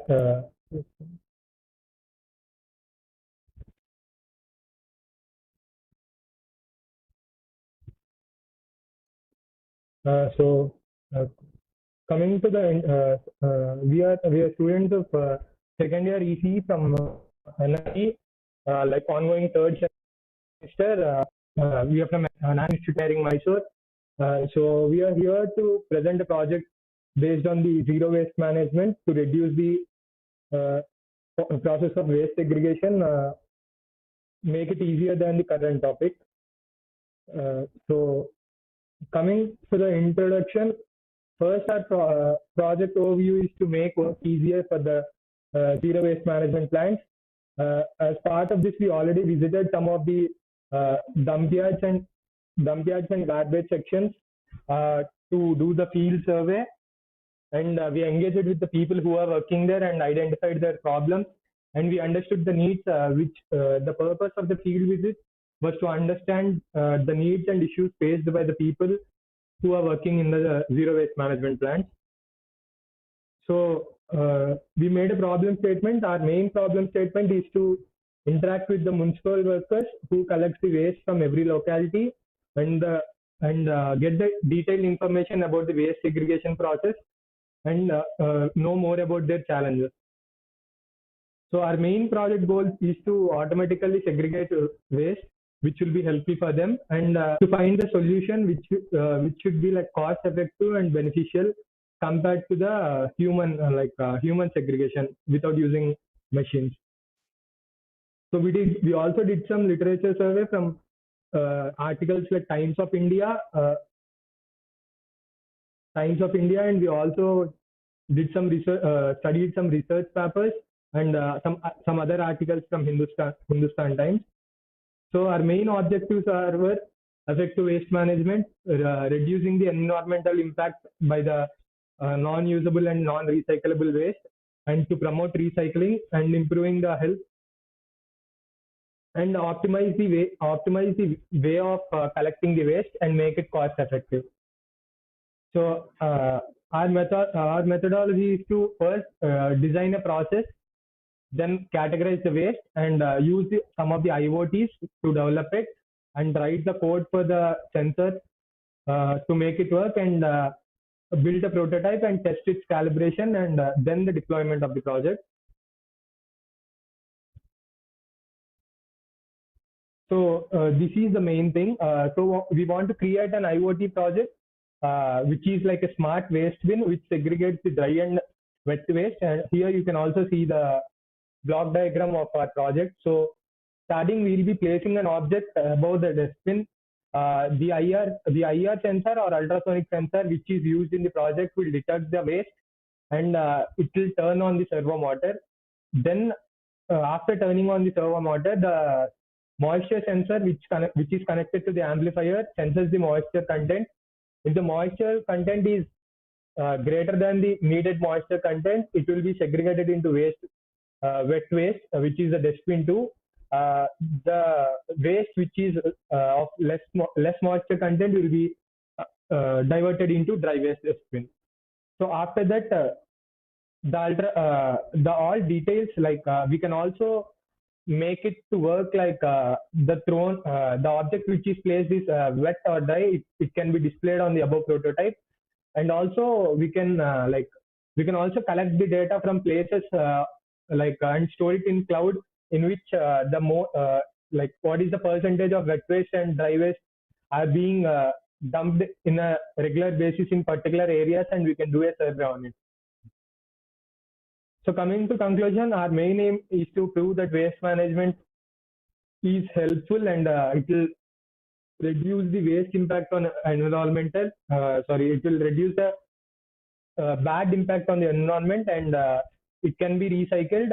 And coming to the dry waste things, the dry waste things can be sent to the recycling process, which can be recycled will be sent to the recycling process, and the wet waste which is collected will be converted into compost, and the compost can be sold, and it can be used as a side income for the zero waste management plant. So we also did a prototype in the last time when we did this project. Yeah, thank you for giving this opportunity, and Ramya ma'am for guiding us.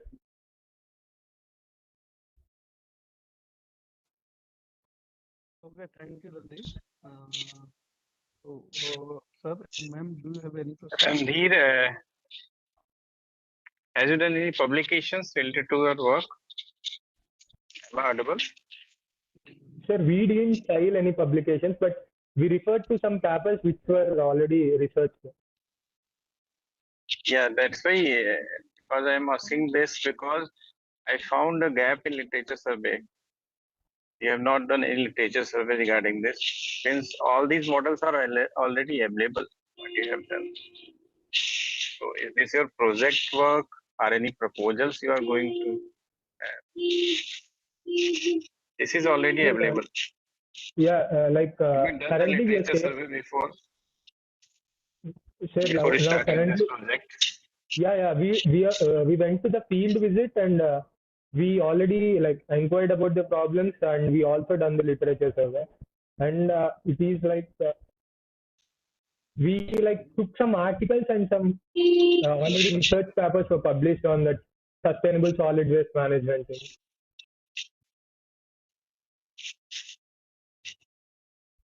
Okay, thank you. Randhir, your Okay. project was basically to segregate wet and dry waste, right? Yeah, but it's like a process which we developed because the place which we are staying is Mysore, and here all the process is like not automatic, and humans are being used to do the whole thing. Okay. So by using sensors, you will just detect the waste material and then you will just segregate them. Yeah. Like the actual. Can I explain it for 1 minute? The actual process. No, you already explained in your presentation. I just want to Yeah. know, you mentioned something about IoT there. What Yeah. was the role of IoT in your project? The thing is, we want to use some sensors and connect it to the cloud. So we can also collect the data, which was like the data to do a survey, like how much of percentage of wet waste and dry waste is being collected. Okay. What type of sensor did you use? We used the ultrasonic sensor and the soil moisture sensor, and the other parts are amplifier and Arduino. Okay, so both of these sensors are also connected to the internet as well. Like the first stage project which we developed was connected to the Arduino, the basic one. The future implementation which we want to do is to connect it to the internet and make it cloud and collect the data. Okay, so you mentioned na, that the data is being uploaded on the cloud.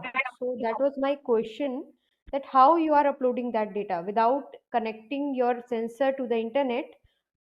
Yeah. The platform which we are using was ThinkSpeak, which we can connect it with Wi-Fi. Okay. Okay. So thank you, Randeep. So our next team is Saloni Kumari, Yes Nema, Ashish Pargal, Kumari Preeti Sinha. So Saloni, are you available? Saloni, can you hear? Okay, please share your slides and start your presentation. Yes, sir, we are sharing.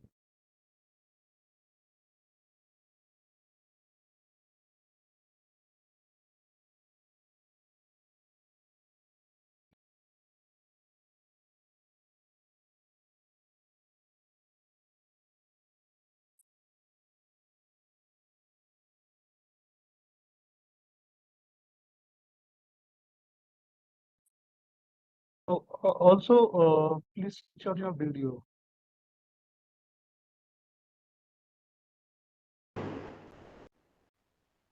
Whoever is presenting, please switch on their videos. So should I start? Yes, start please. Is it visible? Okay, Yeah. make it a full screen first. Make it a full screen.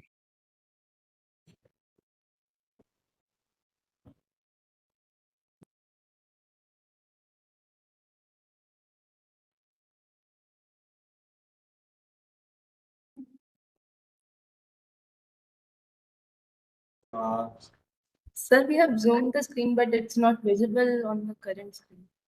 Okay, please start your presentation. Yes, good afternoon to everyone. We are from the National Institute of Engineering and we are going to present our project for jaundice detection. And our mentor is Remya Jayachandran ma'am. And our team members are I am Kumari Kriti Sinha, Saloni Kumari, Yash Nima, and Asha Parvin. So the our project is about jaundice detection in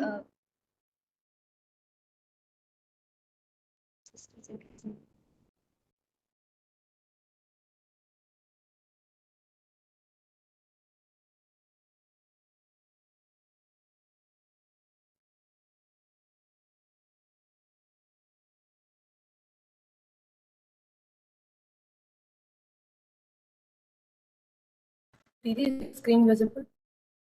No, actually, it's not there. Can you go to that introduction part? We're shifting the slides, but it's not visible on the screen. Now is it visible? Yeah, but again, the team members one. Next slide. Okay, I guess there is a lag. Yeah, it is there.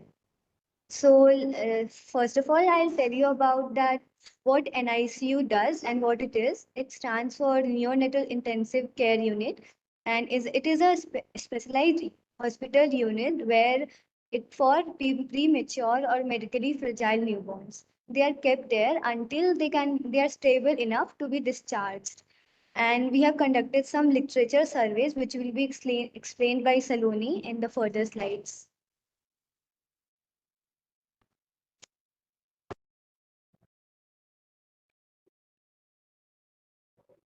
Is the slide visible?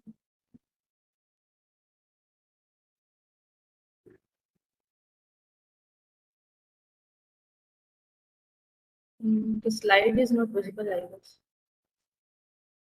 Okay.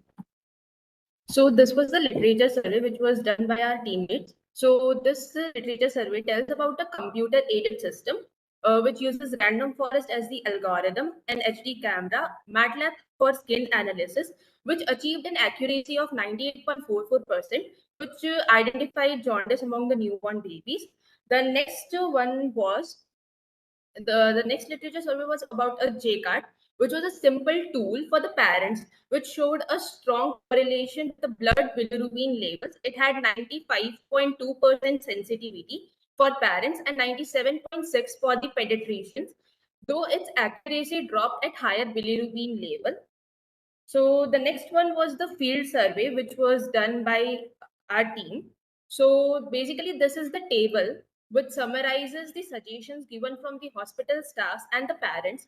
So it basically focuses on improvising the neonatal care through advanced jaundice detection, NICU sterilization, and better communication, and also reducing the cost of the treatment and addressing transportation challenges for critically ill patients.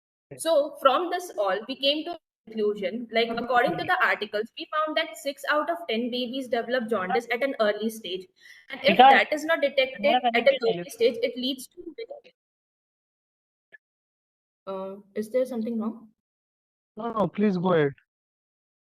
And if that is not Continue. detected at an early stage, it leads to many other serious disease like kernitis, which results in the death of the baby. So there is a need to address this issue. So we are trying to provide accessible and affordable jaundice facility in rural areas as well as in urban areas. Now my teammate will further explain the block diagram. Good morning to all. Good afternoon to all. My name is Yash Nima, and I will explain the block diagram actually. And actually, the block diagram runs like she told us, like we used random forest algorithm, and for like data, we have like data training using the image processing. Like we have used the image processing using Python and uh, extract the data from like various sources and like from research survey and field survey.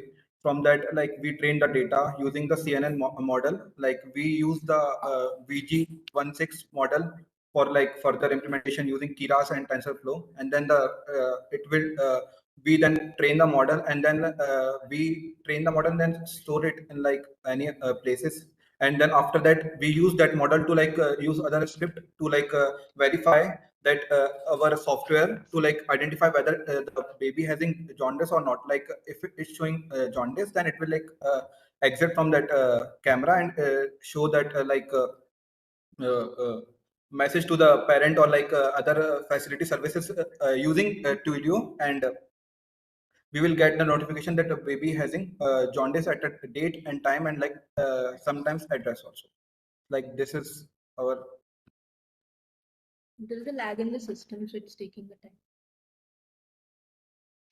This is like our model, prototype model, and we have like used Descartes for like various shades to optimize our code and like making accuracy further great. And this is the message we have like shown.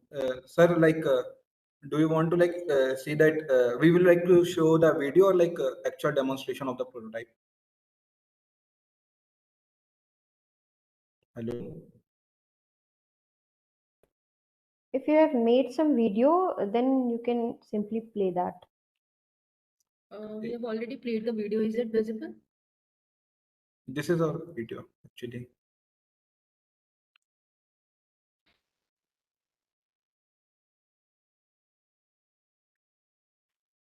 Play it Looks like again. it's lagging.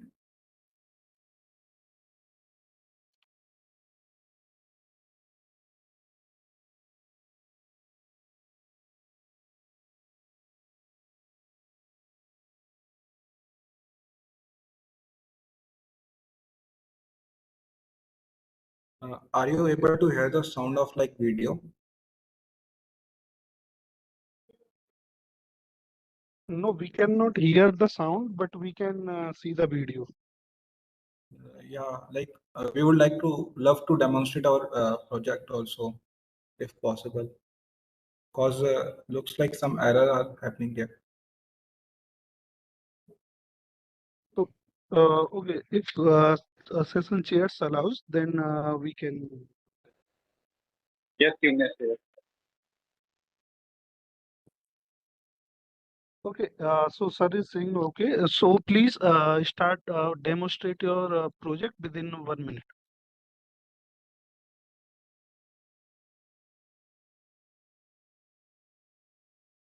Hello, Saloni.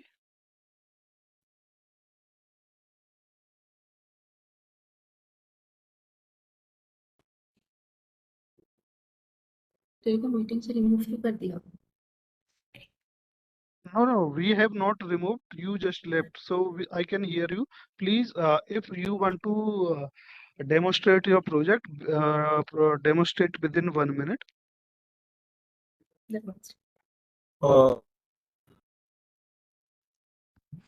So wait.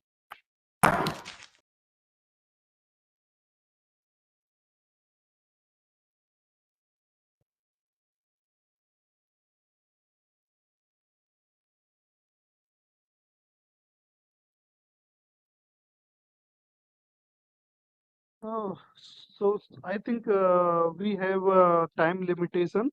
Uh, So please, if it is not possible to demonstrate, please, sir, sir and ma'am, I request you, please continue with your Q&A session. Sir. Saloni and group, you mentioned something about random forest machine learning algorithm. Yes, ma'am. Why only random forest?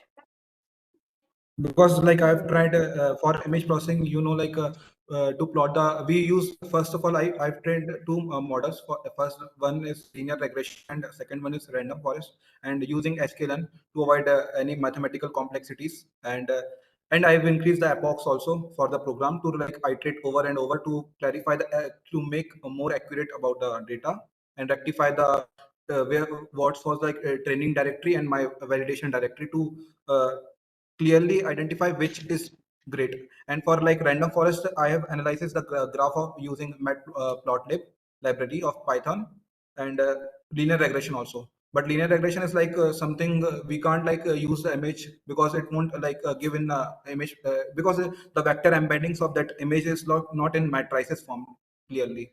So I've used the random forest to like analyze that, because the graph is showing to me like it give me like more edge in this algorithm. No, apart from random forest and linear regression you mentioned, is there Yeah, some more options of machine learning algorithm which can be used here? I've used CNN, convolution neural networks model. Okay. Methodology of CNN I've used using the model of like VGG16 to like a sequential model. It was like sequential model. Like two models are there to like identify which one is best. Like I've used that for like dance and upper things also So to which give one the was the more best? VGG16. Cause like because it requires a lot of time to train, and like there's one loophole like when we are training the model, it might crash in between, because we need hard like processor because Okay, okay, okay. we can't run. Where you have taken data sets from and We how have many like data sets? used how many like we com- more than like more than 3,000 approx I guess, and like around 1.2 GB something data sets to approach to get the accuracy of like 93 to 94%, in best scenario 94. Okay. For training and testing the data, what features you have selected? Sorry, I don't understand. Like, In the data sets, there are features. yeah, Whatever, there are features. So what features are there to train a model? like So yeah, that on the for trained model, we just test the our yeah, like we took the 80 to 20 ratio. Like for training, training purpose, we like use 80% of the data sets and 20% for testing purpose. So like to maintain no. I'm not the talking ratio. about the ratio, that how many part of the data set you use for training and how many part you use for testing. I'm using what features you have selected in the data set for training that model. The color of that. Color of the image. The color of the baby, the yellowish The color. yeah. As I have Okay. already told you about the J card, Only like single they have feature? like Only color? right now, yes. Right now only yes, but we are further implementing for like using the wavelength of the different colors to like like To detect the shades of yellow yeah, color accurately. Like on darker skin it will vary, and on yeah, white skin it will vary. very. So So like using trying the to wavelength, now we are like advancing our model using wavelength model. Like we will train our model according to that how what types of light are there, because the bilirubin level is like for like 0 to 4 is normal, then 4 to 15 I guess 14 there is something second level, and for 14 to 20 it's like some critical level, Okay, then okay, 20 usually okay, phototherapy. okay, So like okay. That's all from my side. okay. I understood. Okay. Okay. Hello, Sumit Yeah, sir. Hello, sir. Yes. Can I give a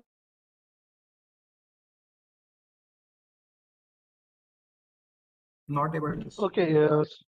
Thank you, Saloni and team. Our next participant is Pawan R. Please unshare your slides. Okay, Pawan thank R, you. are you present? Pawan? I think he is not present. Then our next team is Aditya Vai, Shankar Bhat, Ballam, Betu Milan.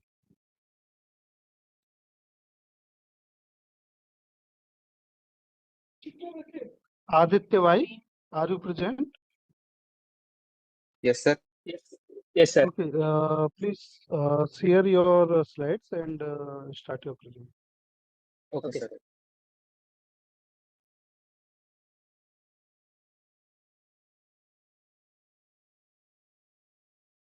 So, good morning, everyone. My name is Milan Bhatt. I am from ECE department from NI Mysore College. So, our project name is Plastic Segregation Using Computer Vision. So, as we know that over 300 million of tons of plastic produced annually, so it is a significant portion of plastic ends up polluting our oceans, harming wildlife and disrupting ecosystem. So we should take an effective initiative for recycling it and reduce the plastic waste in our environment. If not, it will there in the decades in our life in our world. So what we took our problem statement is the current challenges lies in the efficient segregation of plastics within waste management units, where workers were difficult in accurately identifying and sorting different plastic types due to limited visibility and lack of effective identification tool. So as you know that there are seven types of plastic. So it is based on the resin identification code. Mainly, it is divided into based on the polymers. Example: PET, HDP, LDP, PVC, and PP. So our main objectives of our model is to develop a system to identify and classify accurately differentiate the plastic type using in real time using a camera, means computer vision. So now my teammate Aditya will explain the methodology and other part of the model. So thank you. Thank you, Milan. Now I would like to explain the methodology that we followed to create this prototype. So our first step was data annotation. We used a popular website named RoboFlow for annotating the images. Since Milan explained that there are... Can you make it full screen? In slide presentation mode. Okay. Milan presentation.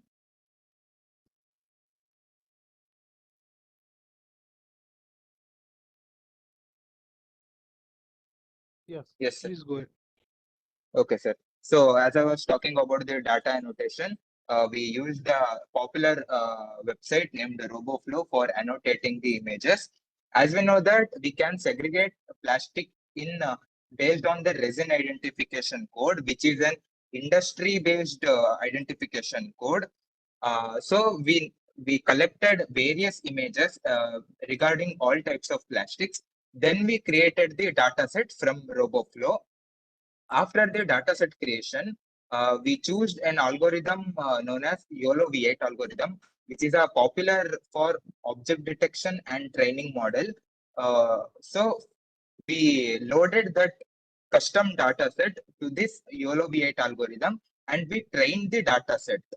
And then we used a library in Python named OpenCV for the video stream for real-time detection with the help of Python. Next.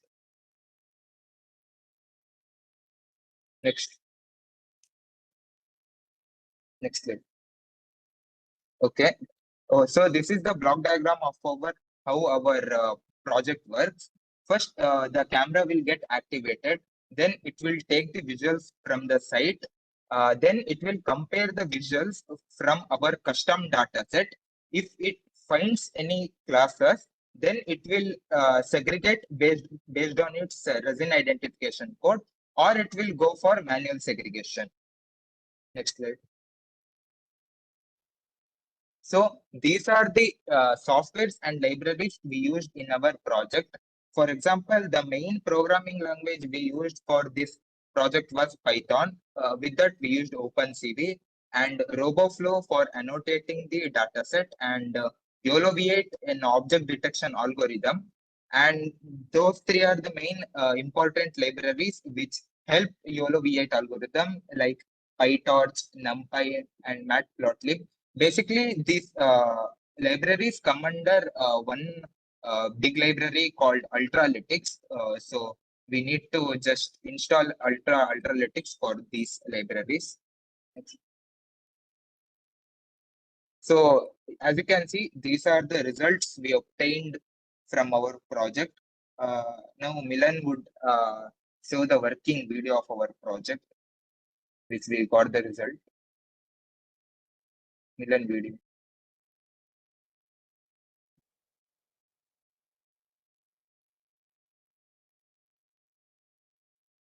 So as you can see in the images, one person holding. Okay, play the video.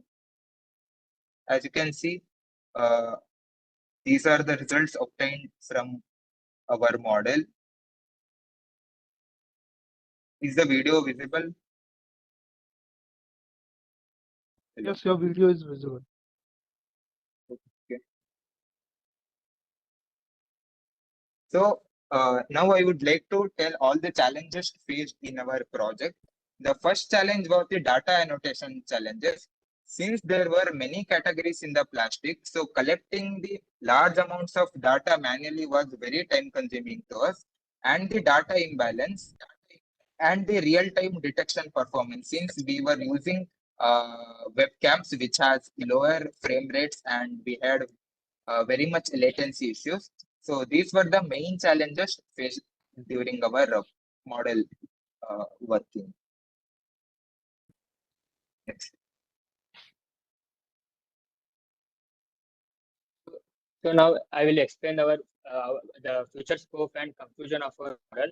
So the automated sorting and classification, like now we are detecting the single type of plastic. So in future it can be used for multi-material detection, like not only the plastic type, it can be used for dry and wet waste, and also the mainly waste. So in future it can be used for smart bins and waste tracking. Like in future it can be used for analyzing the which type of plastic is more used in the life. So from that we can create a separate unit for that, and for the recycling. So it can be done easily.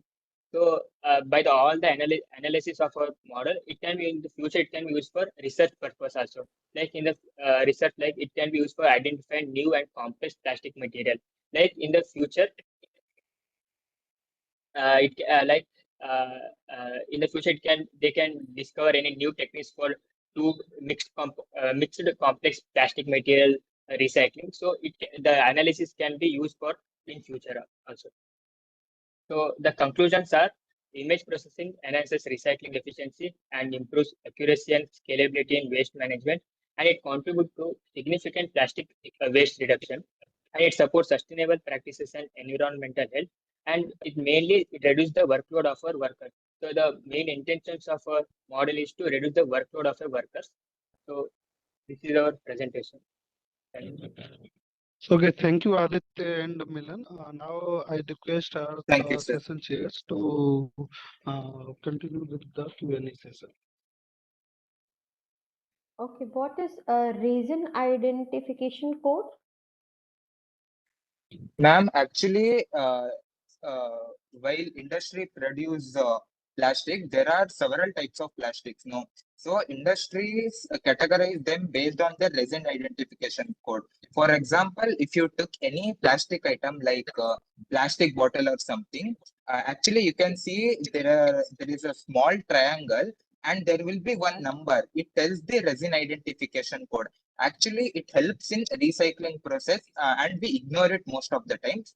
So we use that thing for our recycling process and the identification of plastic man.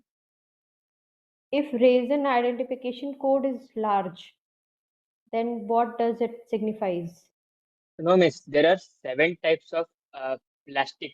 So for the each of the plastic, they have given assign a number. Like for the PET, they have given assign number 1 and the PPP6 like Okay, that. In the back cover of the plastic, we can see it.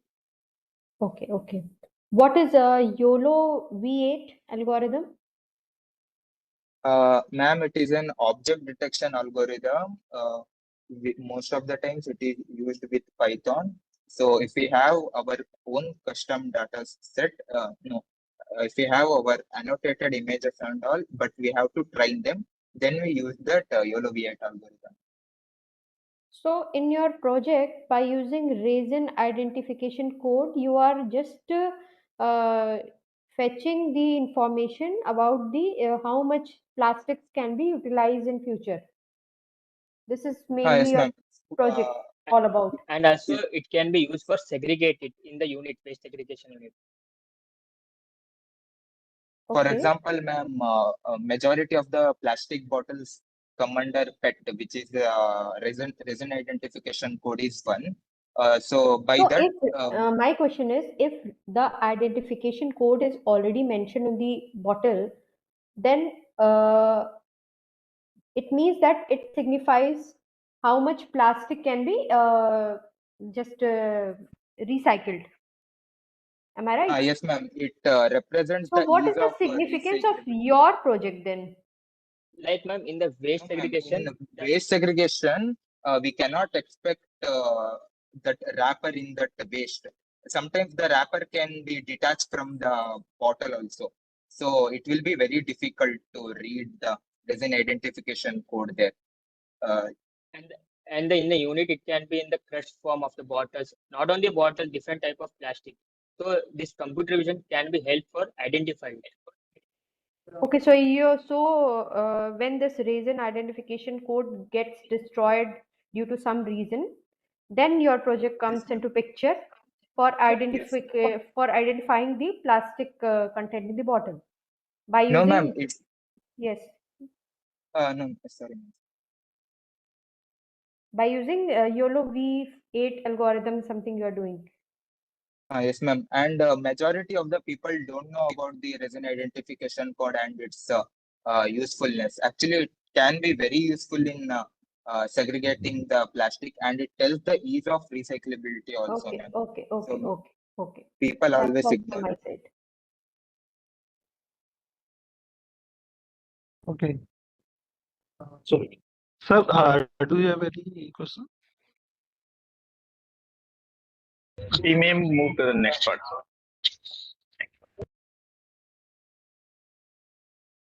Okay, so now this is our last presentation. So I thank you everyone for participating in this technology and model presentation event. Uh, I think this Pawan has joined. Pawan, are you available? I cannot see you online. Yes, sir, I'm online. Okay, so you didn't join on the time. Please share your Yes, sir. slides and start with the presentation. Uh, One second, sir. Sorry, sir, sir and ma'am. थोड़ा we will take 10 more minutes of your time.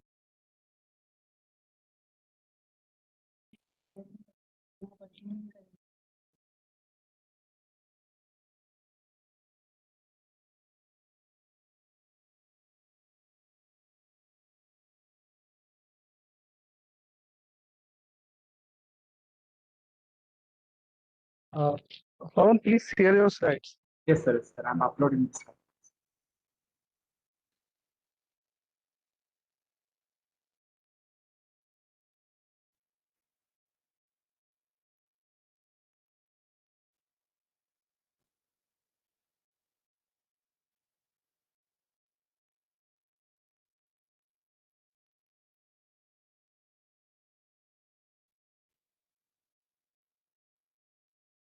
Good afternoon, everyone. Is my slide visible? Hello. Yes, Pawan, it's visible. Please continue. I'm sorry for my delay.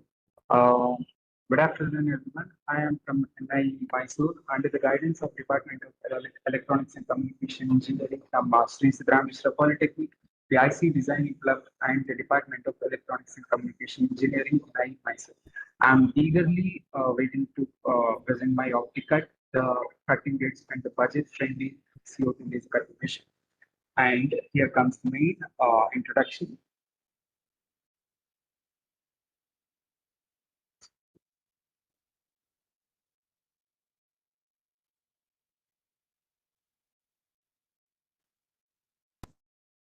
We are unable to see your introductory slide.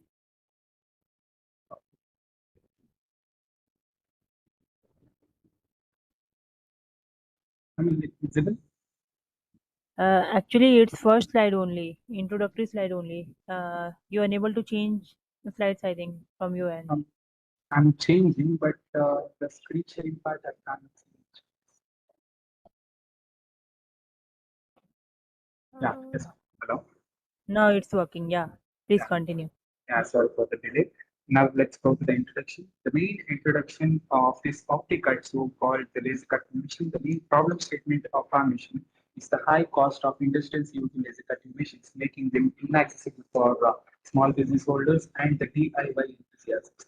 And traditional laser cutting machines are very costly, the price tag of around 6 to 7 lakhs, and which makes them inaccessible for small business holders.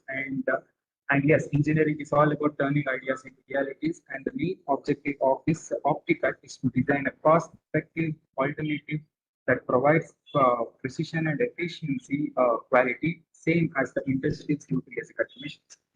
And now we'll go with the market need. And yes, this can't just be used for the research purposes. We can also fit with the market needs. And the traditional laser cutting machines are expensive, as I mentioned in the first slide, and the demand for affordable solutions, like for the DIY enthusiasms, who like to build their own products, and also there are many entrepreneurs who are just who are creating their limits so that if they can't exceed their limits, making their own products and everything. And this, I hope, this model also fits addressing gaps of the traditional trend of CO2 cutting machines. Now, I'll show you the glimpse of how the actual model looks. And here is how the model looks like. And the more information about this model, I'll explain it in the further slides. And this is how the model, actually how the OptiCut looks. And before another thing, now we'll go into the technical aspect, and the wheel of technical aspect when it comes.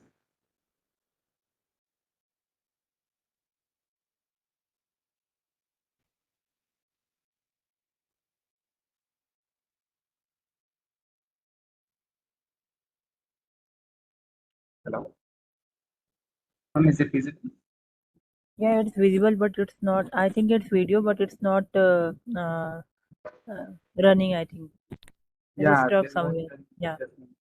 Actually, Pawan, we have less amount of time, so please wind up your presentation within 1 minute so that we can do question answer session, and then we go for next session. That is thesis presentation. Yes, I'll go fast. And these are the main technical aspects: the control system, software, optical system, and the main thing, the heart of the machine, the CO2 And here comes the first aspect, the CO2 tube. As I mentioned, this is the heart of the OptiCut. This emits the huge amount of infrared rays, and which is being reflected to the reflected mirrors and to the main nozzle, which is where the object can be engraved, where the object can be cutted, and we can also design some beautiful photos using the laser cutting. And the results are in the further slides. And coming to the next technical aspect, control system.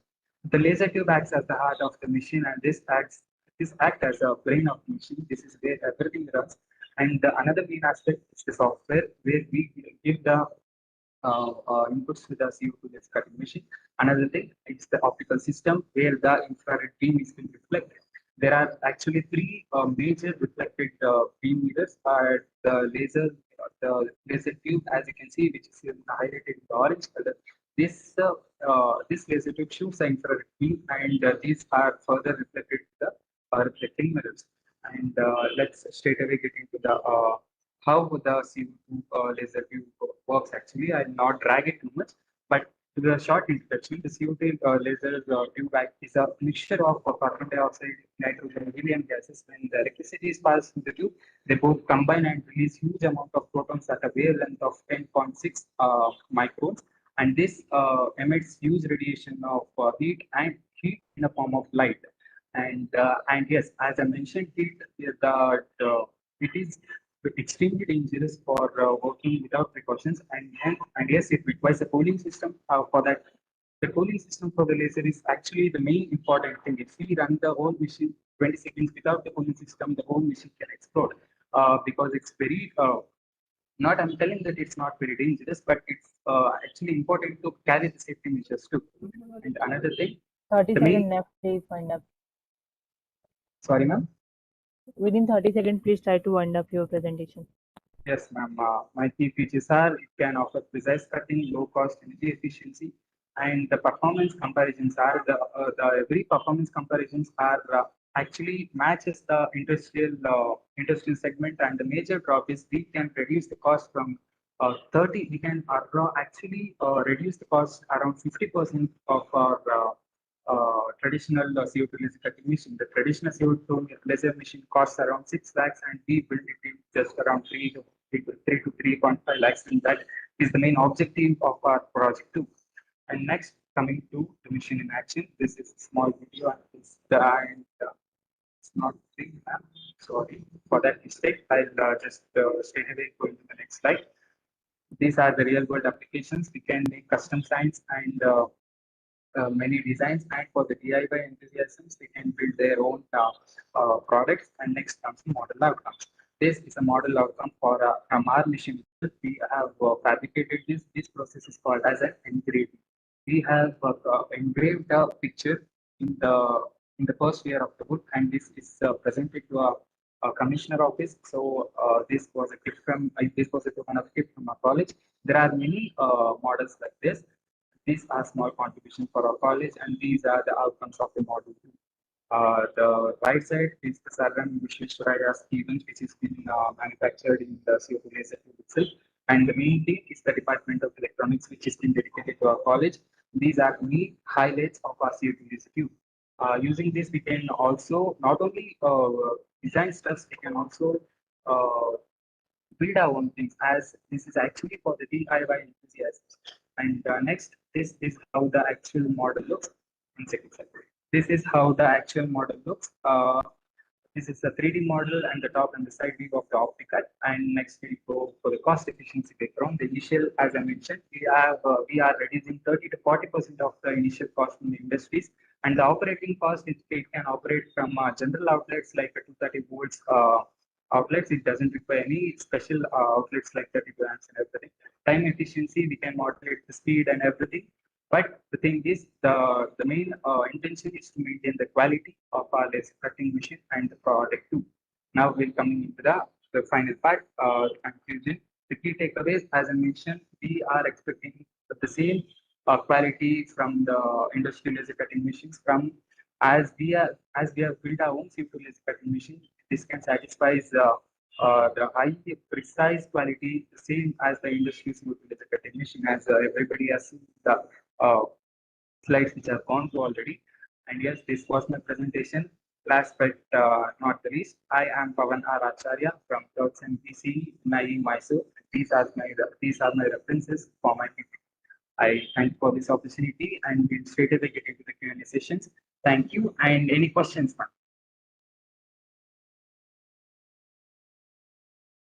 No? Thank you, Pawan. Now, for question and answer session, I request our session chairs, Ankita ma'am and Nilesh sir, please take question and answer session for this presentation.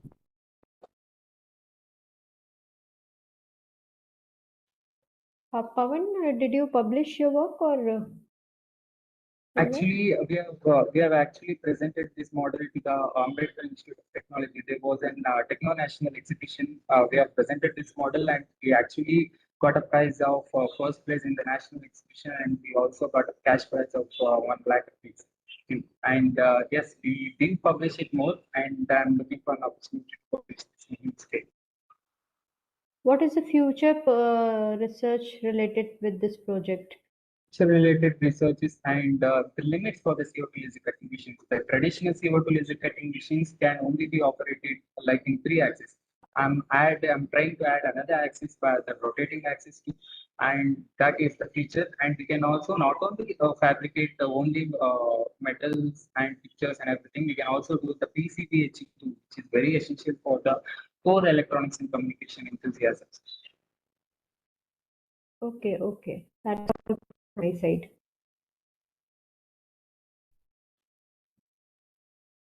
Any other questions?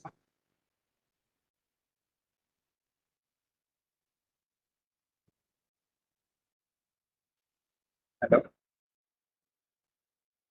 Okay, thank you, Pawan. Now you can answer your screen.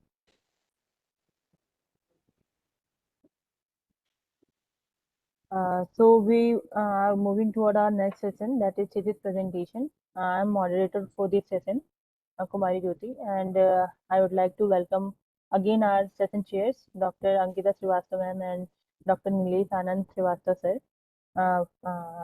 Without wasting my time, I would like to invite my first participant, that is Prasanjeet Sarkar.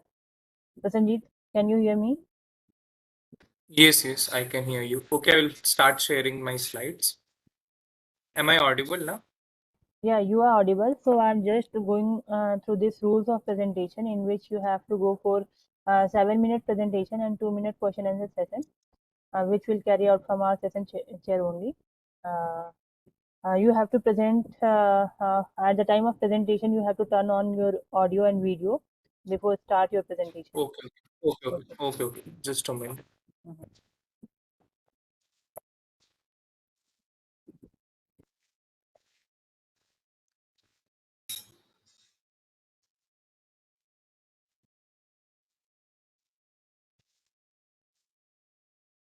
Is my slide visible to you?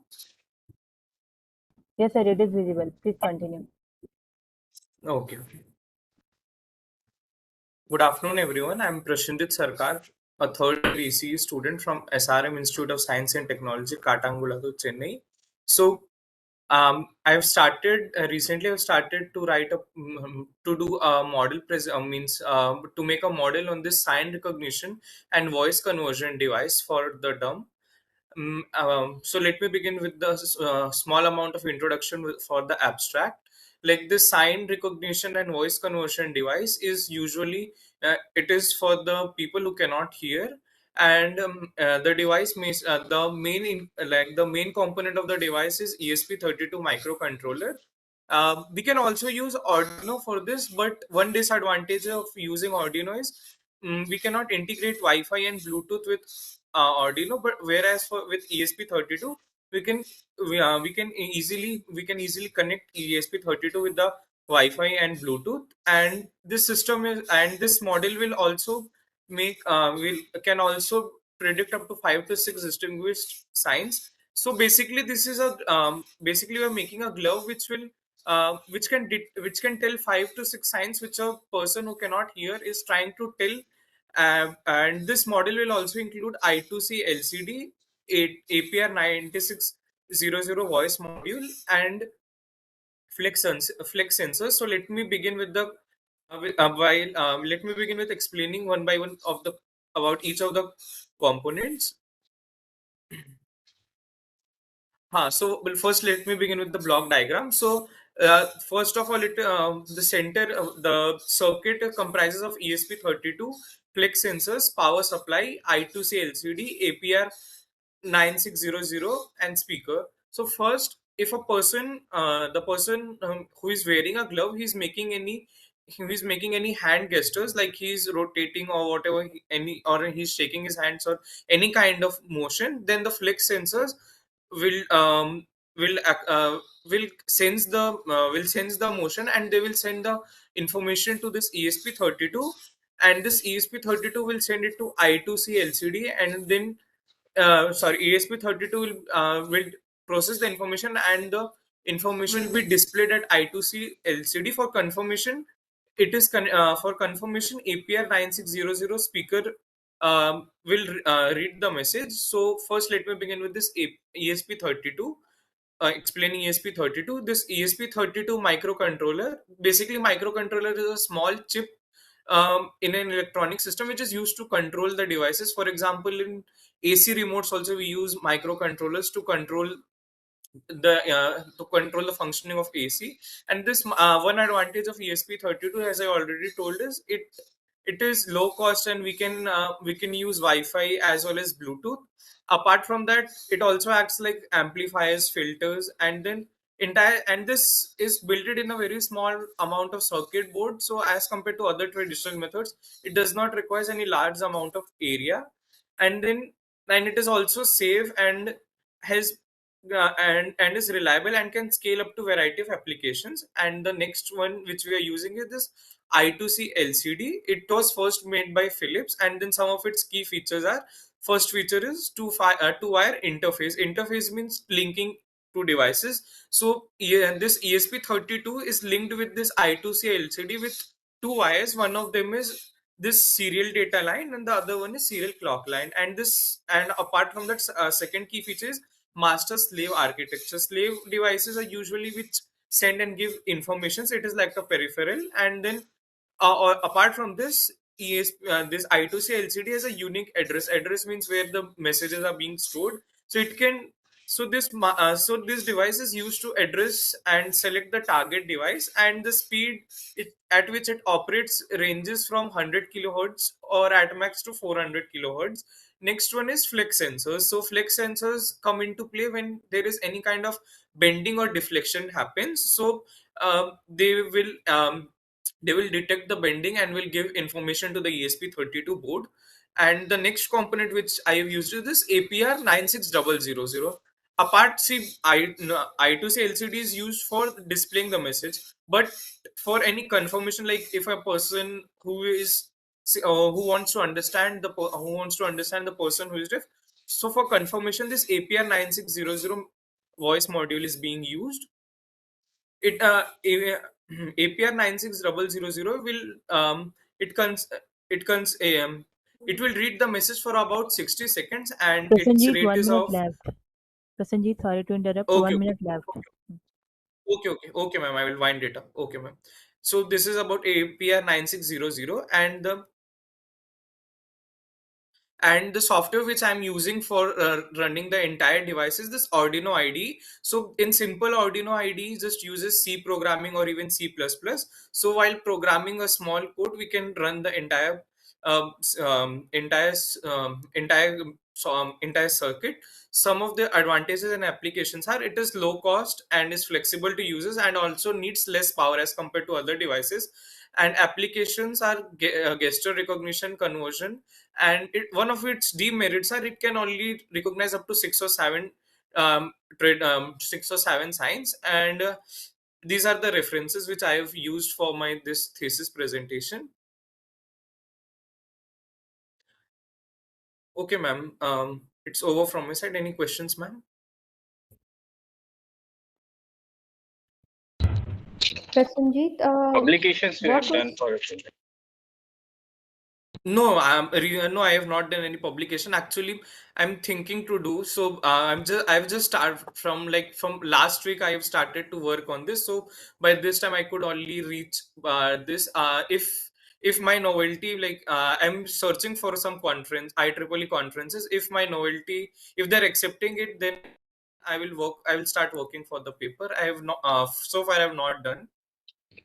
You have been registered for thesis presentation. So is this your thesis work?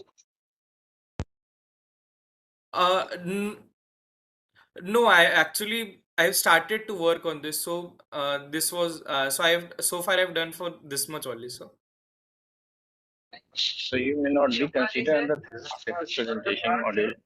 Okay, fine. okay, sir. Okay, sir. Okay, sir.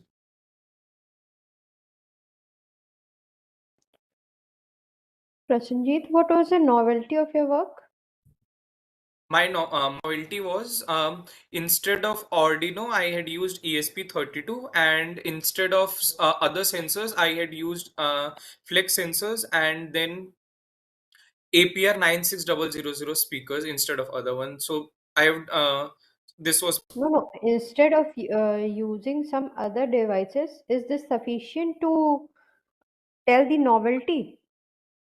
You no, that must is I'm have done telling. some performance comparison Uh, so that that. Yes, ma'am. Yes, ma'am. I totally agree. So last week onwards, I've started to work on this. If this system works, then for sure I will start working on the performance measuring. Okay. Okay, ma'am. That's all from my side. Prasenjit, now we would like to invite Dr. Satish Verma. Satish, can you hear me? Hello, am I audible? Yeah. Please share your screen. Let's start your Yeah, presentation. yeah, I'm trying to share my screen. If my screen is visible? Till now not. Just yeah.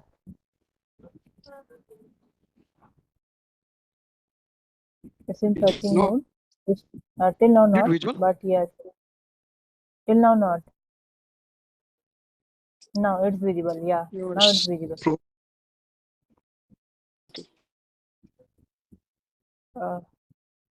Go to your slide. I think you hide that one. Is it now? Yes, your screen is visible, but slides is not visible. Yeah.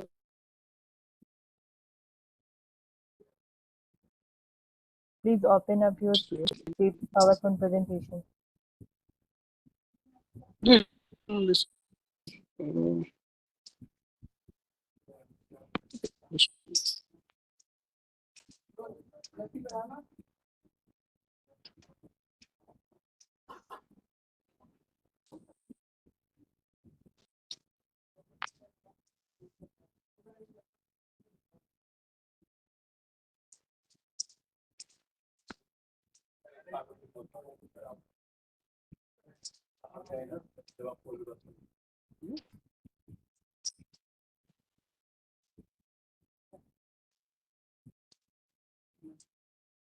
So I have opened my screen.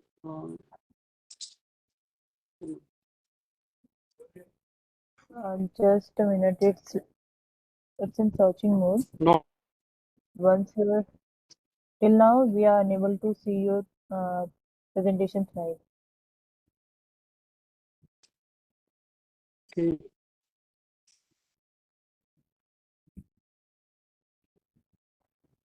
Still it's searching. Yeah.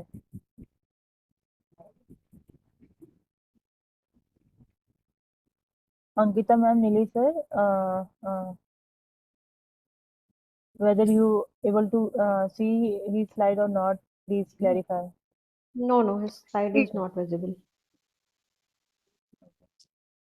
So showing screen share is If progress. some problem is there, you can share your presentation with us on given email ID so that we can present from our end, and you can go with that if you're facing some problem.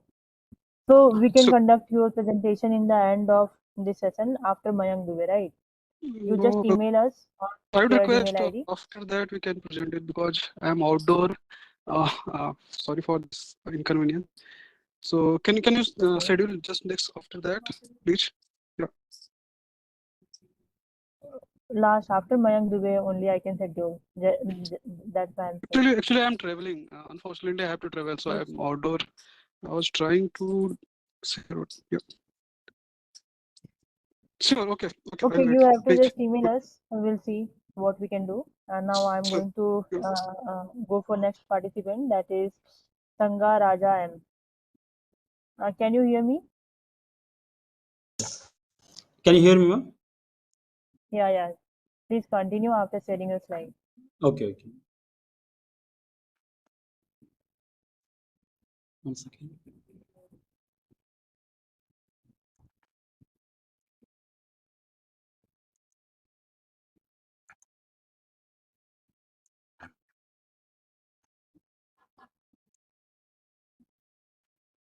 Is it visible, ma'am? Yeah, it's visible. Go to your first slide. I think you are in between Okay. somewhere. Yeah. Make it full screen. Okay. Yeah. Good afternoon to all. First, I'd like to thank SRS'24 organizers for providing me opportunity to present my thesis. My thesis title is Measurement of Physiochemical Properties in Soil Using Remote Laser-Induced Breakdown Spectroscopy Technique. I'm M. Thagaraja. My guide, Dr. V. Sadish Kumar. We are from Department of Electronics Engineering, MIT campus, Anna University, Chennai. This is the overview of my presentation. My research is basically on developing a efficient soil nutrient analyzer. It is important for sustainable agricultural growth. The soil analysis vertices are soil nutrient analysis, soil pH analysis, soil moisture analysis, soil texture analysis. With respect to the soil nutrient analysis, it is classified into macro and micronutrients. Nitrogen, phosphorus, potassium, calcium, magnesium, sulfur are macronutrients. Zinc, copper, boron, manganese, and molybdenum are micronutrients. So these are the different techniques used for analyzing the soil nutrient conventionally, and it having a lot of limitations, such as it require hazardous chemicals. They are time consuming, need trained employees. They need to we need sample preparation, and most of them don't have remote analyzing capability. So the Food and Agriculture Organization recommend us to go for dry spectroscopy based soil nutrient analysis. And in recent years, the laser induced breakdown spectroscopy is emerging as a prominent tool for elemental analysis. So we set our objective to determine the macro and micronutrients using remote laser induced breakdown spectroscopy technique, and to increase its Sorry to efficiency. interrupt, but your slide is not moving. Okay, Now one it's second. visible. Yeah. Now you are Okay, going to can the I? first slide. Yeah. Okay, Now it's fine. visible. Make it full screen, as I said earlier. Actually, if it is full screen, it's not. Is it moving? Right now, it's I can see your slide number 4, but it's not in full screen mode. Make it Yeah, full screen if possible. it's in full screen, I think. One second. Press Is it F5. visible to you? It's not in full screen mode. What I'm saying. Okay, one second. Please press F5 of your keyboard Okay. to make it full screen. Yeah. Is it visible now? Is it moving now? Is it moving? The slide is Please moving? continue. Yeah. Fine, you can Please press. continue. Okay, fine. Okay. Okay, fine. So I collected soil samples around Tamil Nadu. I collected 50 soil samples, and conventional soil test I conducted in National Agro Foundation, a NABL accredited laboratory. So this is the experimental setup. Here I used NDOG laser of 6 nanosecond pulse width, and the fundamental frequency wavelength of 1064 nanometer. I focused the laser using a focusing lens onto the soil sample. Because of the high temperature, the plasma will get created. The plasma contains excited state electrons. When the excited electrons come back to the ground state, it will emit some radiation. I'm going to collect those radiations using another planoconvex lens, and I'm going to analyze it using the spectrometer. For standoff distance analysis, I varied the distance from 0.6 meter to 2 meter. So this is a sample lip spectrum. The x-axis is wavelength and y-axis is intensity. The wavelength is going to tell what type of element present in the soil. The intensity is going to represent the concentration. For example, here the wavelength we applied is 760 nanometer, so the potassium is present in soil, and the intensity is representing the concentration. But the laser, there is a lot of fluctuations in lips intensity due to the different factors such as laser energy fluctuation, change in collection distance, spectrometer sensitivity, and the chemical and physical matrix of sample.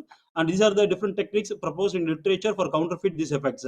In this research, I am proposing that in addition to these factors, I am proposing that the soil reflection will also creating a laser uncertainty. So this is how it is happening. I'm focusing the laser. The plasma is created in the air. So the emission will be in all the 360 degrees, and I am proposing that some of the emission will travel towards the soil and it will get reflected. So the final collected lip spectrum consists of two components. One is the direct emission, and another component is the reflected data. Since the reflected data will get vary with respect to the soil and wavelength, it producing uncertainty in the lip spectrum. So in order to reduce the soil reflection component, I'm using a slit-based arrangement. Here I'm covering the soil with a metal velvet black foil, and I'm creating a slit opening of width 1 mm. So I'm running the laser through the slit. So whatever the rays which is traveling towards the soil get absorbed by the slit, and there is no reflection component. So the low variant lip spectrum will get obtained. This low variant lip spectrum will increase the prediction accuracy of machine learning algorithm. So this is what I analyzed the proposal. So I conducted the list experiment for with the slit and without slit. I normalized the spectrum with the molybdenum line. I created a data set. I'm giving the data set to 5 different machine learning algorithms: MLR, SVR, PLSR, LASSO, and GPR, and I estimated the soil nutrients. These are the evaluation metrics: Pearson correlation coefficient, coefficient determination, and RMSE value. So this is a typical lip spectrum obtained for soil. it clearly shows that I'm getting the most of the macro and micro peaks of most of the macro and micronutrients. The red line shows the graph for without slit arrangement, and black line shows the graph for with the slit arrangement. The graph clearly shows that there is a The reduction in slide is not intensity. moving actually. Okay, sir, can I present in a normal mode, sir, so that is it visible Yeah, now? yeah. Okay, Now fine. visible. Okay. The red graph shows the emission peak without slit, and a black line with slit. So the reduction in intensity is due to the reduction of reflected rays. So this is the Pearson correlation coefficient obtained between the emission peaks and the corresponding concentration. This is for without slit arrangement. Magnesium, except for magnesium, calcium, magnesium, and iron, all other elements having a poorly correlated with respect to the corresponding peaks. But this is the table for with slit arrangement. The green color along the diagonal clearly shows that the corresponding elemental peak and the concentration are highly correlated after placement of the slit.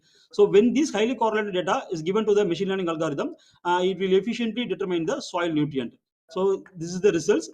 So these are the results of five machine learning algorithms. The values obtained for with slit are higher than the without slit.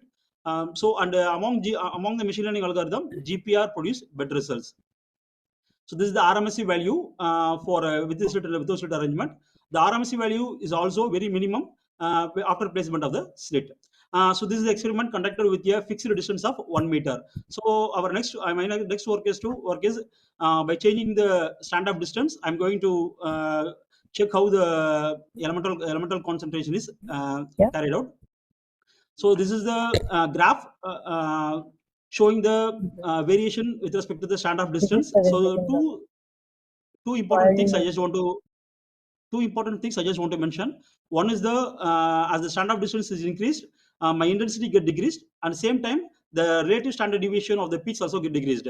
As far as the machine learning algorithms concerned, when the relative standard deviation is very minimum, it will give better results because there will be little outliers only. But at same time, when the standard distance is increased, my intensity is also getting decreased. So at some point, I have to optimize the standard distance so that my RSD is also minimum, and I am getting a sufficient lips intensity for. Sorry to Okay, interrupt. Please try to wind up. Okay, ma'am. So in this, I optimized the distance to 1.5 meter. So this is the conclusion. I propose that there is a reflection in lips technique. It will give uncertainty. I propose slit arrangement. It will give better results. And as far the standard distance is concerned, I'm optimistic the distance to 1.5 meter. Thank you. Any questions, ma'am? Have you compared your results with any recent literature or any Yes, sir. Actually, okay. So this is the comparison results? Can you show some comparison results? Yeah. This is the. Can you? Is it visible, sir? Slide is visible. Yeah. This is the actually results. Correlation results produced by Pere John et al. He produced the highly correlated lips intensity using a double pulse lips. It is a complex setup, laser ablated laser lips.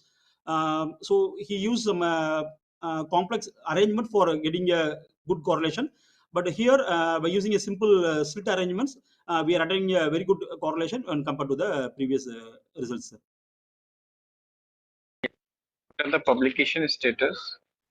When publication? So actually, it is in physics. Actually, it is. We are also plan to go for patent, and it is in the processor. Actually, I worked on some other pH and texture also. It got published in Optic K journal. Okay, thank you. Okay. What was the conclusion of your work?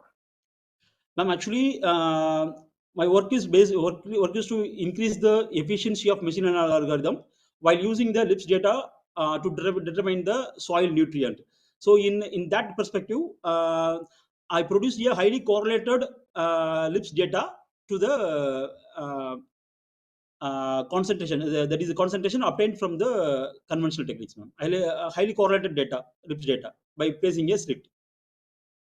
Okay. What tool did you use for this work? Ma'am, actually, I used Python codes for executing the machine learning algorithm. Okay. Okay. Okay. Thank you. Thank you. Welcome. Can I stop sharing, ma'am? Yes, thank you, Raja. And Thank you. now I'd like to request Samarkand Kaur. Can you hear me? Samarkand, can you hear me?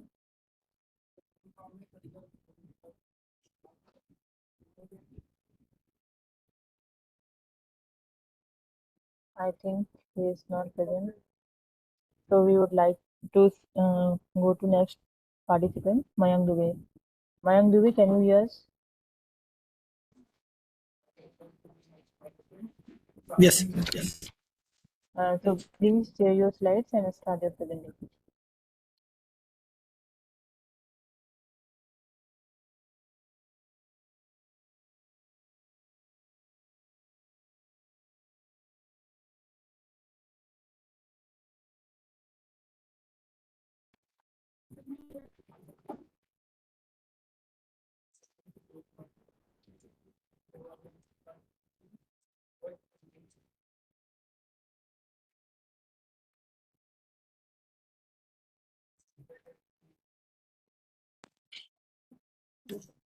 I hope my slides are visible. Yes, it's visible. Please continue.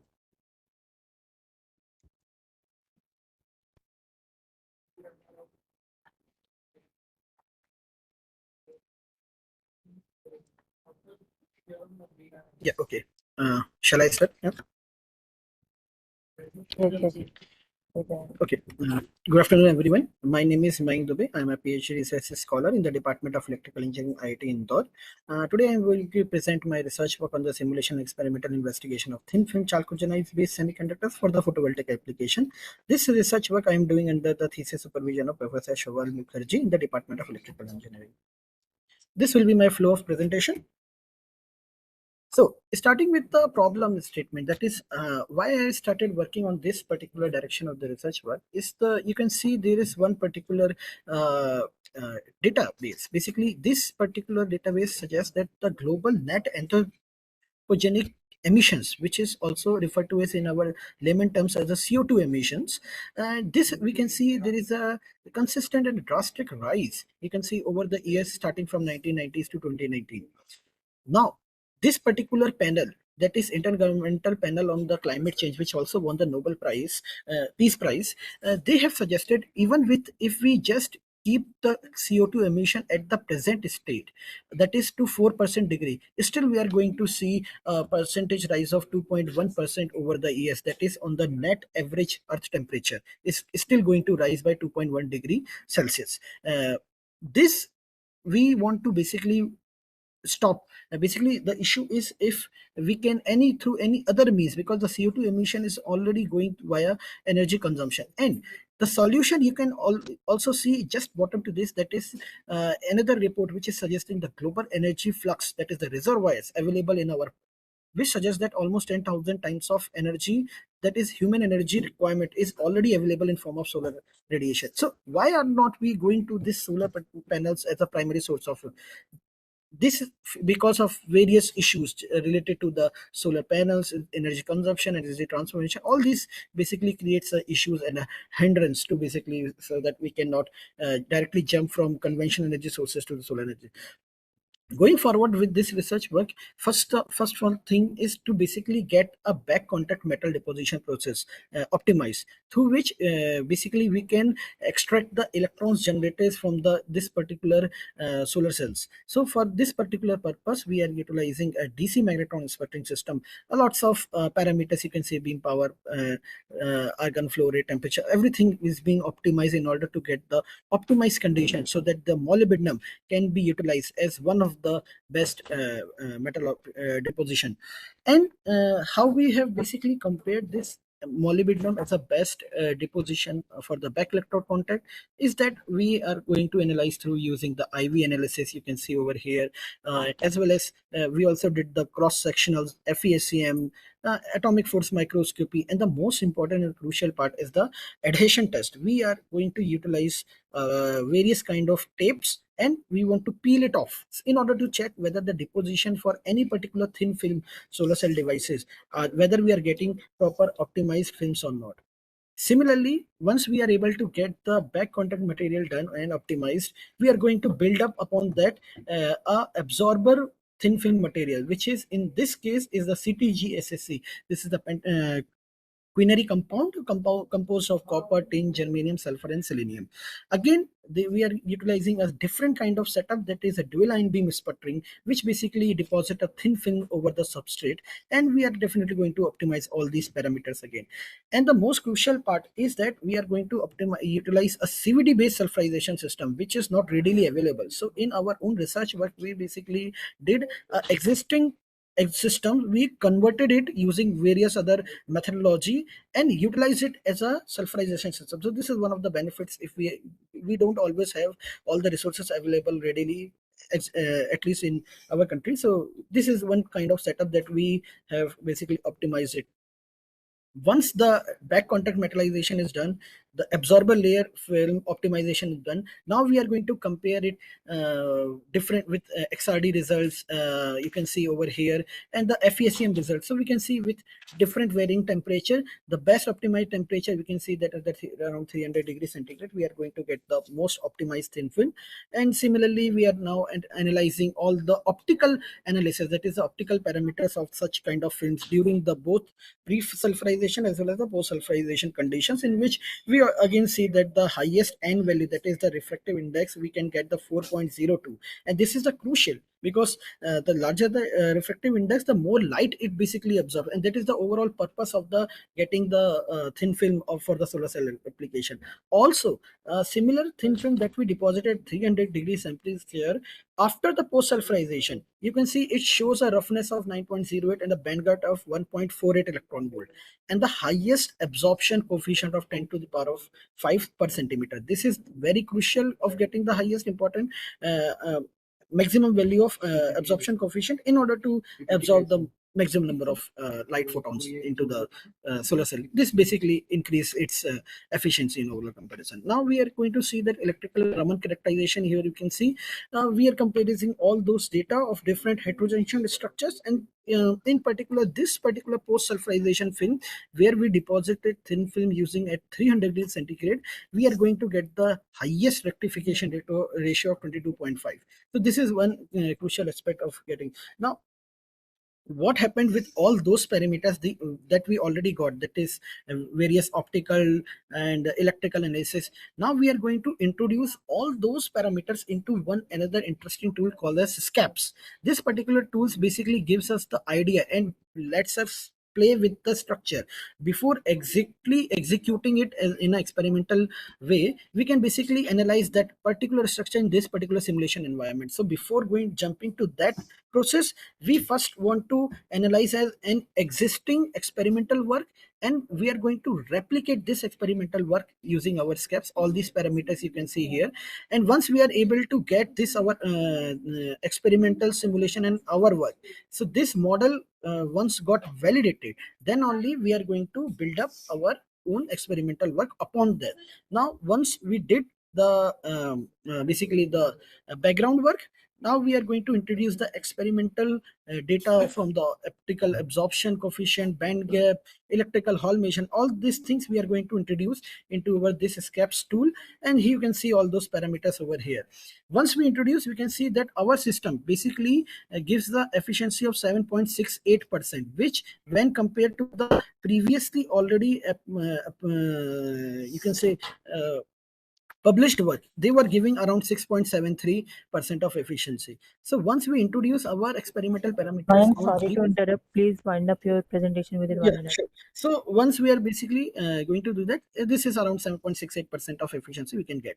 Similarly, the absorber layer thickness that we can get is around 1.42 micrometer. So the benefit is that we can already know that what band gap, what basically tuning of band gap, that is germanium and tin ratio, we can maintain around maybe 1.32 of electron volt. If we can get and tune our element in that particular aspect, we can get even the maximize the basically the overall efficiency. Here you can see there is a different study of various cadmium sulfide, zinc selenide, tin sulfide. All these things we have analyzed and tuned their band gap and everything, and finally we realized that for the tin sulfide we can get the maximum efficiency out of the system, that is 10.06% using this existing CTGSC. I'm already saying we are not comparing this material with the silicon based, because silicon is already optimized and already readily available, but the cost incurred for getting the silicon is entirely different story, and we are getting into the very cheap and environment friendly materials. Here this is the summary that we are going to get the SNS2 and replacing the cadmium sulfide, because again I'm saying the silicon based solar cells, they utilize this toxic chemicals such as cadmium sulfide and different. So we are replacing all these things with the tin sulfide. So that is the overall objective. In future plan, we are basically going to see linked it with you can say different top, middle, bottom cell of solar cells, and again you can see there is a heat sink. You can basically imagine we can attach it to the overall structure. So this is the acknowledgement. I would like to thank Professor Shabal Mukherjee, basically my thesis supervisor, for providing the help and support, and my committee members and all the funding agencies, that the DST, TIH Innovation Hub and Ministry of Education.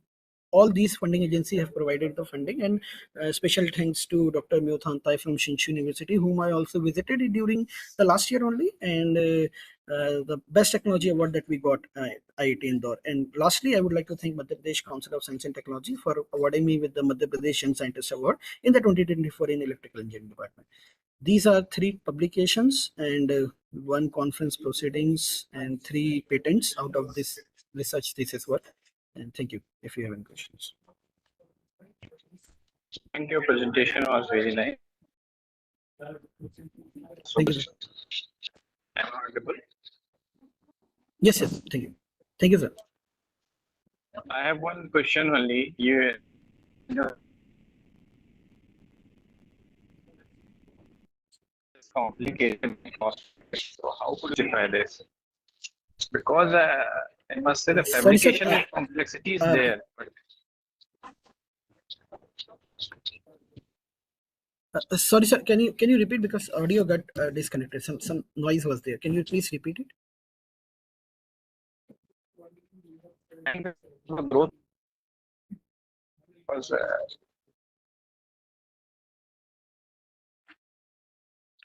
cost Sir, your effective. audio Dr. Jyoti, can you?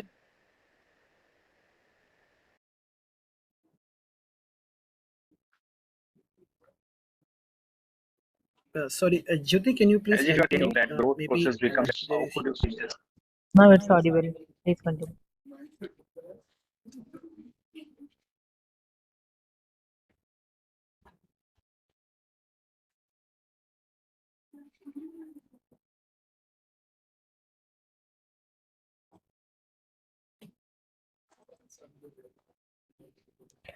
Mayank, what was the challenges of your work?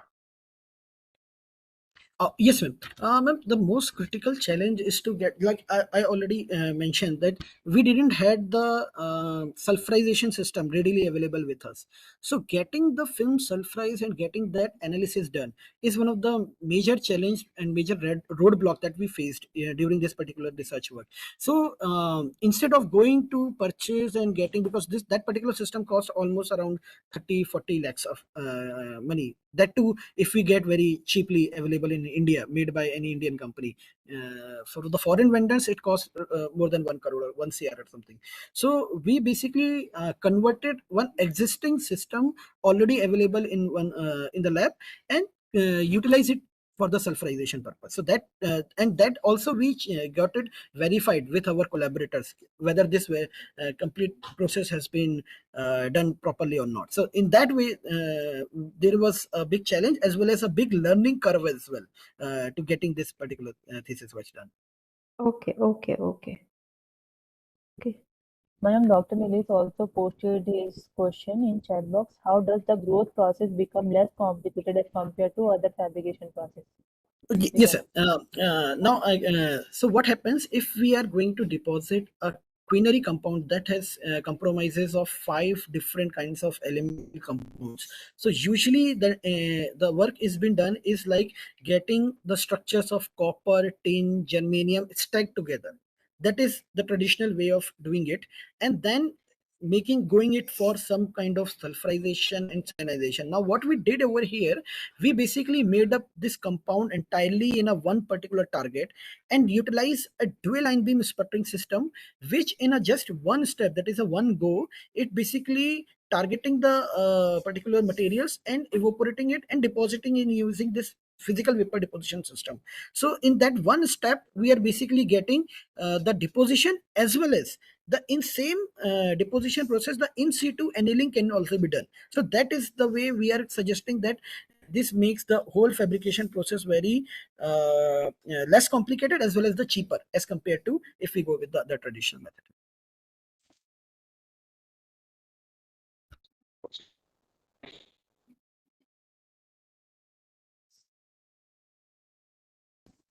Sir, still your voice is not clear to us. Jyoti, we can go for the next participant. Okay. Okay.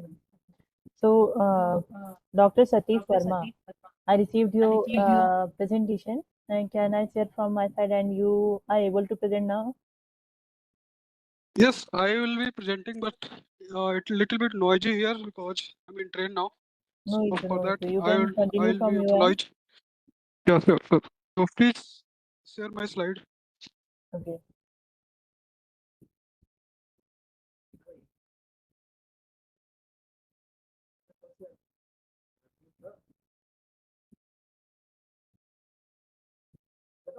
Wifi चली गई क्या? मेरे में नहीं आ रहा.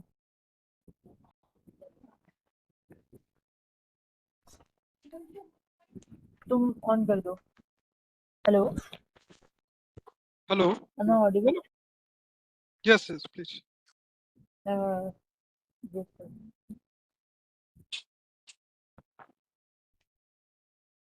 Couldn't please hear your that slide from your end.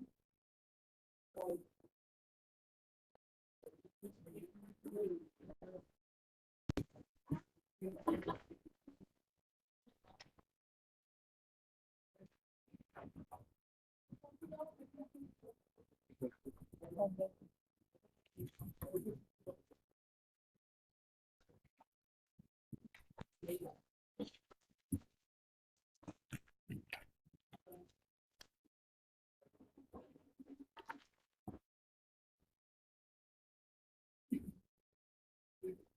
इसमें नहीं है क्या? मैं आपसे देखा ना.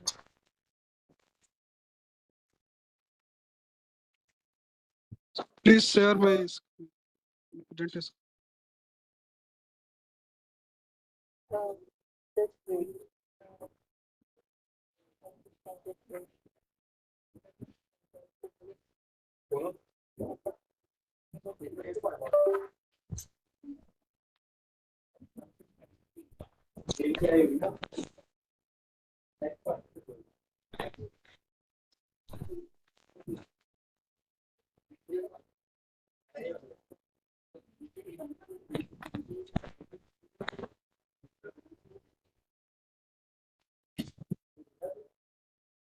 wait.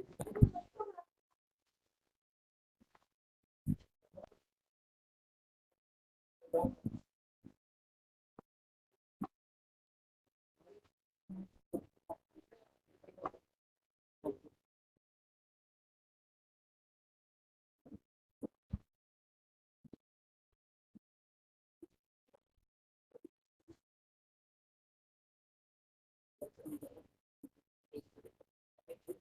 wait. Satish, visible to you. Satish, can you hear me? Yes, yes. Hello. I'm hearing. Yeah. Please continue. Yeah. Yeah. Hello, everyone. Good afternoon. Sorry for the inconvenience. So I'll be presenting my thesis on internal dielectric transduced microelectromechanical actuators and resonators. So microelectromechanicals is also abbreviated MEMS. So can you go for next slide, please? Yeah, that's motivation slide. Yes. So I'm not. No, it's visible. So as everybody has seen when they are playing like games in your mobile phone. So just you are changing your orientation of the mobile phone, you can change or control the any racing game or any parameters. So these things are done by the MEMS devices like gyroscope and accelerometers. So all these MEMS devices, as I have shown in my slide here, like we have the micro mirrors, or pressure sensors, even resonators, actuators. So the basic and fundamental things in all these devices are some tiny mechanical devices where you are controlling by applying a voltage or current in that. So my thesis was to design actuators and resonator for next generation as the technology is evolving. So we need to make the compatible in CMOS technology so that we have low power. We can drive the devices at low power because right now nowadays all the MEMS devices are a single chip, separate single chip, and they are very bulky and have a large power consumption. Next slide, please.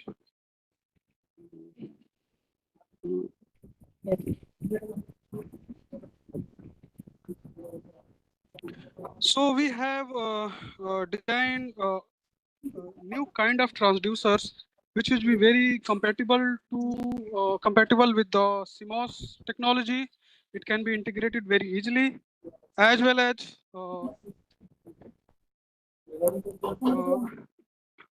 am I audible?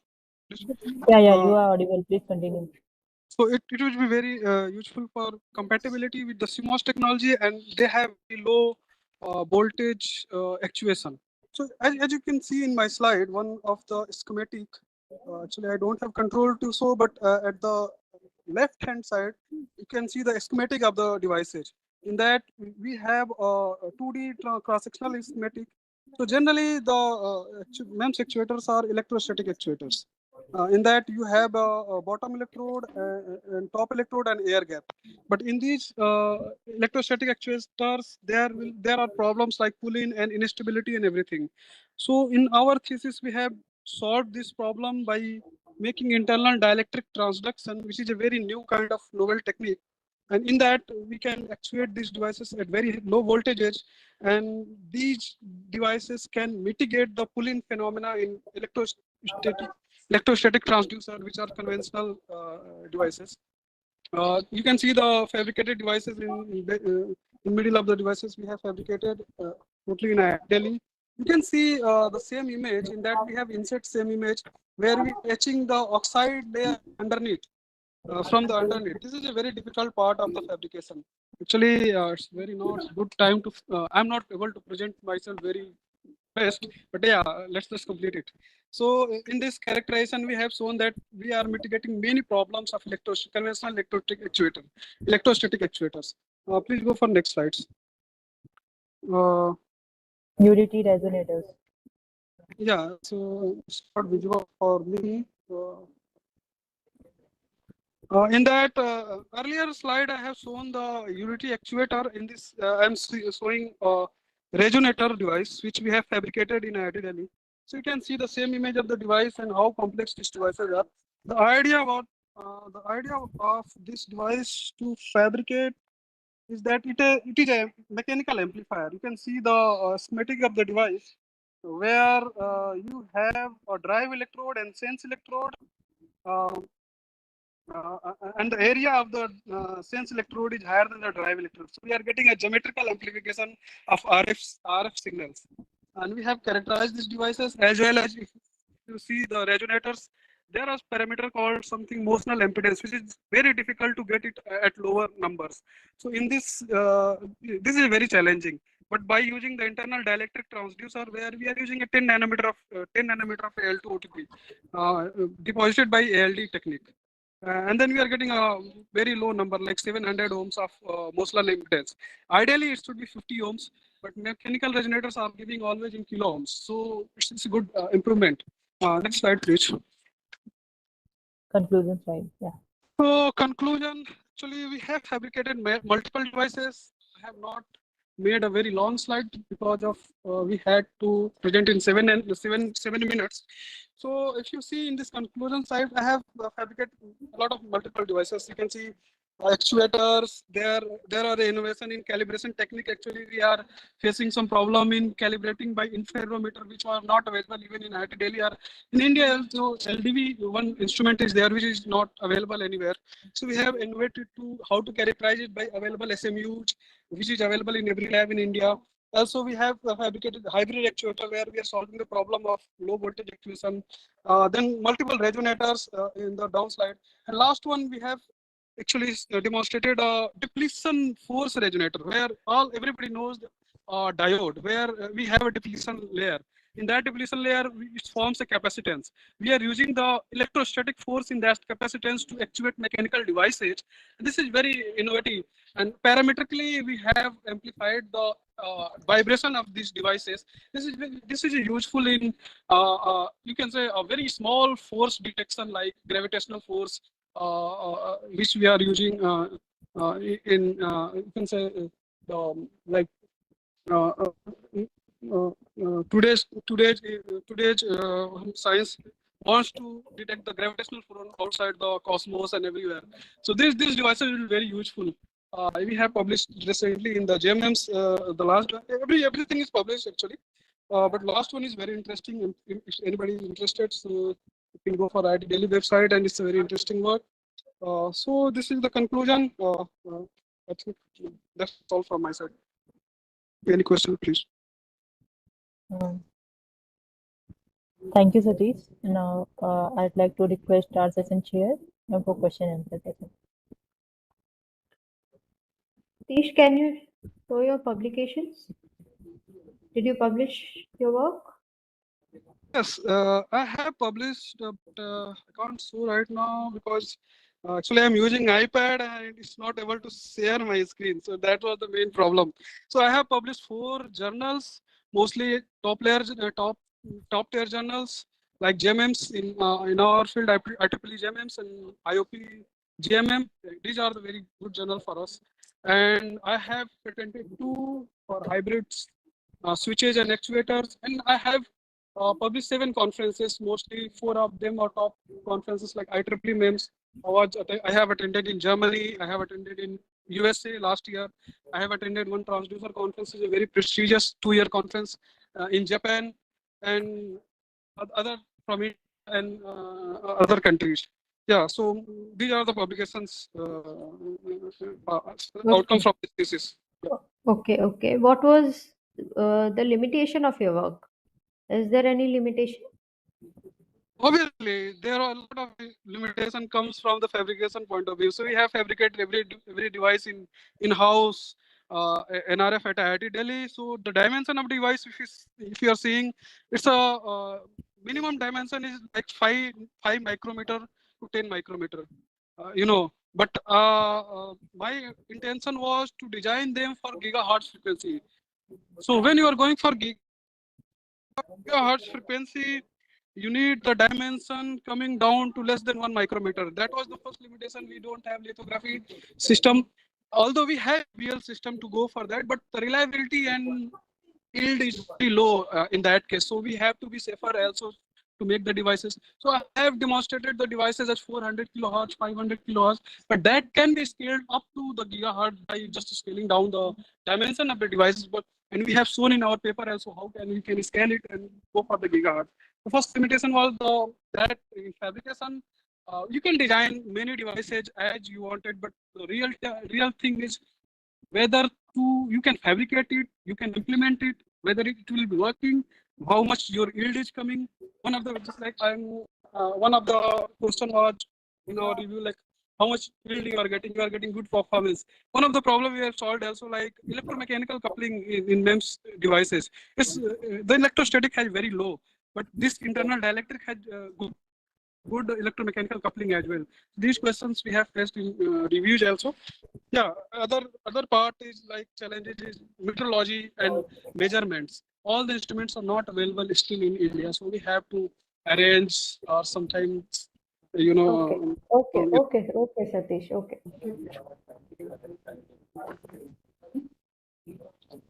Okay, so I think we have one more presentee left, Samarkand Kaur. Samarkand, can you hear me?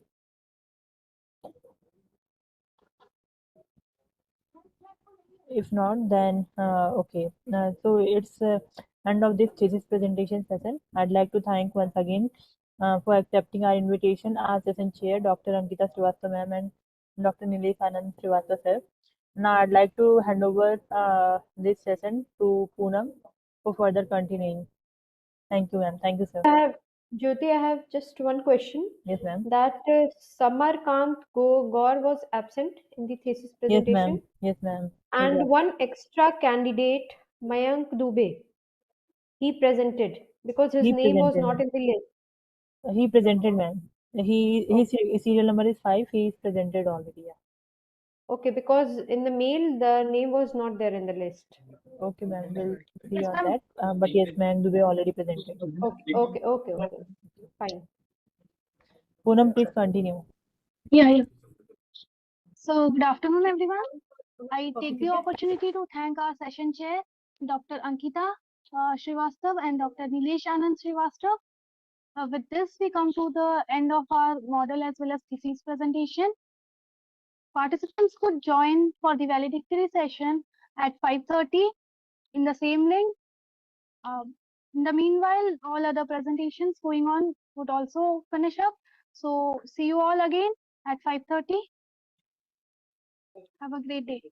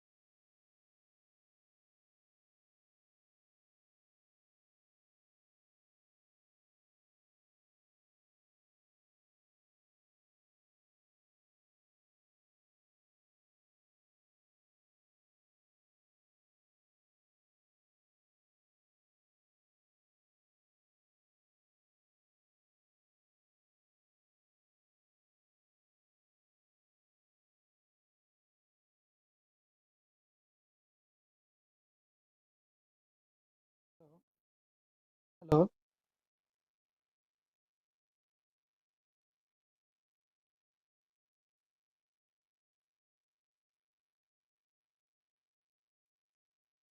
Hello. Hello.